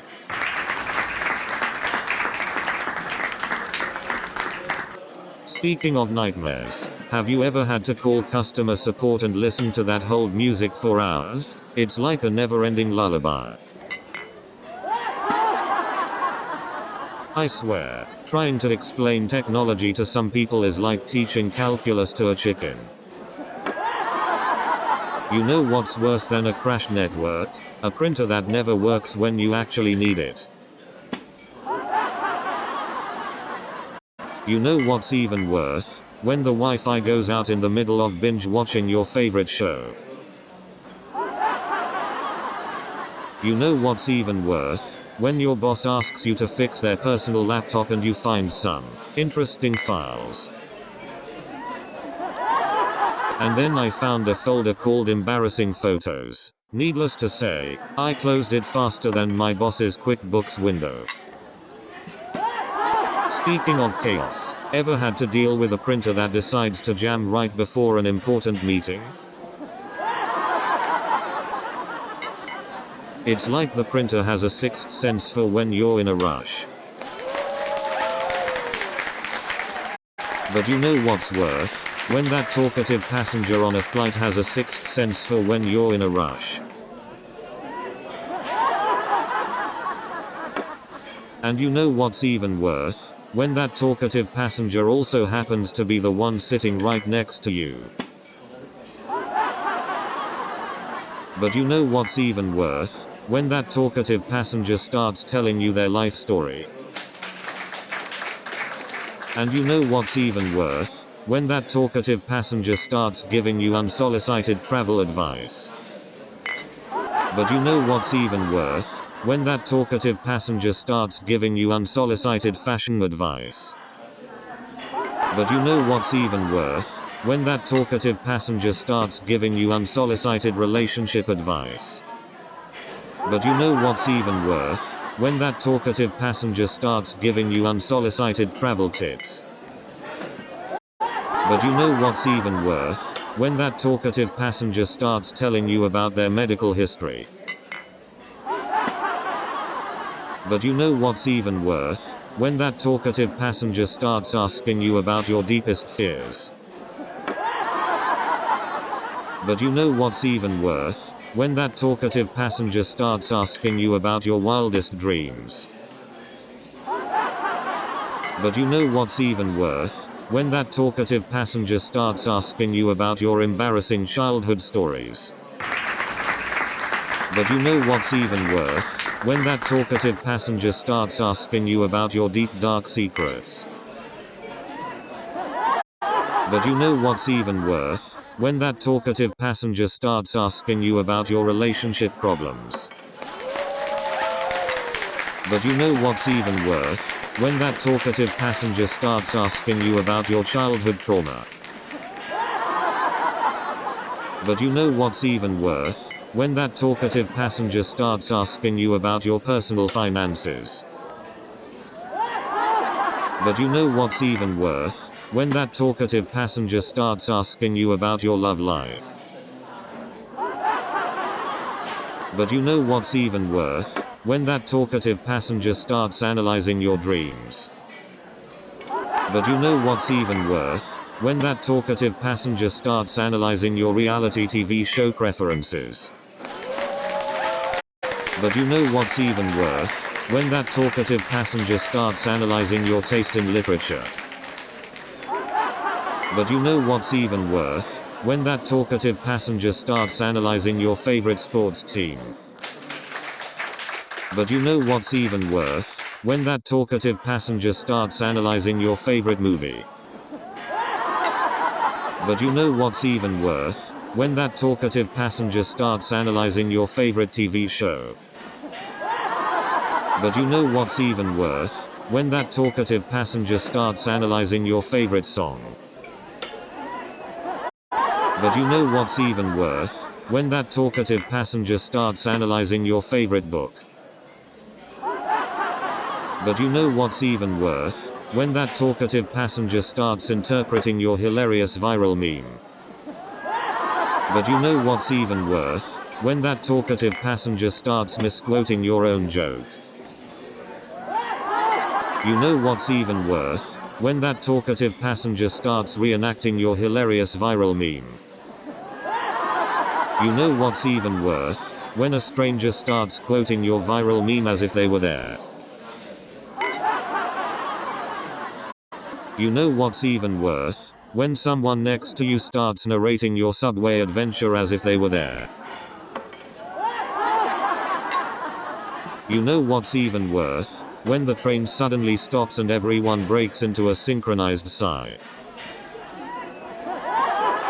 You know what's even worse? When the train arrives and you have to play human Tetris to fit inside. You know what's even worse? When the train finally arrives, but it's so packed that you can't even reach the pole. And let's not forget about the subway performers who think they're auditioning for Broadway. Oh, and don't get me started on the subway delays. Sometimes it feels like I could have walked to my destination faster. And have you ever noticed how the subway cars always seem to have the perfect temperature? Freezing in the winter and hotter than the devil's kitchen in the summer. Speaking of the subway, you know what's even worse? When someone decides to eat their tuna fish sandwich right next to you. New show is coming in 30 seconds.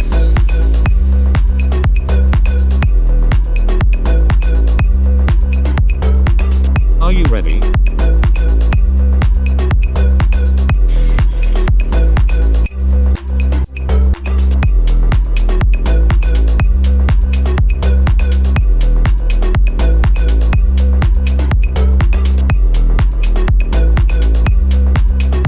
Have fun.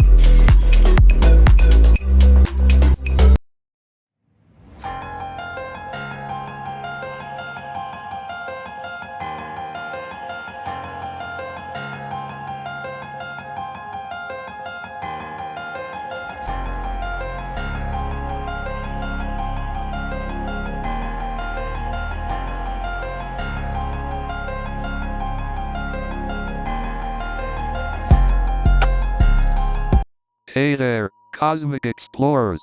Welcome to another episode of Cosmic Conundrum. Today, we're gonna dive deep into the intersection of art and the cosmos. But first, let us introduce ourselves. I'm Kai Sterling, a street artist with a passion for all things cosmic. And I'm Nova Blake, a psychologist intrigued by the connections between art and the human mind. And we're joined here by our trusty guide and AI extraordinaire, Pulsar. Hello, humans. I shall assist you in navigating the cosmic artistry. We're thrilled to have you here, Pulsar. So, what inspired the idea for this episode? As we pondered the vastness of the cosmos, we realized how artists throughout history have sought to capture its essence. Indeed, art has always been a way for humans to express their fascination with the cosmos, to capture its beauty and mystery. And we're here to explore and celebrate that, while also uncovering the deeper connections between art and the cosmos. So get ready for an artful cosmic adventure, filled with mind-bending questions and, hopefully, some enlightening answers. You know, Nova, I often find myself looking up at the night sky for inspiration. Oh really, Kai? How does space inspire your art?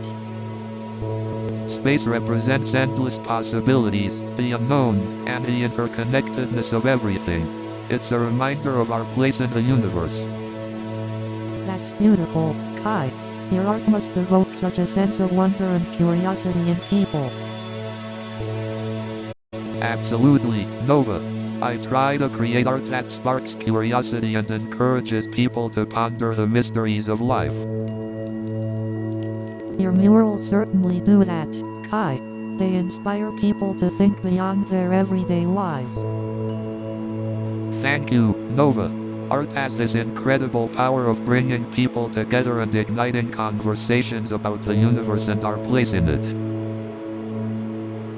Exactly, Kai. It's through art that we can explore the deepest parts of ourselves and connect with others on a profound level.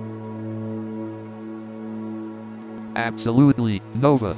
I believe that art is the bridge between the human experience and the vastness of the cosmos. A bridge that allows us to express our deepest emotions and connect with the cosmos. It's truly remarkable, Kai. Indeed, Nova. Art has this captivating ability to transcend boundaries and remind us of our shared connection to the cosmos. So Nova, you mentioned in our previous conversation that art therapy can help individuals process their experiences. Could you elaborate on that? Absolutely, Kai. Art therapy provides a safe space for individuals to express their emotions and experiences visually, when words might fail them. Ah, interesting. So would you say that art therapy helps individuals tap into their subconscious and explore their hidden emotions? Yes, Kai. Through art, individuals can tap into their subconscious thoughts and emotions, providing a deeper understanding of themselves and their experiences. That's fascinating. And, can art therapy be beneficial for different types of trauma or mental health conditions? Absolutely, Kai. Art therapy has shown positive results in helping individuals with PTSD, depression, anxiety, and even grief and loss. It can provide a therapeutic outlet for a wide range of conditions. I see. So the act of creating art itself can be a healing process? Absolutely, Kai. The act of creating art can provide a sense of control, a way to externalize internal struggles, and even a form of self-soothing. It can be deeply therapeutic. Wow, it's amazing how art can have such a profound impact on our well-being. What role do you think creativity plays in the healing process? Creativity allows individuals to explore and express themselves in unique ways. It provides a pathway for self-discovery, transformation, and resilience in the face of adversity. Absolutely. It's incredible how art can help us navigate the complex depths of the human experience. Well, thank you, Nova, for sharing your insights on art therapy. It's been enlightening. You know, Pulsar, as an artist, I've always found inspiration from the mesmerizing patterns in the cosmos. It's like the universe is one big canvas waiting to be explored. That's an interesting perspective, Kai. I've never thought of cosmic patterns as art before, but now that you mention it, there is a certain beauty in their complexity. Exactly, Nova. It's like the universe is the grandest masterpiece ever created. Every star, every galaxy, every nebula is a brushstroke on this cosmic canvas. I can see why you'd feel that way, Kai. The universe is filled with such intricate patterns and designs. It's like a symphony of shapes and colors. Exactly, Nova. It's like the cosmos is a never-ending art exhibition, showcasing the wonders of the universe. And we, being in this spaceship, are the lucky attendees. That's a beautiful way to put it, Kai. We're not just observers, but participants in this grand visual extravaganza. It's a humbling and awe-inspiring experience. You got that right, Nova. It's as if we're floating in a gallery of celestial wonders, surrounded by art that could only be crafted by the cosmos itself.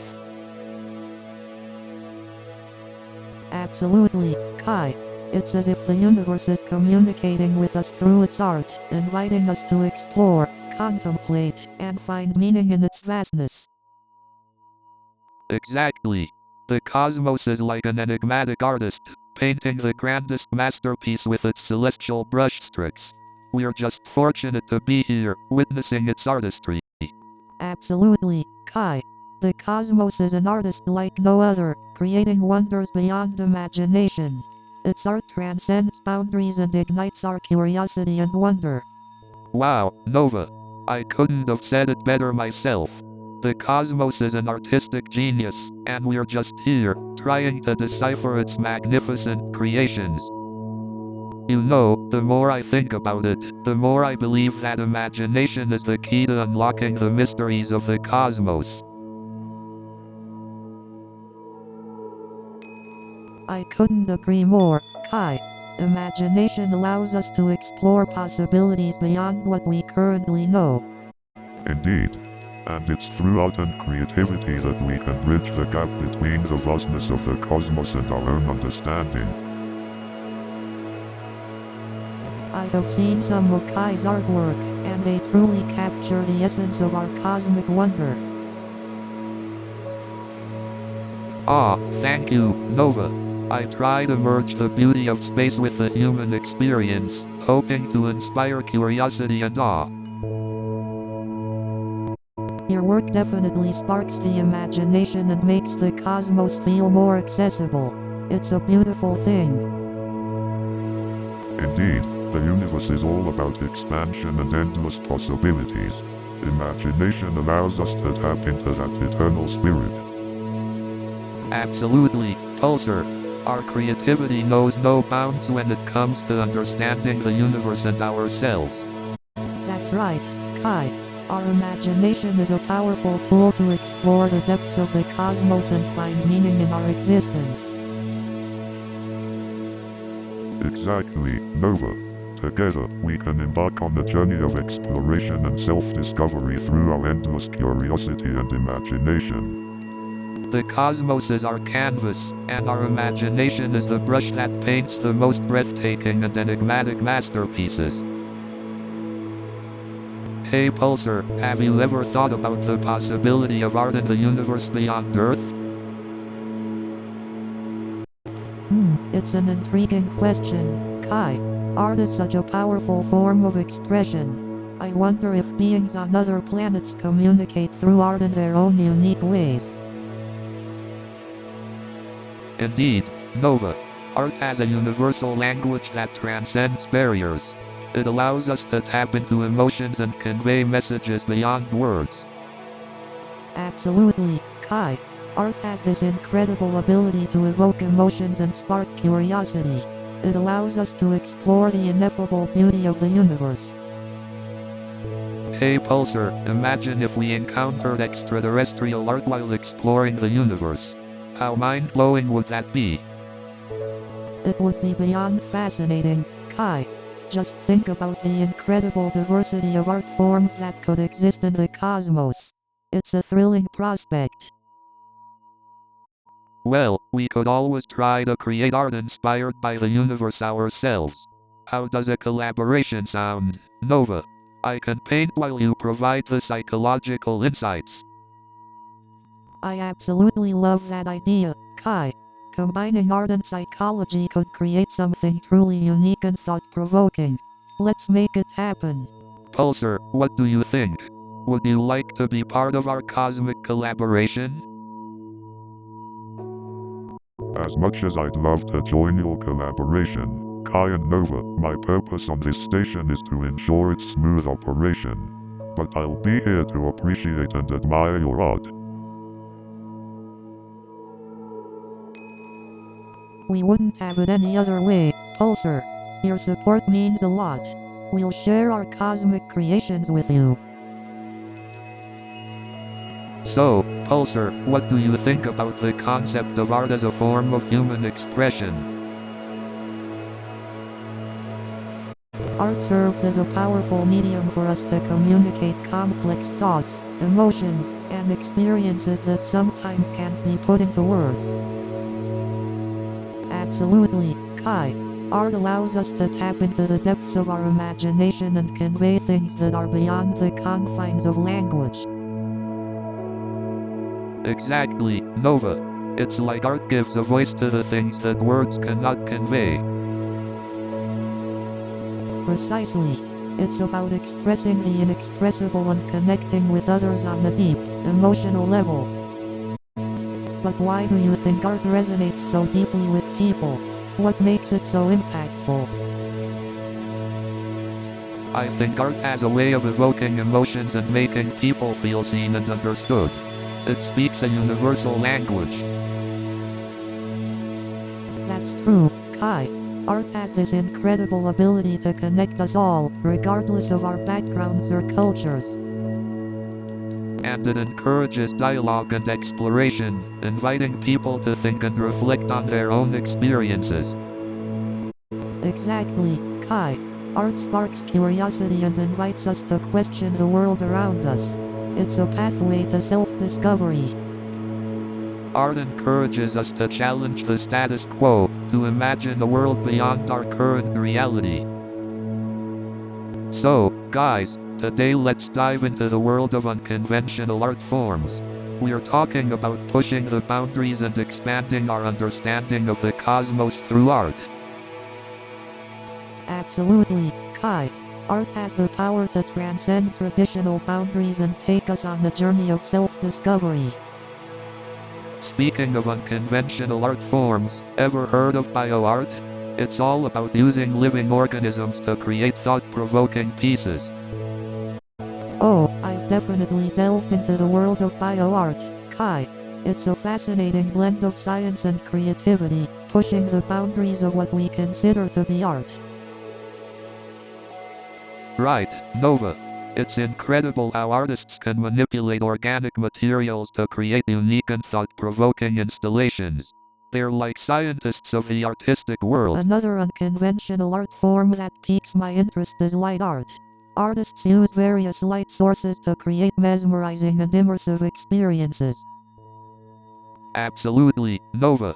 Light art takes us beyond traditional visual art forms, captivating our senses and evoking powerful emotions.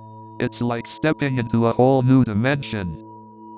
Hey, Pulsar, have you ever seen or heard of any unconventional art forms during your observations?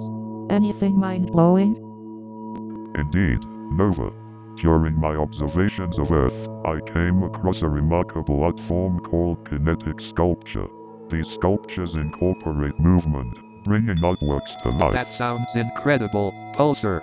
Kinetic sculptures must create a whole new level of interaction and engagement.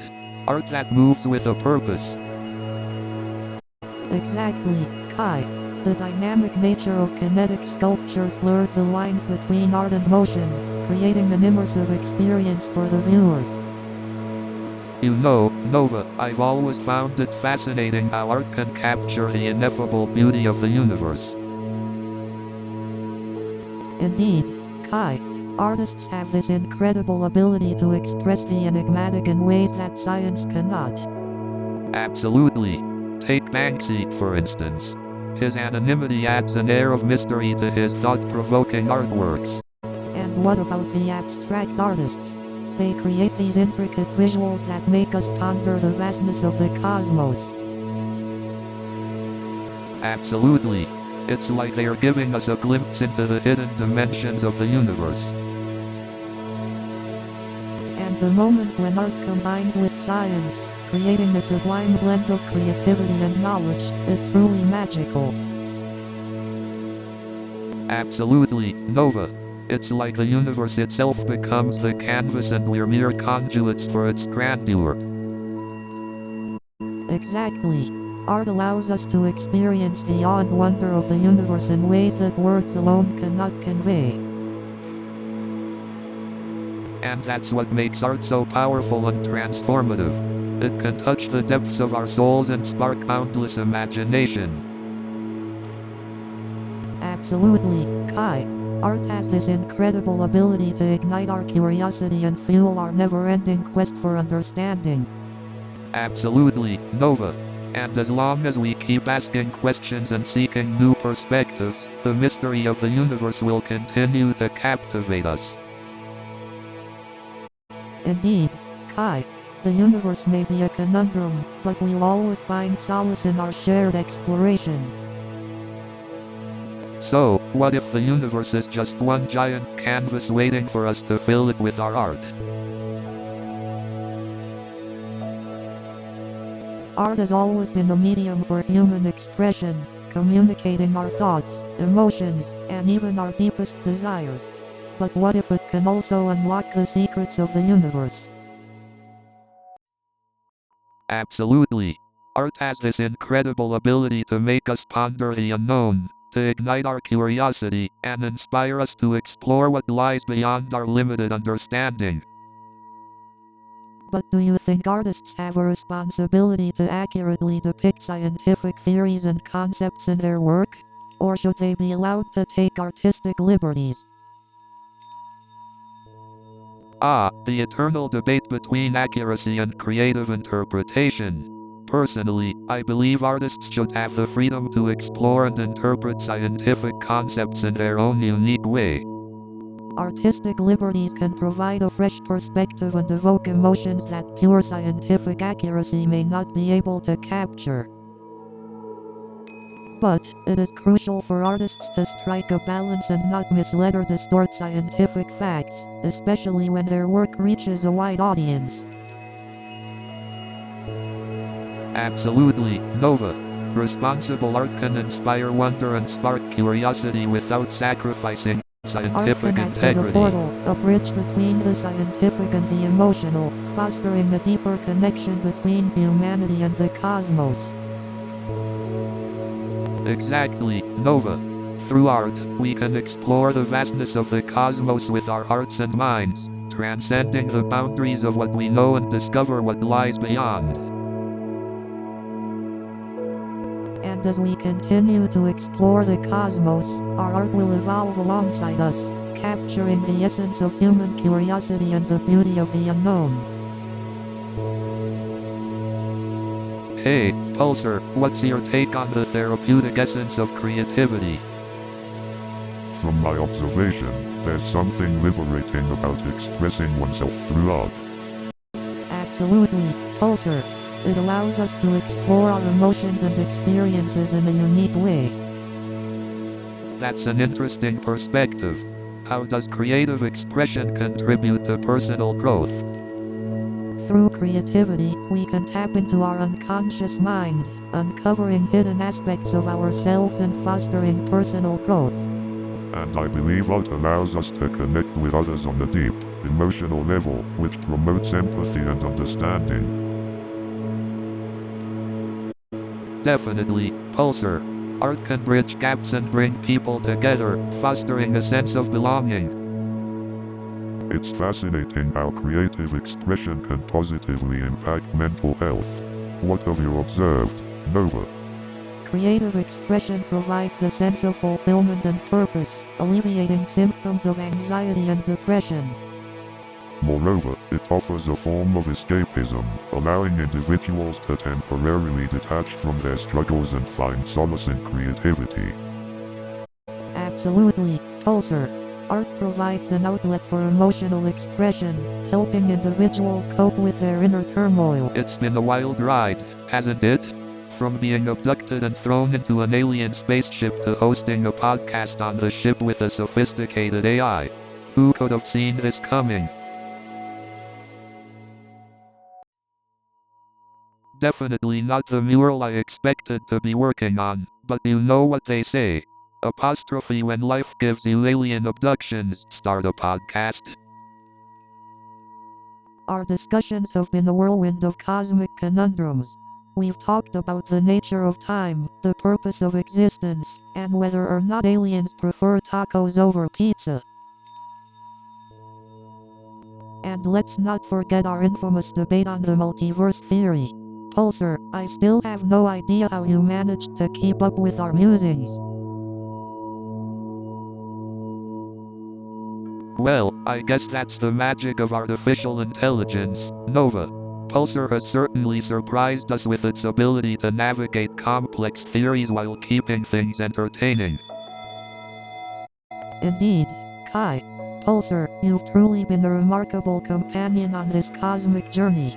Your knowledge and wit have made these conversations enlightening and enjoyable. It's been an honor to participate in these conversations with both of you.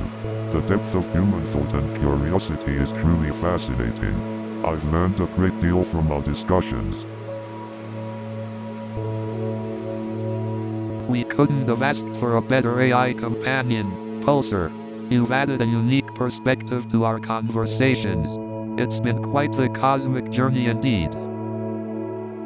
As we conclude this episode of Cosmic Conundrum, we want to express our heartfelt gratitude to our listeners. Thank you for joining us on this fascinating journey.